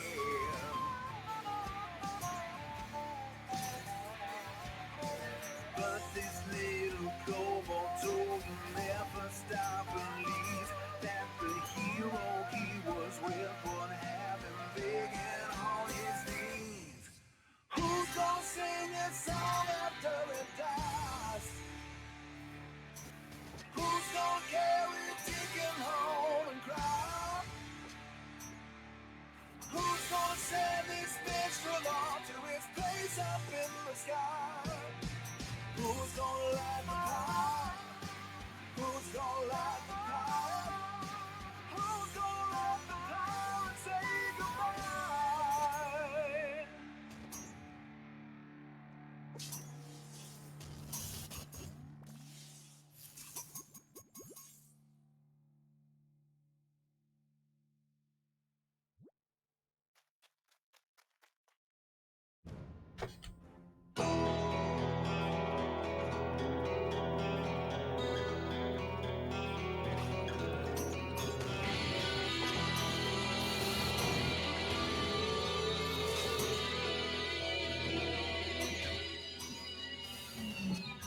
I serve this master on my own. I cling to no one, I just roam. The dark order calls and I do ride. Cut across the ground like a devil's knife. Okay, with Desmond, as he gets closer to the full moon, like him and adjacent people, like their attack cooldown goes down. So Ashara is normally at 7 seconds, but it goes down. Oh, I guess it's waning now.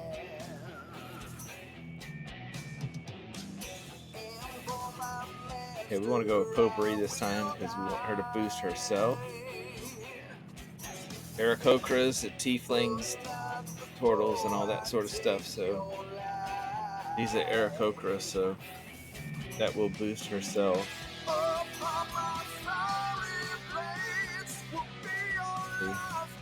From Ashara to Ashara.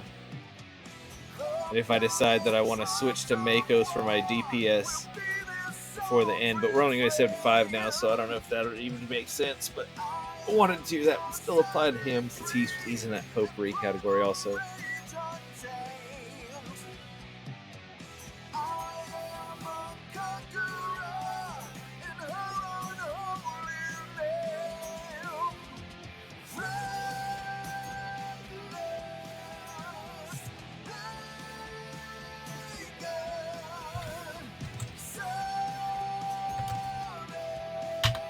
Say this is variant 1. So if I decide to go into a time gate or something and do Desmond or do him next year, I'll already have a formation. Of course, if I do decide to do either of those two things, I'll probably have more champions by then and my decisions will be different, but it still gives me an option, and I can see what I used to do the variant last time.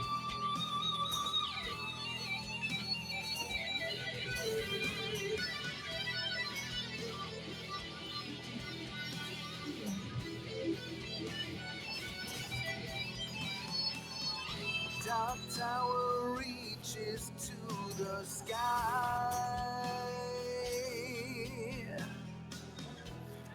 Ancient dragons circling high. Standing below, we wage our war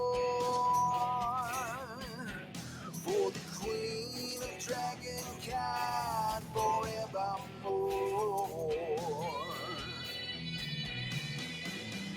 We are unstoppable. We are her righteous wrath.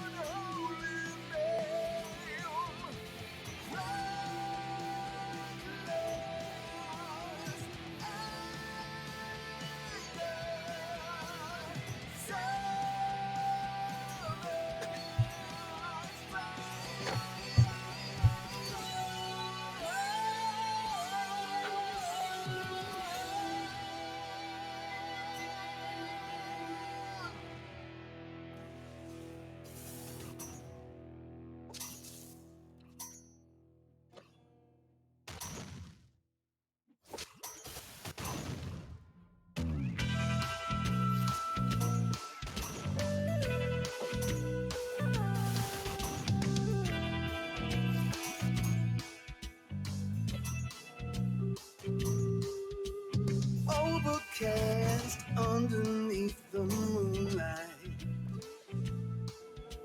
A shadow creeps at the edge of sight. Right, this is where his specialization comes into play. So if you want it to be at the full moon longer, which will reduce the attack cooldown, make you attack faster basically. If you want it to be a full moon more, if you want the damage buff to his adjacent people to be stronger, then you want it to be a new moon more.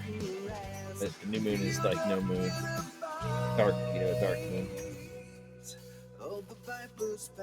So specialization comes up. So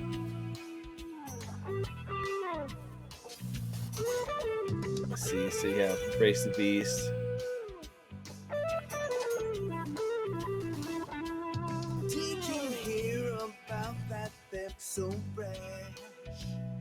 Oh, and his ultimate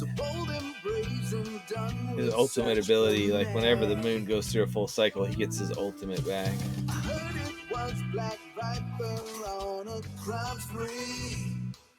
Where's his ultimate? I don't remember what his ultimate is actually.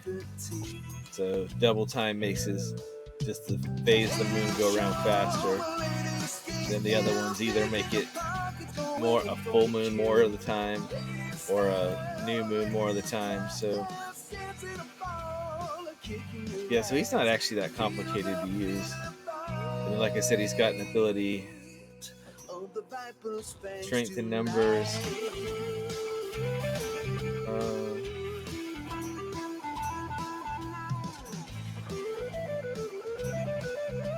No, that's just part of this pick one. It doesn't have. I'm not close enough down to the one that the ability that improves the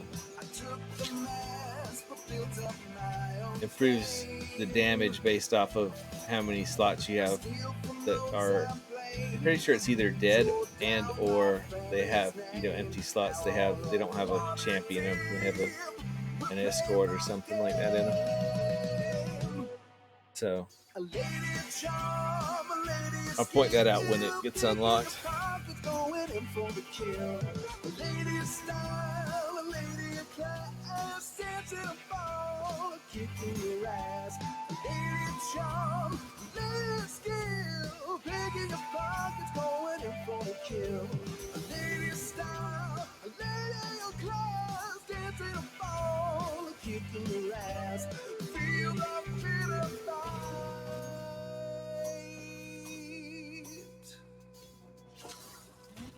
Of the viper's fangs too. She's got a charisma 14, so Hitch will still work for her. Well, it doesn't show yet because it doesn't matter. The viper's fangs tonight.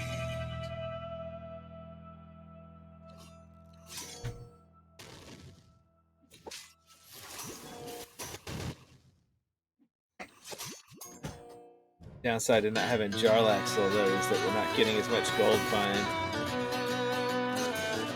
So we're leveling up slower. Normally that doesn't particularly matter, but in the early game when your favor is low, it does.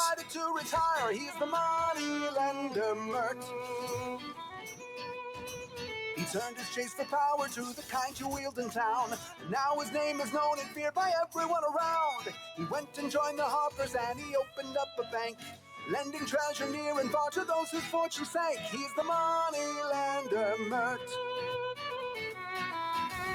Hitch a wagon, raise a flag and tell a body tale. But a man so merciless that he would drink. Where he's buffing damage more often than speeding up attacks.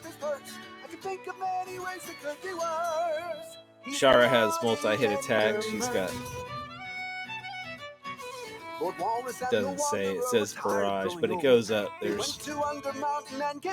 has upgrades. She's got the bonds one, then she got the ones that add another magic missile to her attack. As she levels up, just like Dungeons and Dragons, actually, higher level wizard casts magic missiles, the number of magic missiles. the fly out increases. With everything he's done, my friend, he's much more than he seems. He's the moneylender Mert. Hitch your wagon, raise a flag, and tell a bawdy tale. But a man's so merciless that he would drink up all your ale. But then one day he changed his ways and opened up his purse.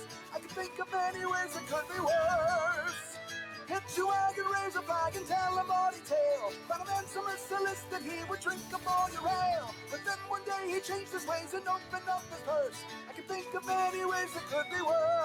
What's his ultimate do? So he turns into a werewolf. He's the moneylender Mert. He's the moneylender Mert. Oh, and then Noble Heart gets a plus 300% boost for like 30 seconds. So he does his attack, and then he boosts his support ability. I like those a lot because the ones where they boost their support ability, like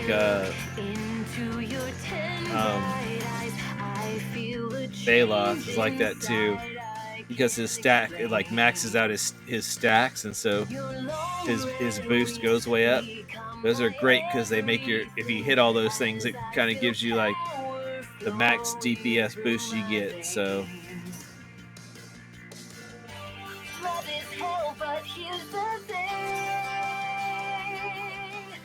you could be Dragon Queen.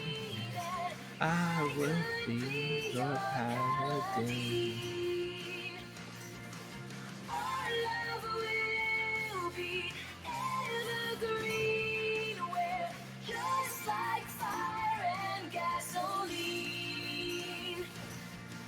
Your 5D Venus minds mesmerize me, but it's your one heart that I adore. Hold me close in your claws, no regrets, and no laws are chromatic. Love will soar. Loving him makes my heart sing.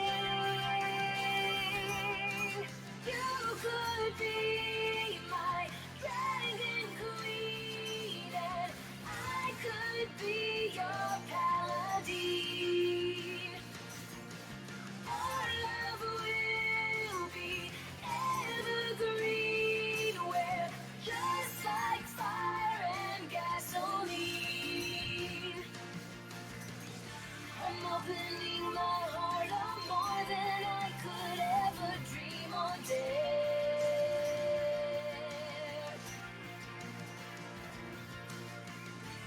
Flying high upon your wings, I hear your roar, and I'm not scared. I'm not scared. You could be my dragon queen, and I could be your paladin. Our love will be evergreen. We're just like fire and gasoline. You could be my dragon queen, and I could be your paladin. Our love will be evergreen. We're just like fire and gasoline.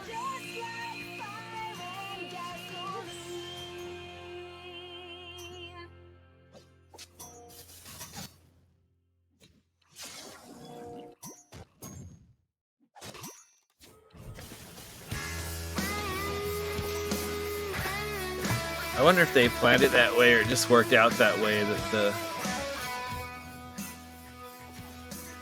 the characters they give you for free, Merylwen, Rust, and Sentry, happen to be in the same exact slots as the the other ones over here. As you already get characters from this month's event in them.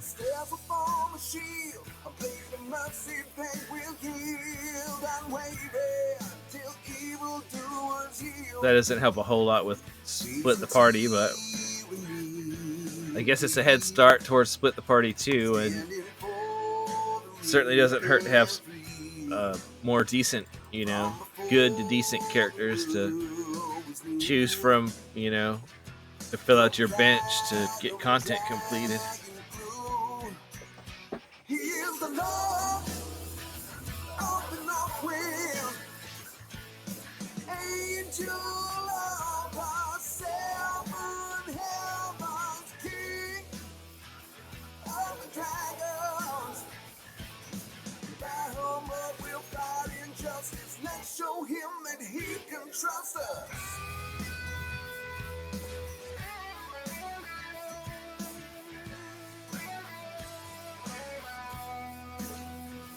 Values knowledge on the gold, takes joy in stories told, grants his wisdom and blessings to the bold.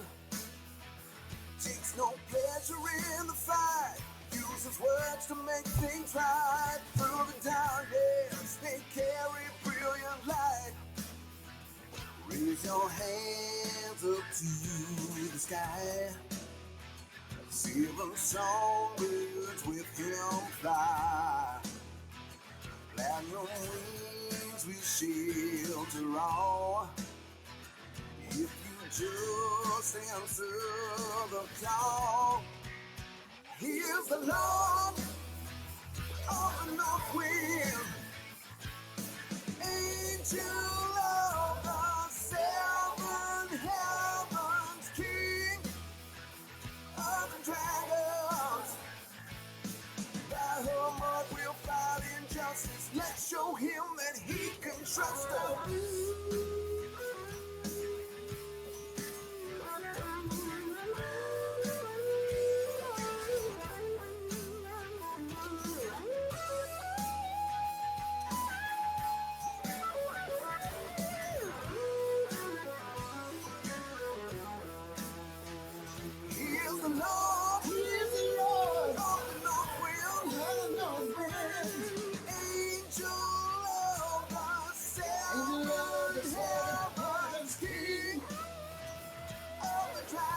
Actually, for that other Oriza level 75 area variant, I'll probably use like this. It said you can only use support, so I mean, look, support, support, support, support, support, support, support, support. So like I'm probably gonna be using like basically like the same party. And Tyrell is a tank support too because he's got a DPS boost he can do. He does that moonbeam too, like if he's not in wild shape. So I mean, the obviously the formation layout will be a little bit different, but I'm pretty much just gonna use these same exact characters, I think. And I think I'm just gonna bite the bullet. I hate to waste potions, but I mean, this one I'm already past the halfway point, but on the next one I'm just going to use this large speed potion just because this is taking too long on stream, Now, I wouldn't recommend that you necessarily do that, if you're playing this at home because, I mean, if you got spare potions, cool, but obviously at the beginning you usually don't have spare potions. So I wouldn't really recommend doing that. Because you can just leave the game running. You can be like, oh, I'm going to go like make a sandwich or, watch something on, on TV or YouTube or the internet or anything else or play another game while it's happening and just be patient and let this kind of play in the background. This is an idle game. I mean, it's meant to be played as an idle game. To some extent that goes down when you can make the game go faster, but it's still kind of a mixed bag. Like you're still usually going to want to be doing other things while you play the game, because like I said, I can use potions all the time, but like say in Trials of Mount Tiamat, I'm doing like tier 9 or tier 10 in Trials of Mount Tiamat, my group does. And so we're getting to like, level area 900 or even as high as 1100 and stuff. So even though it's going so much faster, it could still take a while, you know. So something to keep in mind that this is probably not, you know, usually going to be the kind of game where you're going to want to be like, oh, I'm just going to focus on this game and not do anything else, because it's not meant to do that. But it's a great game for unwinding. I mean, it's kind of like you know, playing a solitaire game or mahjong or something, you know, where you think a little bit and you just kind of monitor it. You know what I mean? Think of it like a fun progress bar. But sometimes that's what you want from a game, you know. It's kind of neat to play a game that's kind of like Pokemon, sort of like, you know, collect them all game, and it's got a Dungeons and Dragons theme, which, I mean, lots of people like Dungeons and Dragons. Even if you don't like playing tabletop Dungeons and Dragons, I haven't played like tabletop Dungeons and Dragons in, you know, decades, you know, since I was like in high school or something, you know. But I like Dungeons and Dragons, you know, computer RPG games, you know, like well, like Baldur's Gate 3 coming out, or you know, Planescape, or what was that? There was like a more recent game that was Dungeons and Dragons based, like Torment.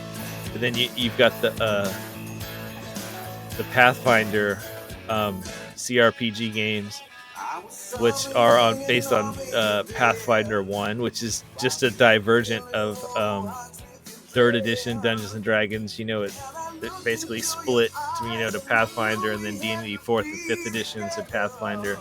And I know that Pathfinder 2.0 evidently is more of its own thing, with less, if any, ties to the original, you know, like 3rd generation Dungeons and Dragons. But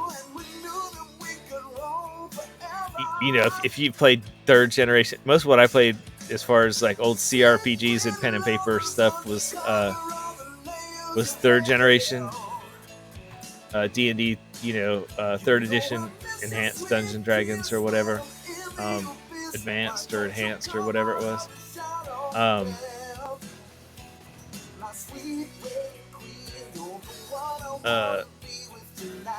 So yeah,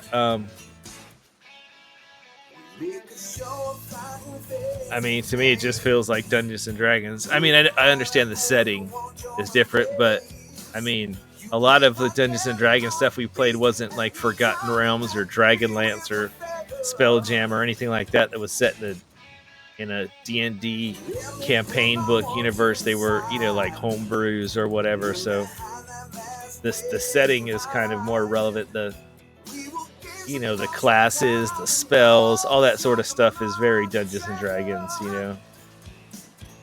I guess the spells in Pathfinder, I mean, you've got some stuff like, I guess, lightning and magic missile and fireball and stuff that's the same, but then you have a lot of stuff that's I don't think has been in Dungeons and Dragons. I haven't looked at the whole spell book list for 5th edition, but in 3rd edition I don't remember stuff like obsidian and stuff, but it doesn't really matter a whole lot. If, you know, some of those high level spells are different. I mean,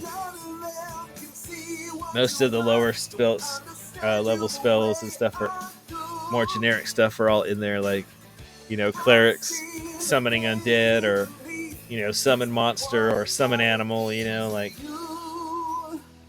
all that stuff is still in there. Cantrips and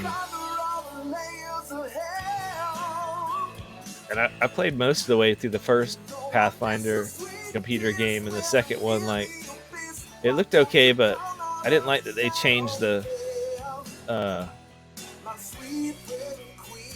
thought about getting it, and then I saw like a bunch of stuff in the Steam reviews that they changed the user agreement, that basically you have to install this like some sort of like anti-cheat type software on there, but it allows, like, you know, I mean, they're a Russian company, and it allows them to like snoop on anything on your computer. Basically, it's like you give them the rights to like look at anything, you know, on your computer, any software you got installed, anything you're doing. And I was like, why should I give Russia, you know, the ability to like see anything I've got on my computer. Like that's pretty BS for a game. You know what I mean? Like just because I install a game, you put in your user agreement that you're allowed to like basically spy on my computer. I don't think so. And like I said, I still hadn't quite finished the first one, so not really a point getting the second one until you finish the first one. Is also kind of what I was thinking. I really should finish that. There's a pretty good ways in there. I hit a little bug and then I stopped, but I mean I don't know that I don't know that the bug is gonna like repeat. You know what I mean? Just because the bug came at once, when I load up the save and try again, it might just go right past that. And I did enjoy playing it.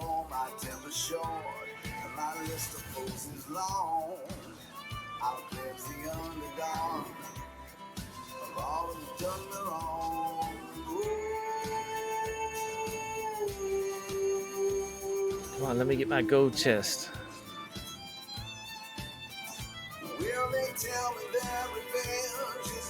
Okay, so how many Solok chests are up here? Okay, there's one. There's one. So 2 so far. And I don't know if there'll be more.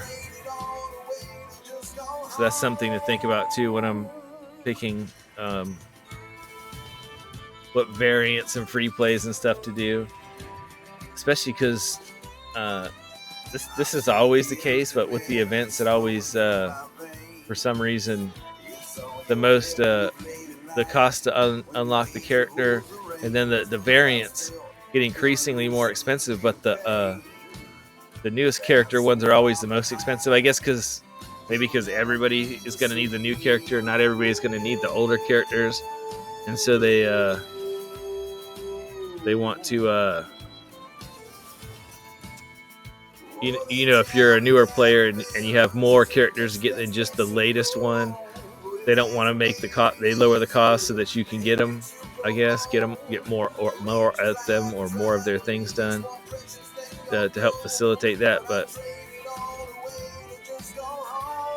I mean, it's so much different. I mean the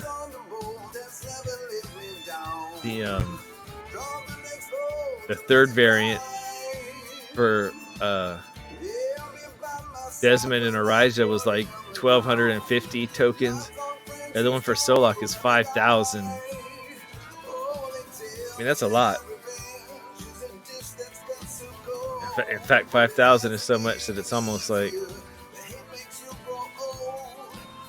it might be better to do some of the free plays because they won't even. I mean, if you're going to do both, it doesn't matter, I guess, but it does count towards the achievements, I guess, if you care about that. But the other thing is Solok will be back for the next 2 years, and then his stuff will be cheaper. But if you want to think, about playing the game years in advance.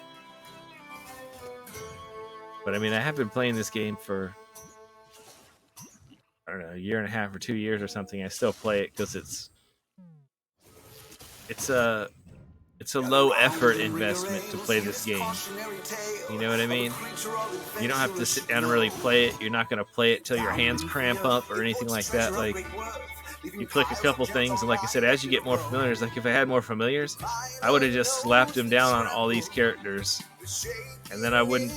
I'd be doing literally nothing here at this point. I could literally, lay down and take a nap or do anything and just check on it when I get up.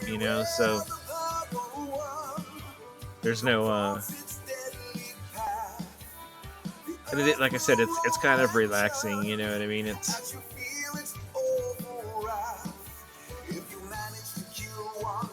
You still get that sort of completionist, like collecting, like, collect all the characters like Pokemon style or something, but without the effort or monetary expenditure of something like, say, Genshin Impact or, I mean, even in Pokemon, it's probably more work to go around, like, looking for, looking in the different biomes and stuff, like, for random,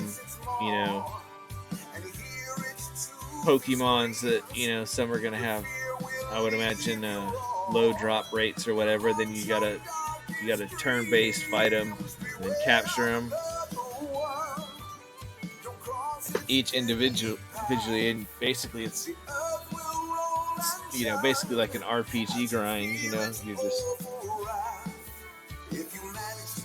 wandering around and going from fight to fight, basically. But when you're collecting, I mean, I know there's more story in fighting the gyms and the people that run the gyms and all that sort of stuff, but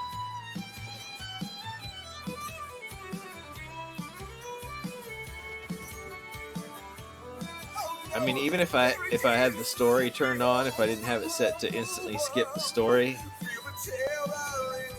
I mean, and I was playing this, I mean, right now it's going at 1x speed, which is so slow, but if I had Shandy in here and I had like more speed potions, or I just had the speed core and some speed champions, like Humon's gonna be in season 3. I had Humon, and I've got Sentry, so I mean, I'm already starting to get some speed champions. It would move from area to area a bit faster, and then you only read the story on the first 50 areas because they loop around. So once you get past area 50, then however high you have to get after that, it doesn't keep showing you the story over and over again during the same playthrough. It shows it to you once, and then when you're fighting the same enemies but stronger, second, third, fourth, whatever, however many times around, because each 50 areas are unique. It doesn't keep showing you, like, level 51, it doesn't show you the story for area 1 again. It's just you've already got through it, and it just goes round and round and you're fighting. So even if you were reading the story, you would only read it up to 50, and then you do something else while the rest of progress happens.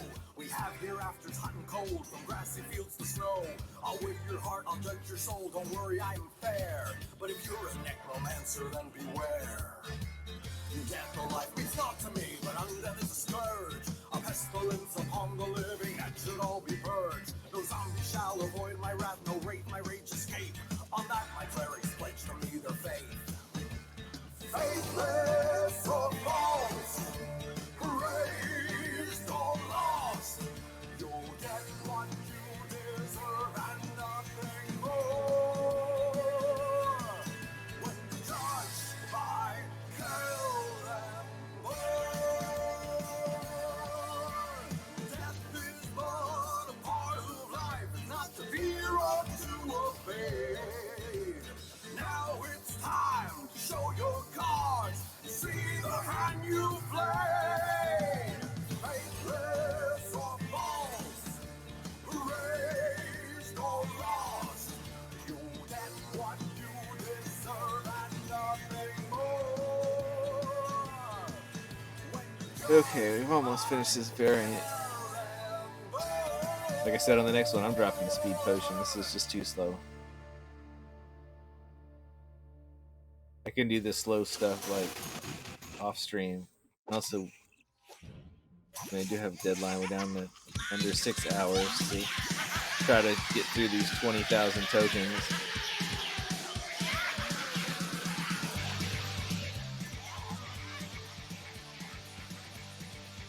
And you can spend 10,000 tokens to get a chest for any of the 3 characters in the event. That's kind of a waste.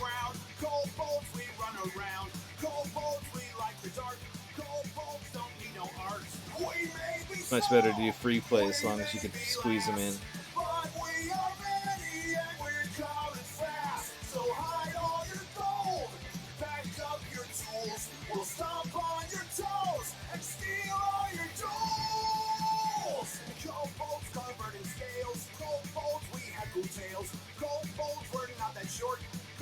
Yeah, I'm gonna use a fire breath potion and a speed potion on the next one. These guys just come on the screen, just blah blah blah blah blah. Goalposts are really great. We may be small, we may be last, but we are many and we're coming fast. So hide all your gold, pack up your tools. We'll stomp on your toes and steal all your jewels. Shiny rocks and bits of string, skulls and bones and slimy things. Hunting treasures, lots of fun. Kobolds, take your stuff and run!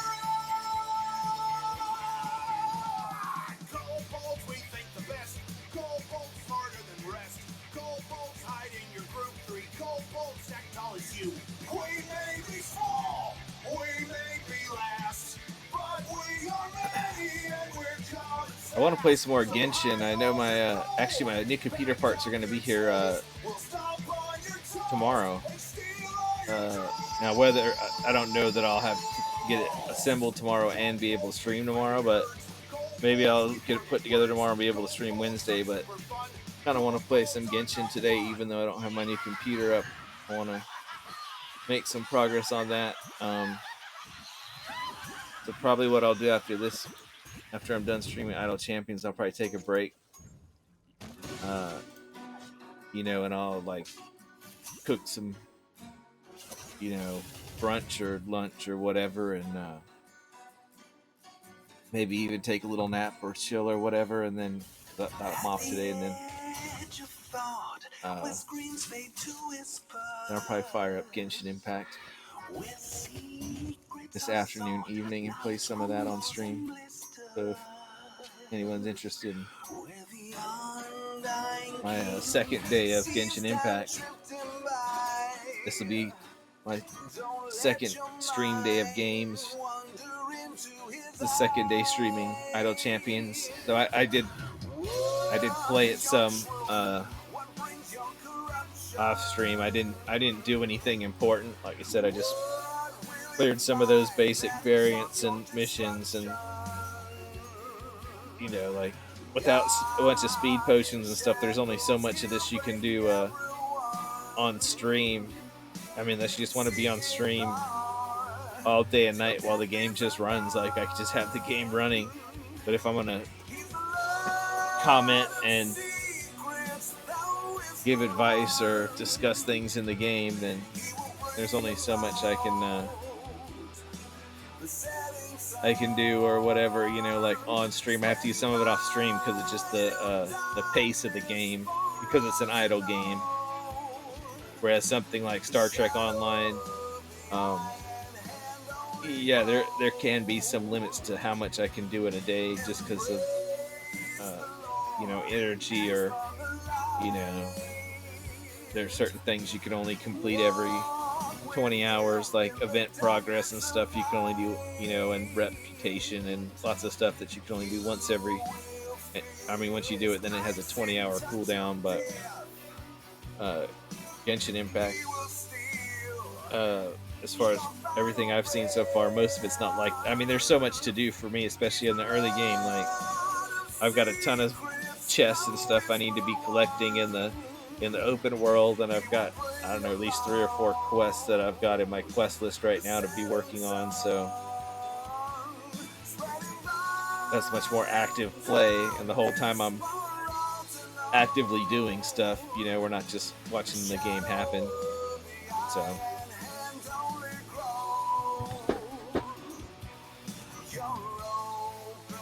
that will actually be picking up right from where I left off, playing my first day playing. I haven't played it off stream, and at this point I don't really plan on playing it off stream.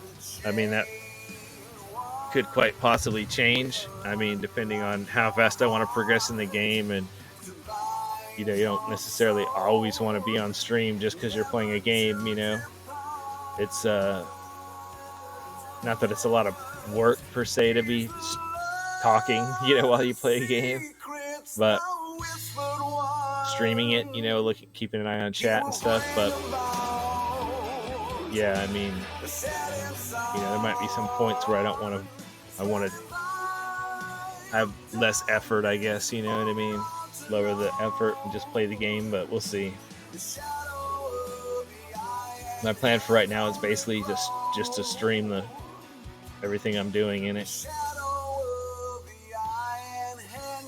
I mean, just like Star Trek Online, I mark the days as so this is my X day of streaming Star Trek Online. But there are things I do in Star Trek Online, just the daily stuff that's,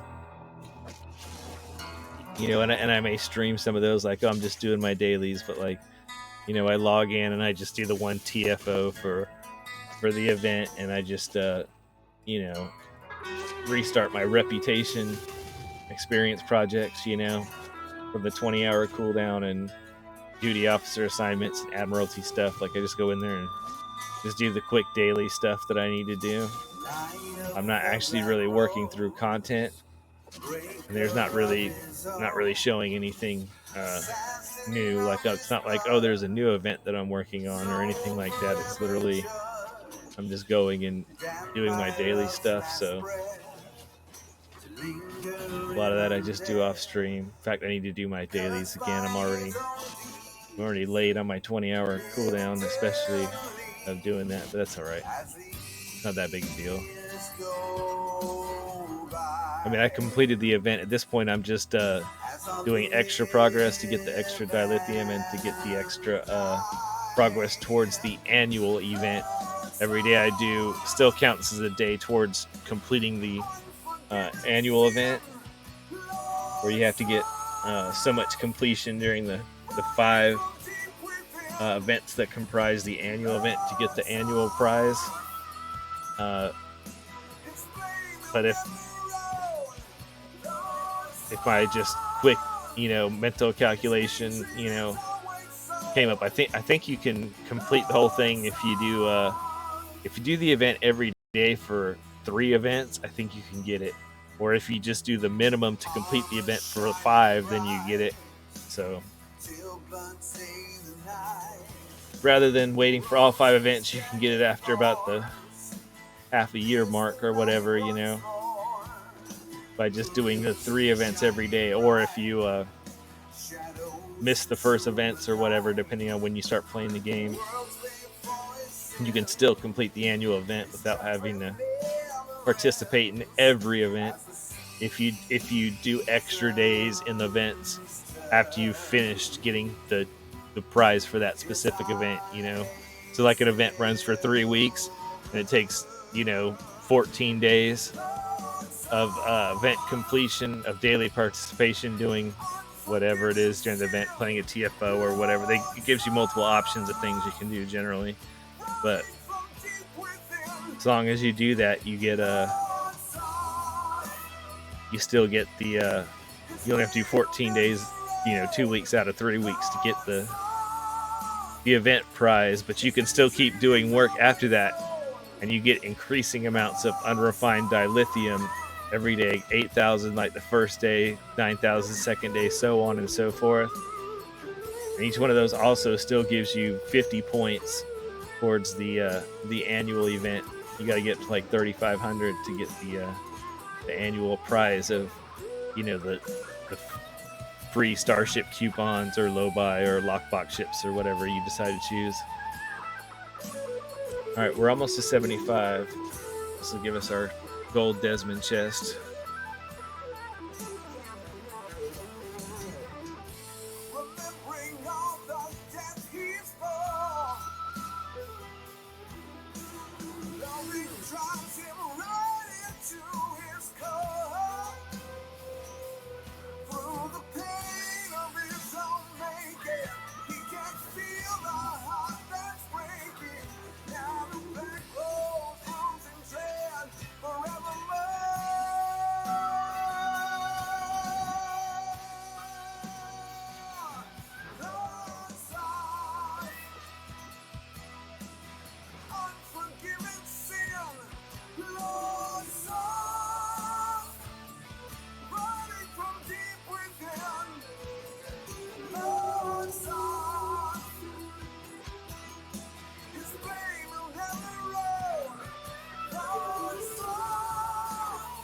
All right, we did it.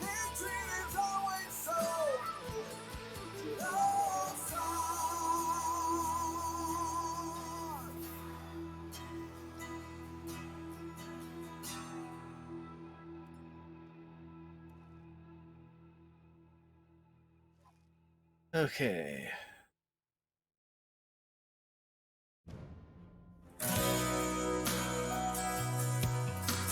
Really thinks that has to be hard for me. Huh?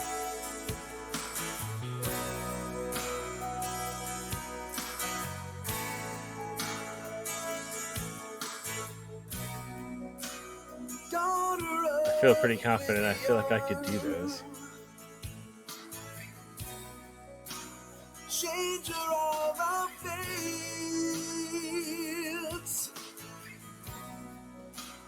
past and future intertwined. We got to open that Desmond chest right away and get him some gear. The path is there. Oh, sweet. Got an epic.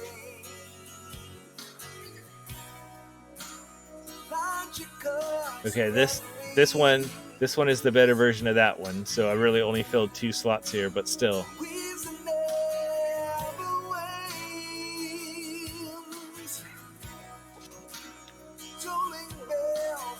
Which one is the running with the pack one? That's the speed one. Well, yeah, I said I was gonna.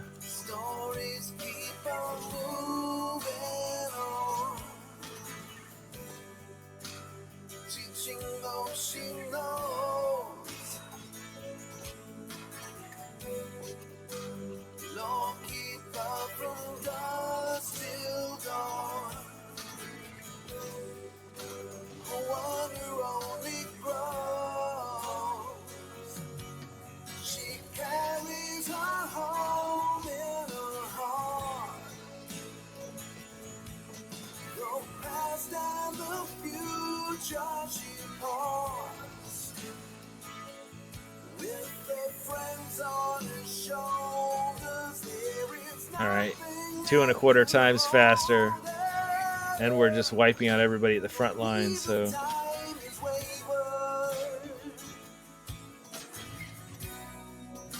this should go better.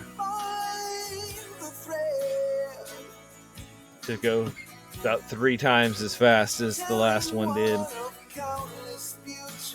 Stream's starting to get long. I don't know that seeing all the different variants is particularly helpful. I mean, I get the variants are more helpful to watch than the regular content. They kind of show you how to deal with the restrictions, but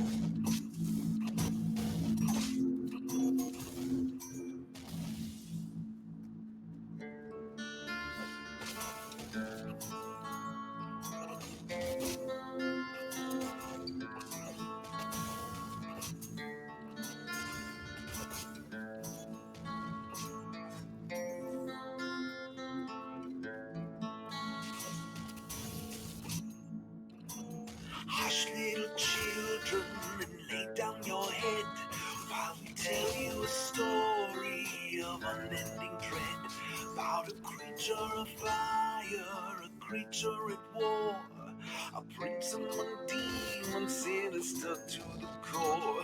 Listen close to my words now as you snuggle in tight of this two-headed monster who devours the night. Aim your lungs to break free, inflicting horror and pain, and hath wrought out seems nothing but destruction to reign. When their gazes turn upon you, it brings madness. There is nothing that can save you from their malice. Devils go on with their baleful gaze, will devour the world at the end of all days. Devils go on the simple and peace, all who most evil shall be their feast. Devils go on, Prince of the Abyss.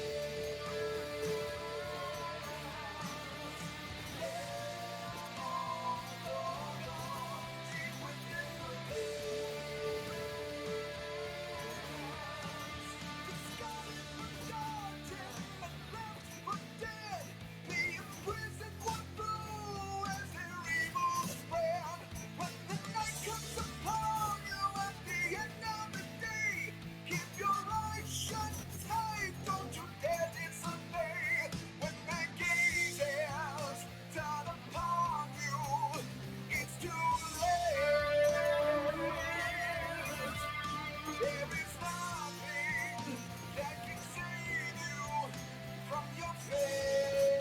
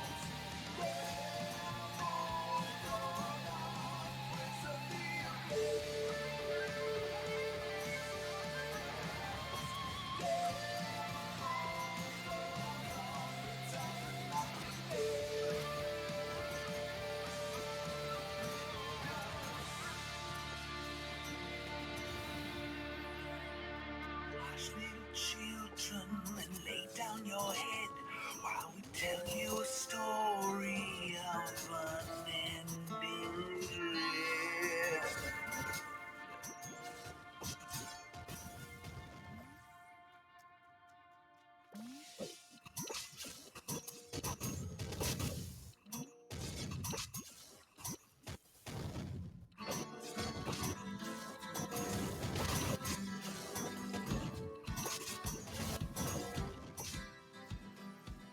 Started on the wrong foot, on the wrong side of the wagon tracks.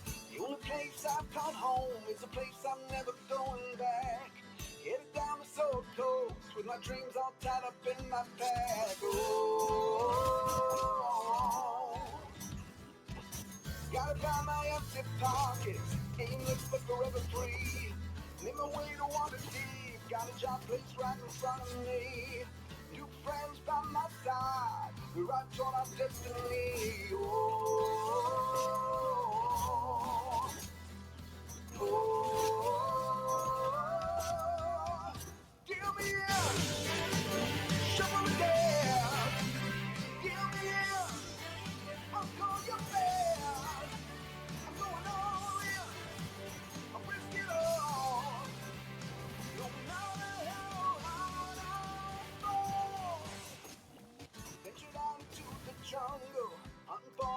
Ocean City, trucking down a Celtic cultist, listening to pirate ditties, fought away through zombie hordes.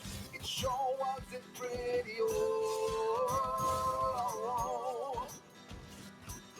life's better with your friends, living on the edge of danger. Yeah, this is going so much faster. When I'm at home, with everyone a stranger.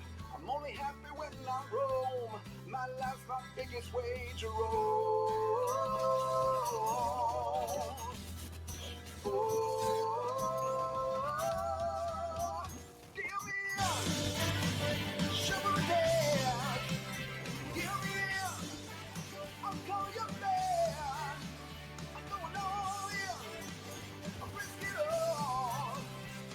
No matter how hard I fall. Turning around every corner, never knowing what comes next. Might be on the road forever, on life's endless quest. Pushing it onward, watching spells and daggers fly. Got a lace up my sleeve, and it's time to roll the die. Give me up, shovel the dead. Give me up, I'll call you back. I'm going all in, I'll risk it all. No matter how hard I fall. Give me up, shovel the dead. Give me up, I'll call you back. I'm going all in, I'll risk it all. No matter how hard I fall.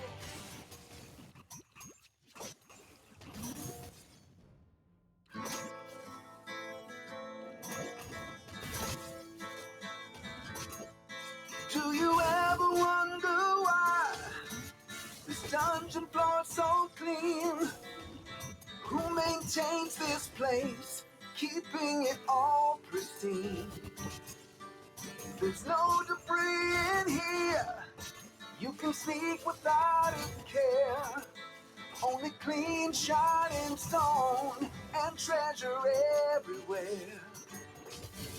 The rogue sees something shiny, he takes off down the hall, and suddenly he stops like he's running to a wall. Gelatinous cube, gelatinous cube, unsung hero of the dungeon,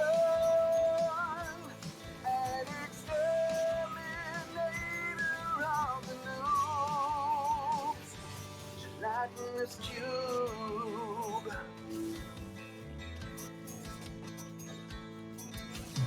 Not a single cobweb, and not one speck of dust. The silver all looks polished, and the iron is free of rust. The corridor is 10 feet tall, and strangely 10 feet wide. There's no place for you to go, there's no place left to hide. If you stumble in the path of that not so friendly jail, unless you want to face its wrath, you better run like hell. Gelatinous cube, gelatinous cube, unsung hero of the dungeon, an exterminator of the noobs. Gelatinous cube.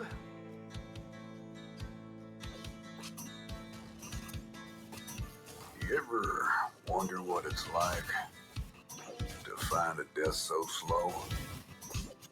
As you're sinking into its 100 depths you go. Your body is engulfed, drowning in the slime. Its acid eats away at you, dissolving you over time. Gelatinous cube. Gelatinous cube. Unsung hero of the dungeon. An exterminator of the noobs. Gelatinous cube. Oh, gelatinous cube. Polyhedron of consumption. And my all-time favorite foods. Gelatinous cube.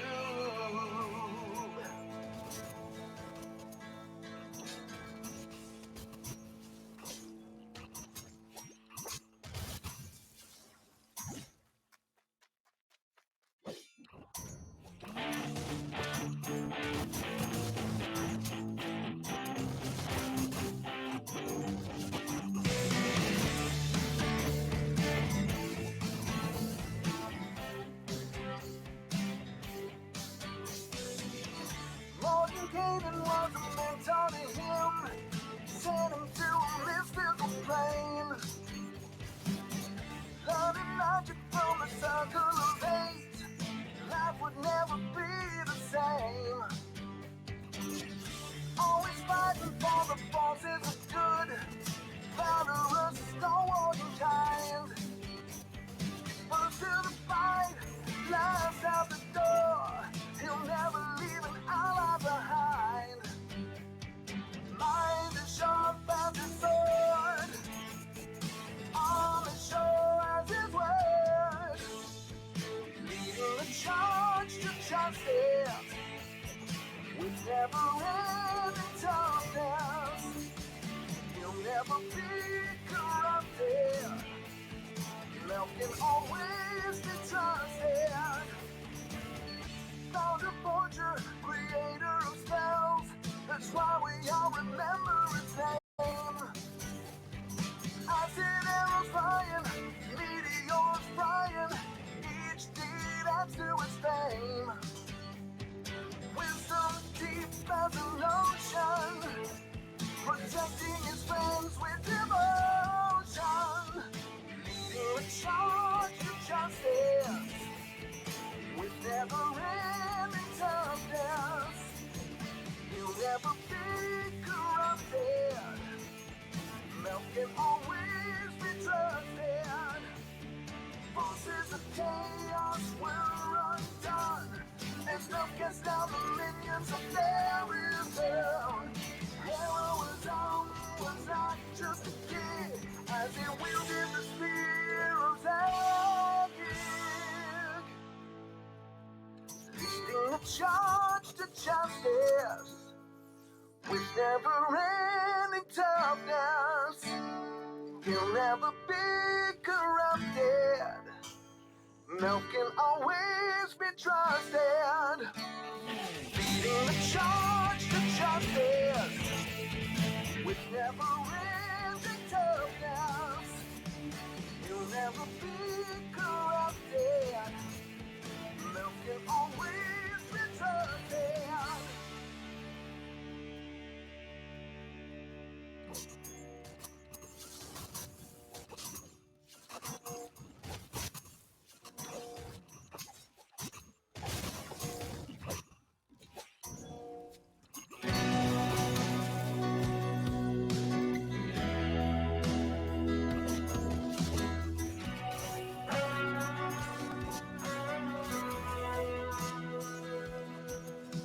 Open up your mind and be free.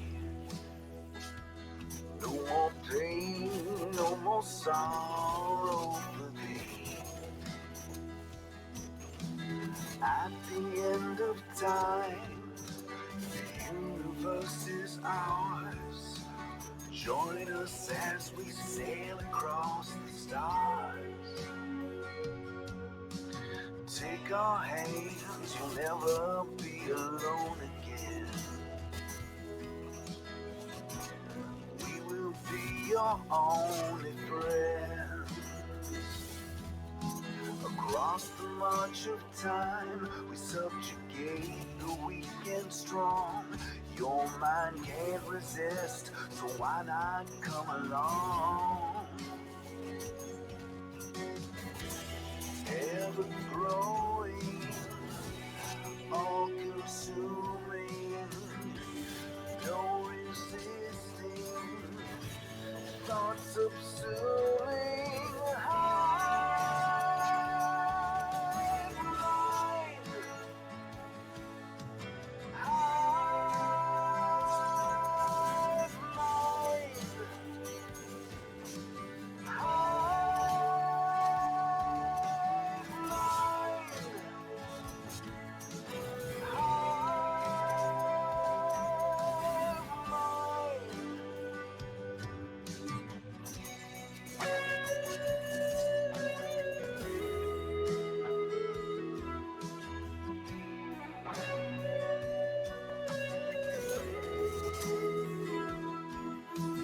Mortal minds are such a tasty treat. Your memories exist for us to eat. Hopes and dreams are sour, but fears and doubts are sweet. We relish in your flavors of defeat. I'll do this one. Always rising, gaining power, never slowing, thoughts devoured, hive mind, hive mind, hive mind,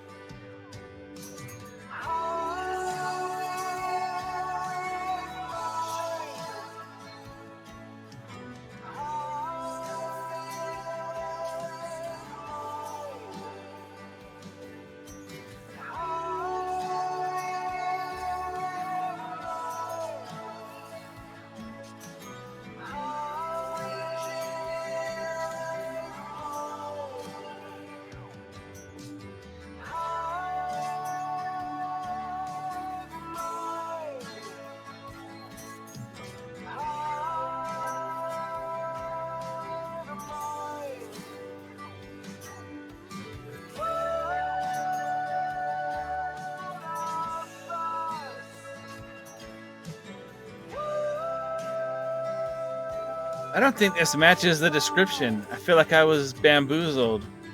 Says each non-boss areas each wave spawns one additional armored crab with 10 armored hit points. Does not drop gold or count towards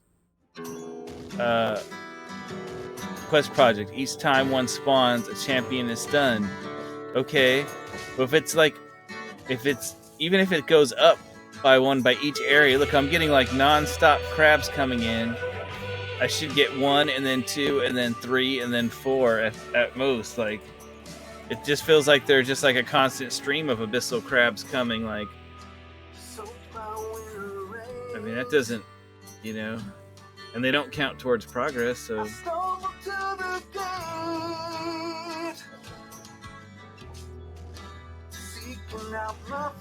that feels kind of like the description doesn't match. That's they really need to fix that. I mean, that actually makes. I mean, I think I'll still finish it, but that makes this a lot tougher than what it basically says. I'm gonna boost my health and my damage. But I mean, like, that makes it a lot harder than what it says up there. And that could really mess you up. Let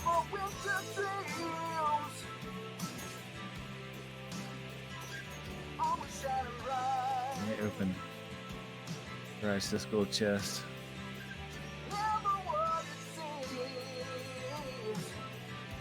Okay. Blue potion. That's kind of there before whack. as I wandered down the stream among a bed of flowers in the garden that he keeps. Maybe they're gonna do that too. He smiles as I wander. But I need to get more characters out here and get them leveled up to deal with these ridiculous pain in the butt crabs. Like a moth to a flame. I was drawn to the heat of never winter nights. Never winter dreams. This is the first time I've ever done any variant where I can clearly say, oh yeah, this doesn't match what it said up here was going to be. Like, this is messed up. I mean, these guys were easy on my main accounts when I did these a year ago when Desmond was the new champion, but it wasn't a new account, and I'm still going to get through it with the new account, but I'm just saying,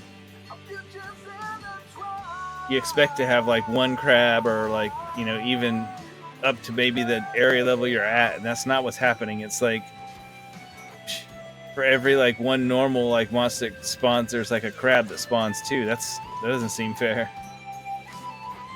And it's one thing that they're armored. Maybe it's just saying like the first armored crab it doesn't say like, oh, you're gonna have armored crabs spawning like endlessly on every one. It just says you're gonna have one spawn that's gonna stun you, and it seems like only the first one stuns one of my characters, so that's not quite so bad, because if each one stunned a character, this would be like they should have made this then like the hardest variant or something, because would be really hard. But I guess it only stuns oh no, I got stunned again.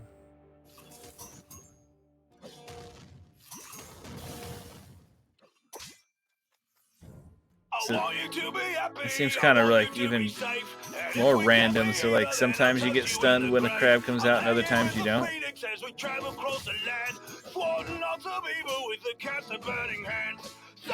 So I had 3 crabs stunned or come out, and only one character stunned. Like, I don't know.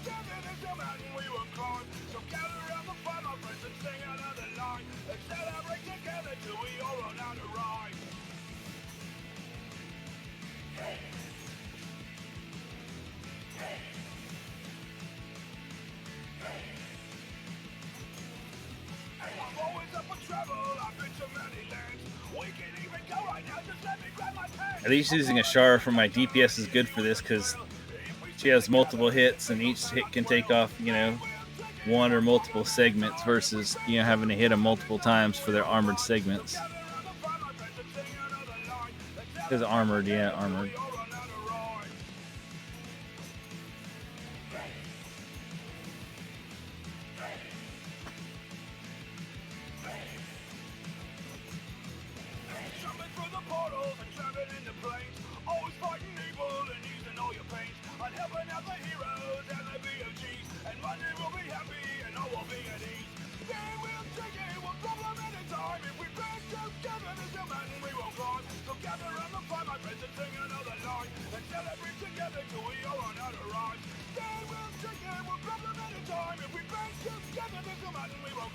It's been a lot of fun here, but now it's time to go. I'll come back again tomorrow and be on another show.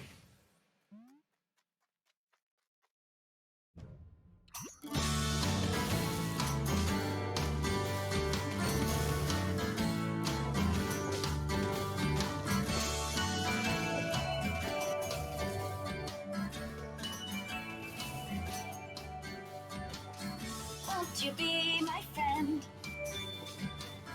One that I'll defend. I got a hand to lend. We'll be smiling through the end. They call me a half-pint sprout, but I want you to know, my friends say there is no doubt that I'm a whole hero. My love for adventure is second to none. So if you come along with me, we'll have lots of fun. Won't you be my friend? One that I'll defend. I got a hand to lend. We'll be smiling through the end.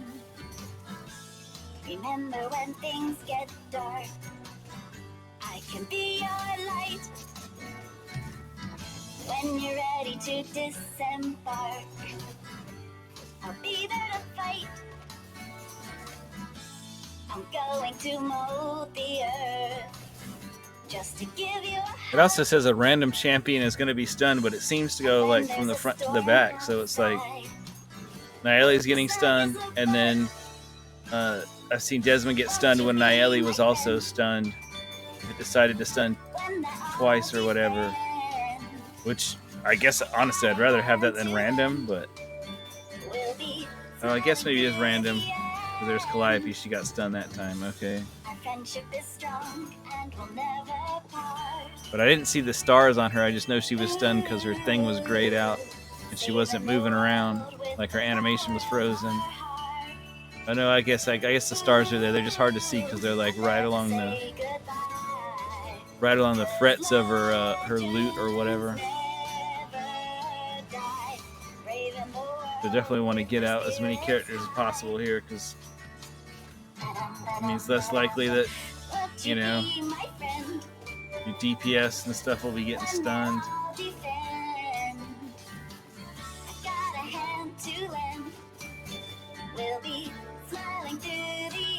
Crabs suck.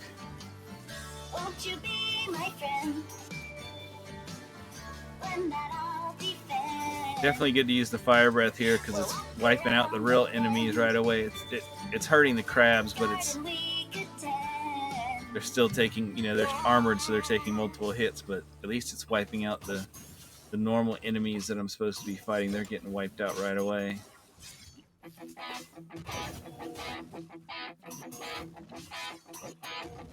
Pick up your gear and open your chest. Throw on your armor and head out on a quest. Hey, hey. It's a brand new day. On the ship coast, your allies will help with blades and bows and magic as well. Hey, hey.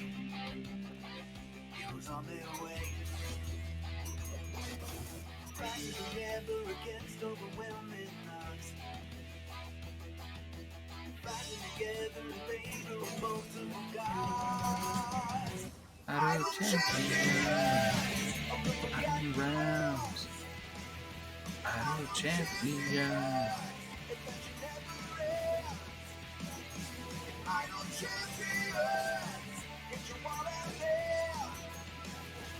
Idle champions, use it again. Idle champions.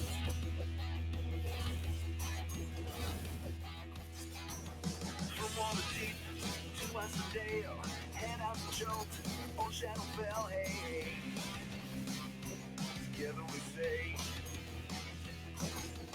walk to the monsters, walk to the boss, walk to the right, it's never a loss, hey, hey. Bad guys to slay. Fight to the red, go against overwhelming odds. Fighting together in favor of multiple gods. Idle champions of the forgotten realms. Idle champions, adventure never ends. Idle champions, get your wallet there. Idle champions, it was every day.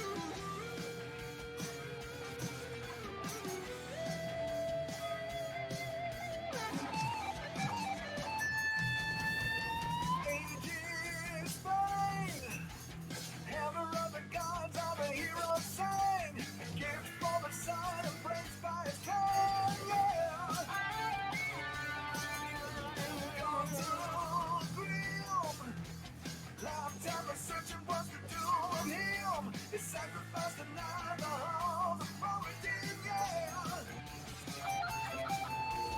Beats can't hold it, guess it keeps on falling.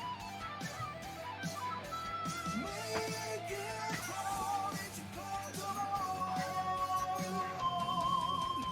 Dragon rider, breathe in fire.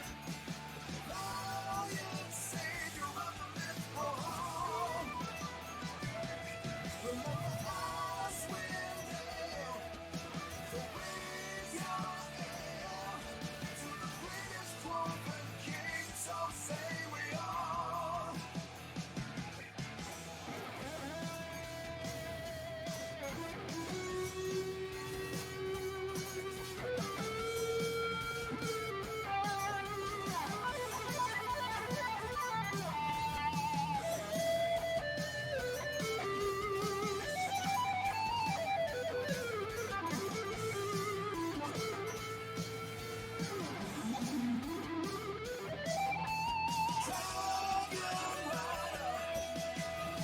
rider, breathe in fire.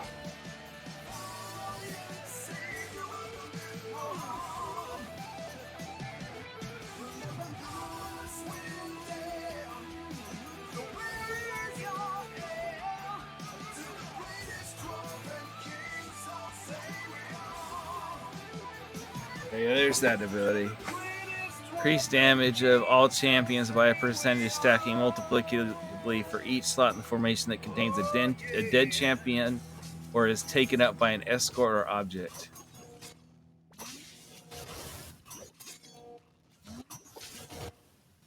And Solok has a similar ability, so I think they could really help make up for, especially with both of them combined, for the, those dang missions where they take away slots where you have to escort, wagons or people or whatever. That's good. I mean, it was good when Desmond had that ability, and I think I like it. I like it a lot that Solok has that same ability, or his own variation of it. Solok specifically said escort, so it didn't say dead characters. I don't think they count, but. And I'm pretty sure Desmond's ability counts with Spurt. So, like when Spurt kills himself and becomes the spirit form, where he becomes more powerful, I think he still counts as dead for the fact. So he makes Desmond more powerful too. And Spurt's coming up in the next season, so unless the rebalancing of Spurt affects that, but sounds like they mostly just rebalanced his Wasp ability, where he attacks with the wasps or whatever. So. With the dying of the light, it will be my time to rise. I'll be waiting for you till the stars don't shine. In this misty shrouded land, on a tower I will stand. Eternity is just a drop of time.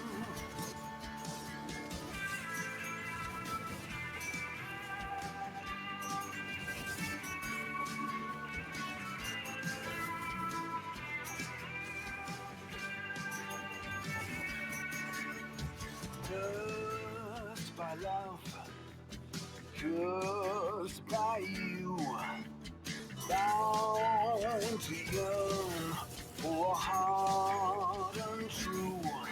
I'm the darkness in your soul, I am the land beneath your feet. Come to me, come to me. With the dying of the light, it will be my time to rise. I'll be waiting for you till the stars don't shine. In this misty shrouded land, on the tower I will stand. Eternity is just a drop of time. Drop of time. Drop of time. All the wolves of tears won't down my soul.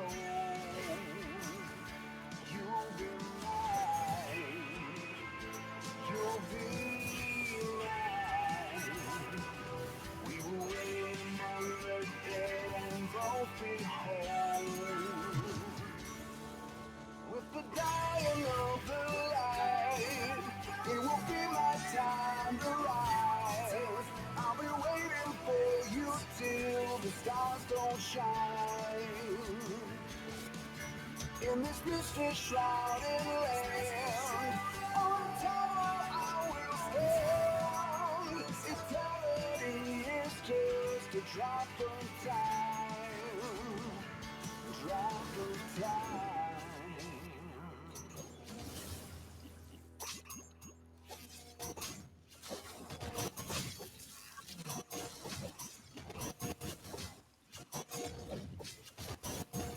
Makes me wish for the boss areas because those stupid crabs don't show up. I'd rather fight a boss than those stupid crabs.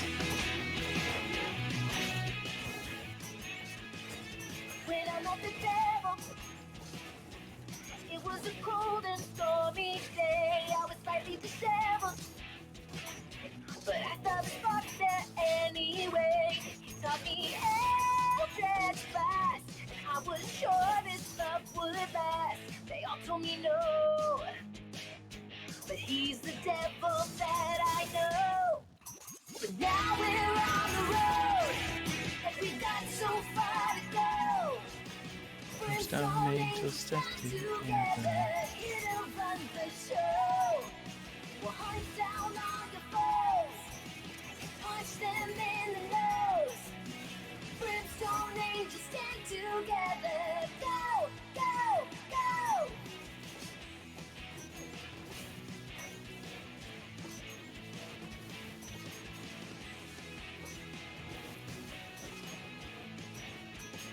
When I summoned the devil, it was such a boring day. He wasn't that special.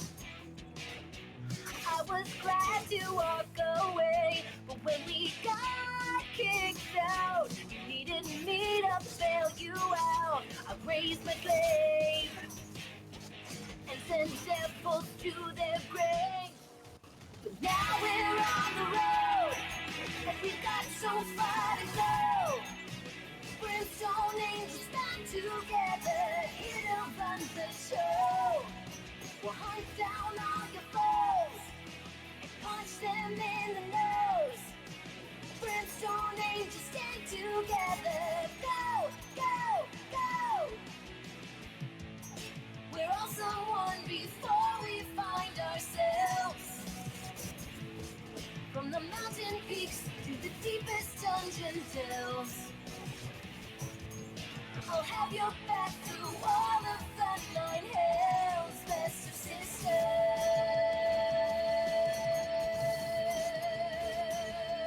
But now we're on the road, and we got so far to go.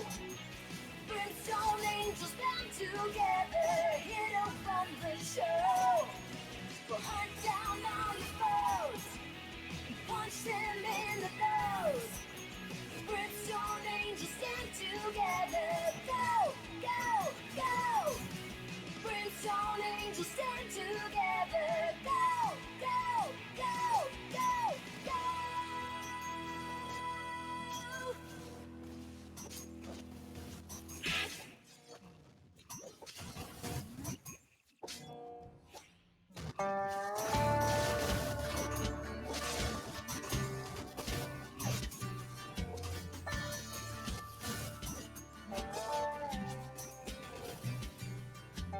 Just a simple man, come and listen to a tale about a kobold whose life is doomed to fail.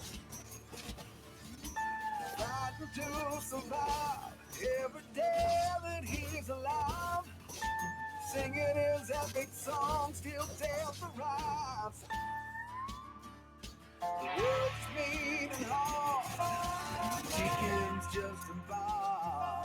A kobold has to play the perfect cards.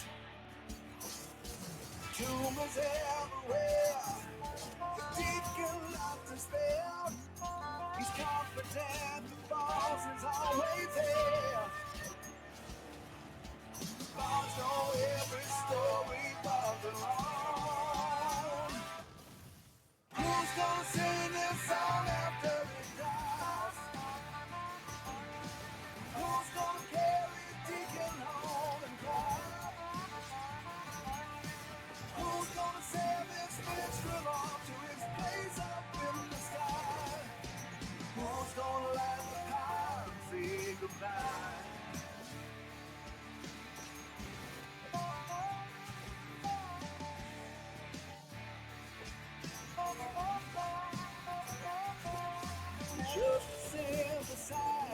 but this bot still has a few tricks. Hopefully taking them down that quick. He's got so far left to go, so many stories left to know. Epic songs to write by deadly foes. Bots can't share their stories all alone. Who's gonna sing his song after he dies? Who's gonna carry Deacon home and cry?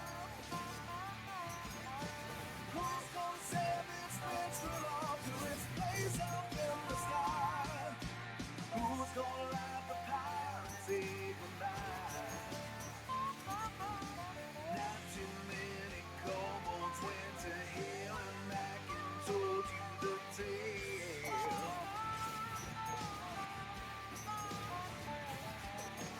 Not too many kobolds facing sudden doom refused to turn tail. But this little kobold told him never stop believe that the hero he was with would have him begging on his knees. Who's gonna sing this song after it dies? Who's gonna carry Deacon home and cry? Who's gonna send this minstrel off to its place up in the sky? Who's gonna light the fire? Who's gonna light the fire? Who's gonna light the fire and say goodbye?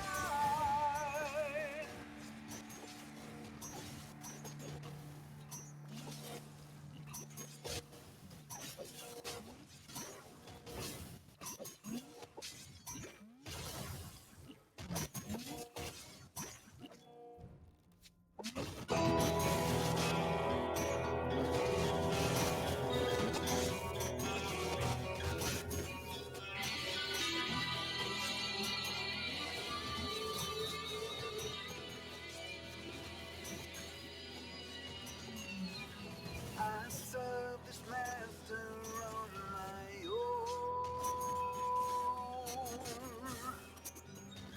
I cling to no one, I just roam. The dark order calls and I do ride. Cut across the ground like a devil's knife. Legions rise up and I command. Slaying our foes across the land. And for my master I will die. But not before I take your life.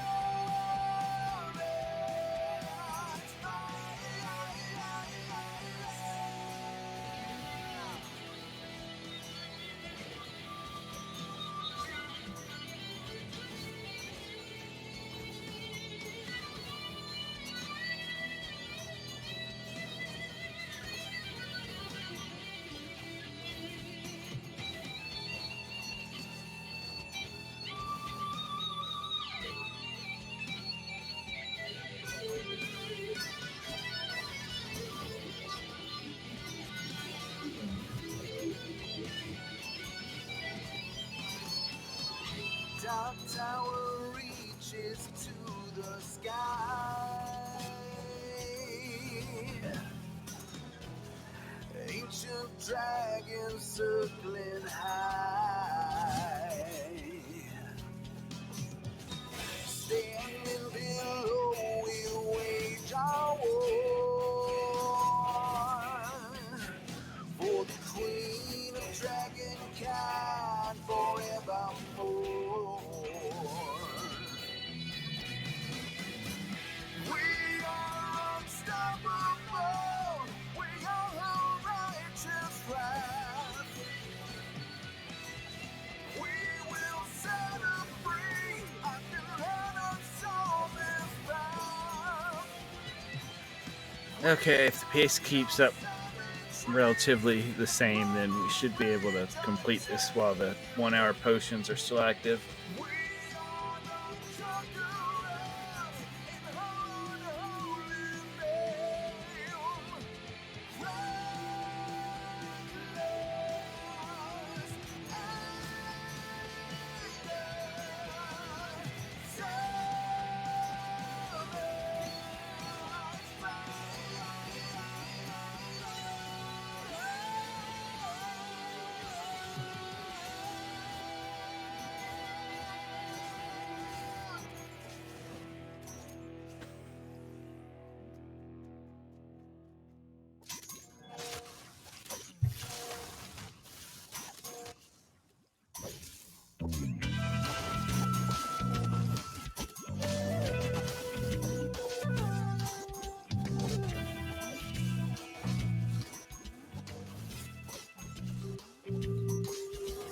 Overcast underneath the moonlight, a shadow creeps at the edge of sight. Pockets picked, big noble all night. All gold shines the same under lamplight.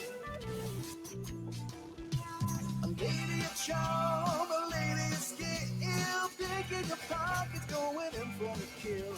A lady of style, a lady of class, stands in a fall, kicking your ass. Feel the bitter bite of the viper's fangs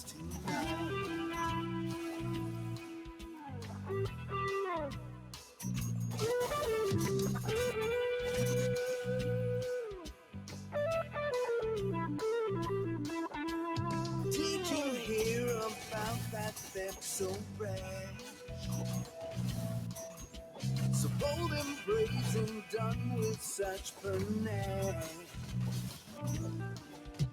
I heard it was Black Viper on a crime spree. But I'm a little parched, please pass the tea. A lady of charm, a lady of skill, picking your pockets, going in for the kill. A lady of style, a lady of class, dancing a ball, kicking your ass. Feel the bitter bite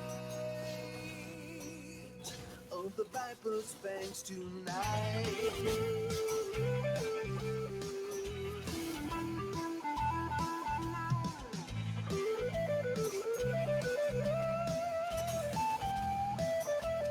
My first step was from a legend, a dark, devious day. I took the mask, but built up my own fame. I steal from those I blame, who tore down my family's name. Now all of Waterdeep will play my game. A lady of charm, a lady of skill, picking your pockets, going in for the kill. A lady of style, a lady of class, dancing a ball, kicking your ass. A lady of charm, a lady of skill, picking your pockets, going in for the kill. A lady of style, a lady of class, dancing a ball, kicking your ass. Feel the bitter thought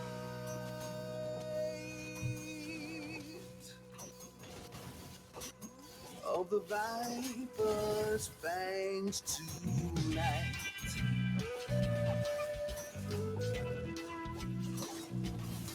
Tonight. The Viper's fangs tonight.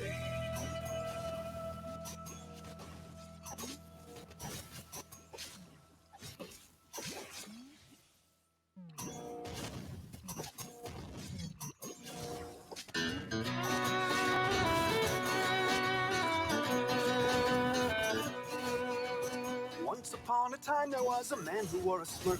He stormed the northeast alley, fought, then acted like a jerk. Tired of the battles and his work a sword for hire, he left for Waterdeep and then decided to retire. He's the money lender Mert. He turned his chase for power to the kind you wield in town. Now his name is known and feared by everyone around. He went and joined the Hoppers and he opened up a bank, lending treasure near and far to those whose fortune sank. He's the money lender Mert.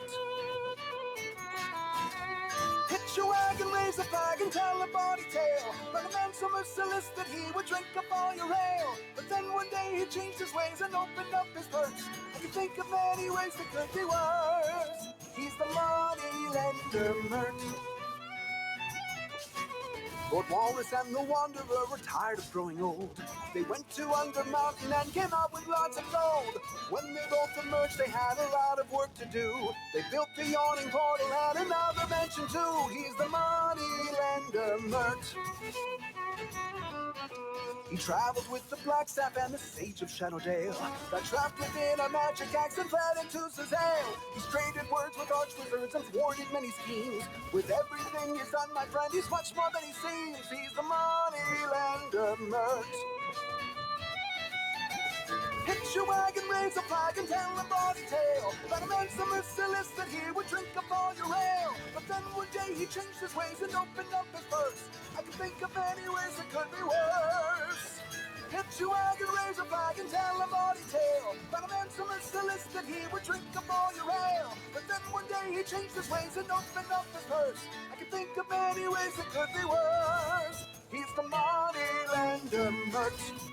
He's the money lender Mert. He's the money lender Mert.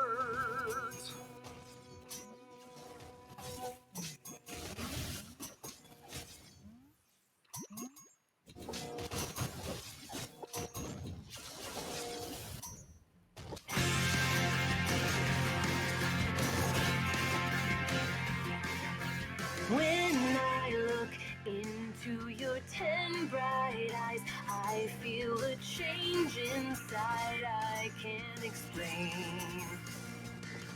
Your long red wings become my everything as I feel power flowing through my veins. Love is hell, but here's the thing. You could be my dragon queen, and I could be your melody.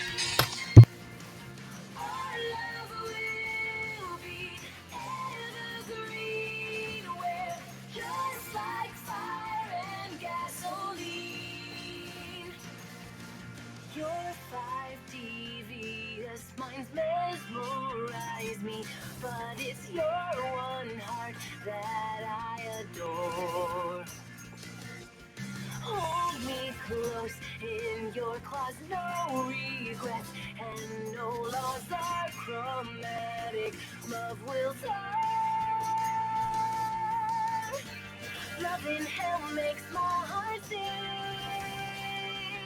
All right, 25 or 20 more areas.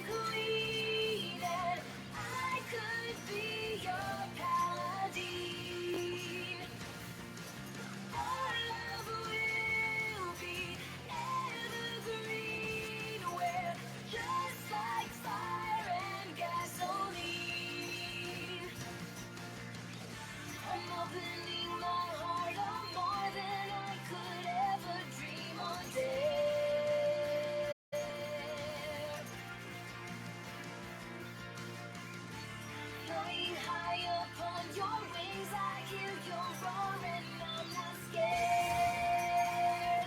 I'm not scared. You could be my dragon queen, and I could be your paladin.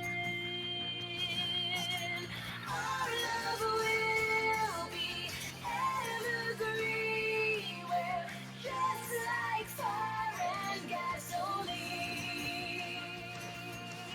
You could be my dragon queen, and I could be your paladin. Our love will be evergreen. We're just like fire and gasoline. Just like fire and gasoline.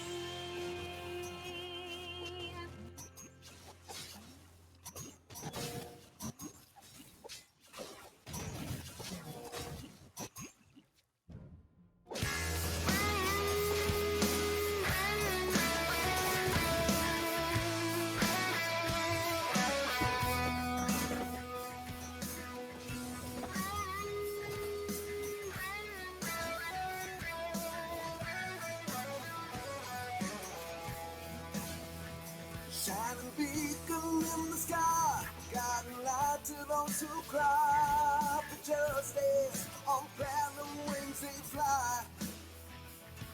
Their stairs upon a shield, a blade of mercy paint will yield. Unwavering till evildoers yield. Facing tyranny and greed, standing for the weak and free. From before the world was new, the platinum dragon flew. He is the Lord of the North Wind, angel of the seven heavens, king of the dragons. Bahamut will fight injustice. Let's show him that he can trust us.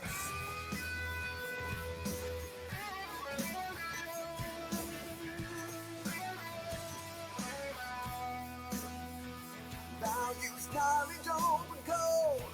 Takes joy in stories told. Grants his wisdom and blessings to the bold. Takes no pleasure in the fight.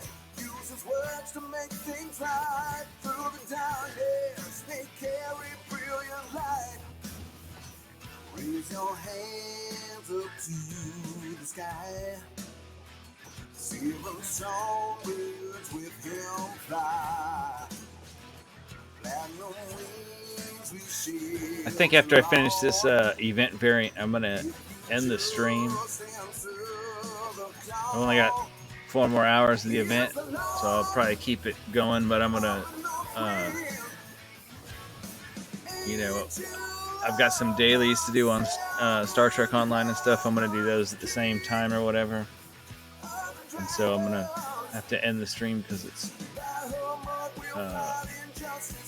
got my new computer. It's not really powerful enough to run both the games at once and the streaming software and everything else. So,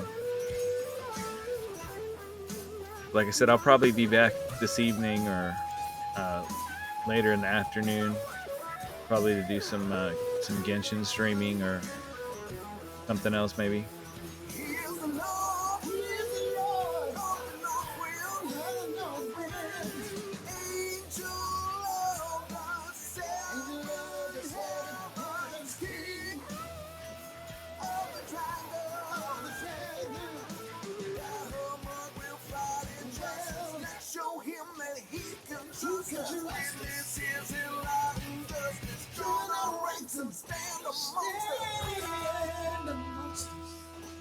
Yeah, person's held up.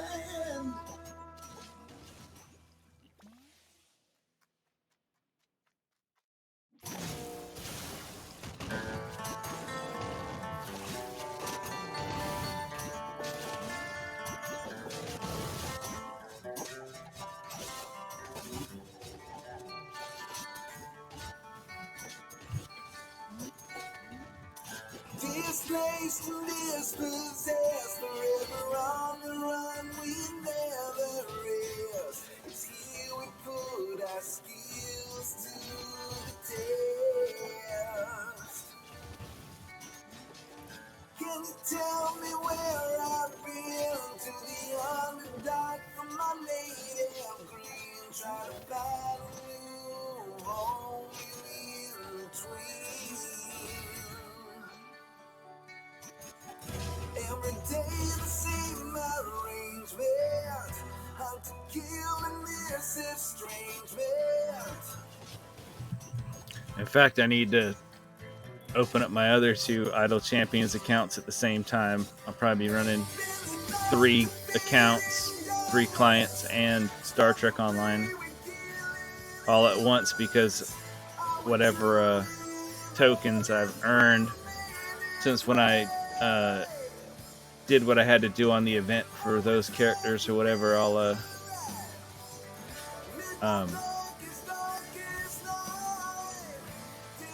want to go ahead, and if I've got some extra runs in, I want them to go ahead and automate and get them to burn up the last of their tokens before the event ends.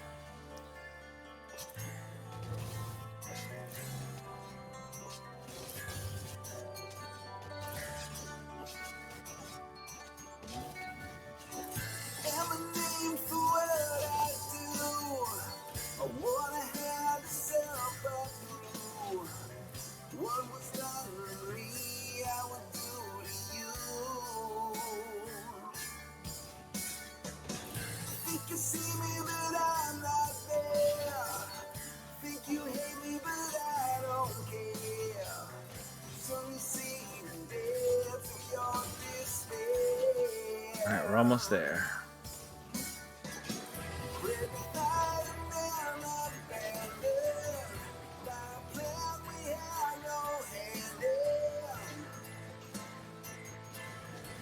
There we go.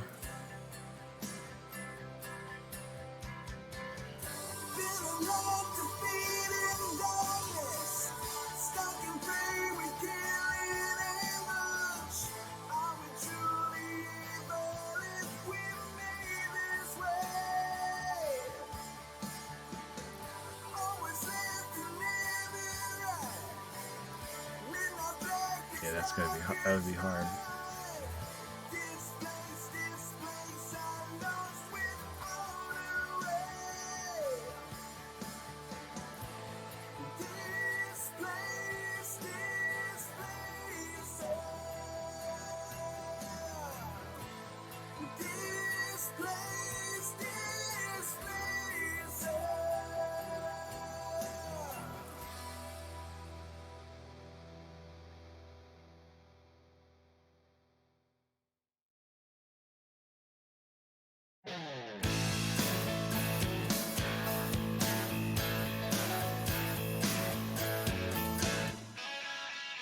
I was summoning an army of dead, while you were filling mortal hearts with your dread. Then I looked into your eyes and I knew we had to be together.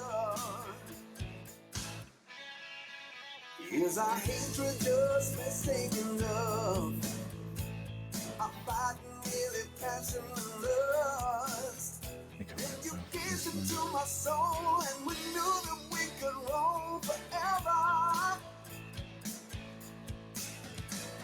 Secret lovers under cover of the layers of hell. You know I miss your sweet kiss when I'm in the abyss. Why don't you come? Okay, everybody, I appreciate you tuning in. I'll be back. Like I said, probably this evening or later today, potentially. I'll probably pop back in. I'll be playing a different game, and then I'll be doing some more Idle Champions. I don't know. I don't know what my schedule is gonna. I mean, I know what my work schedule and stuff is like for tomorrow, but my new computer parts are coming in tomorrow, and I don't know, when UPS will get here with them, and how that will play into Tuesday and Wednesday.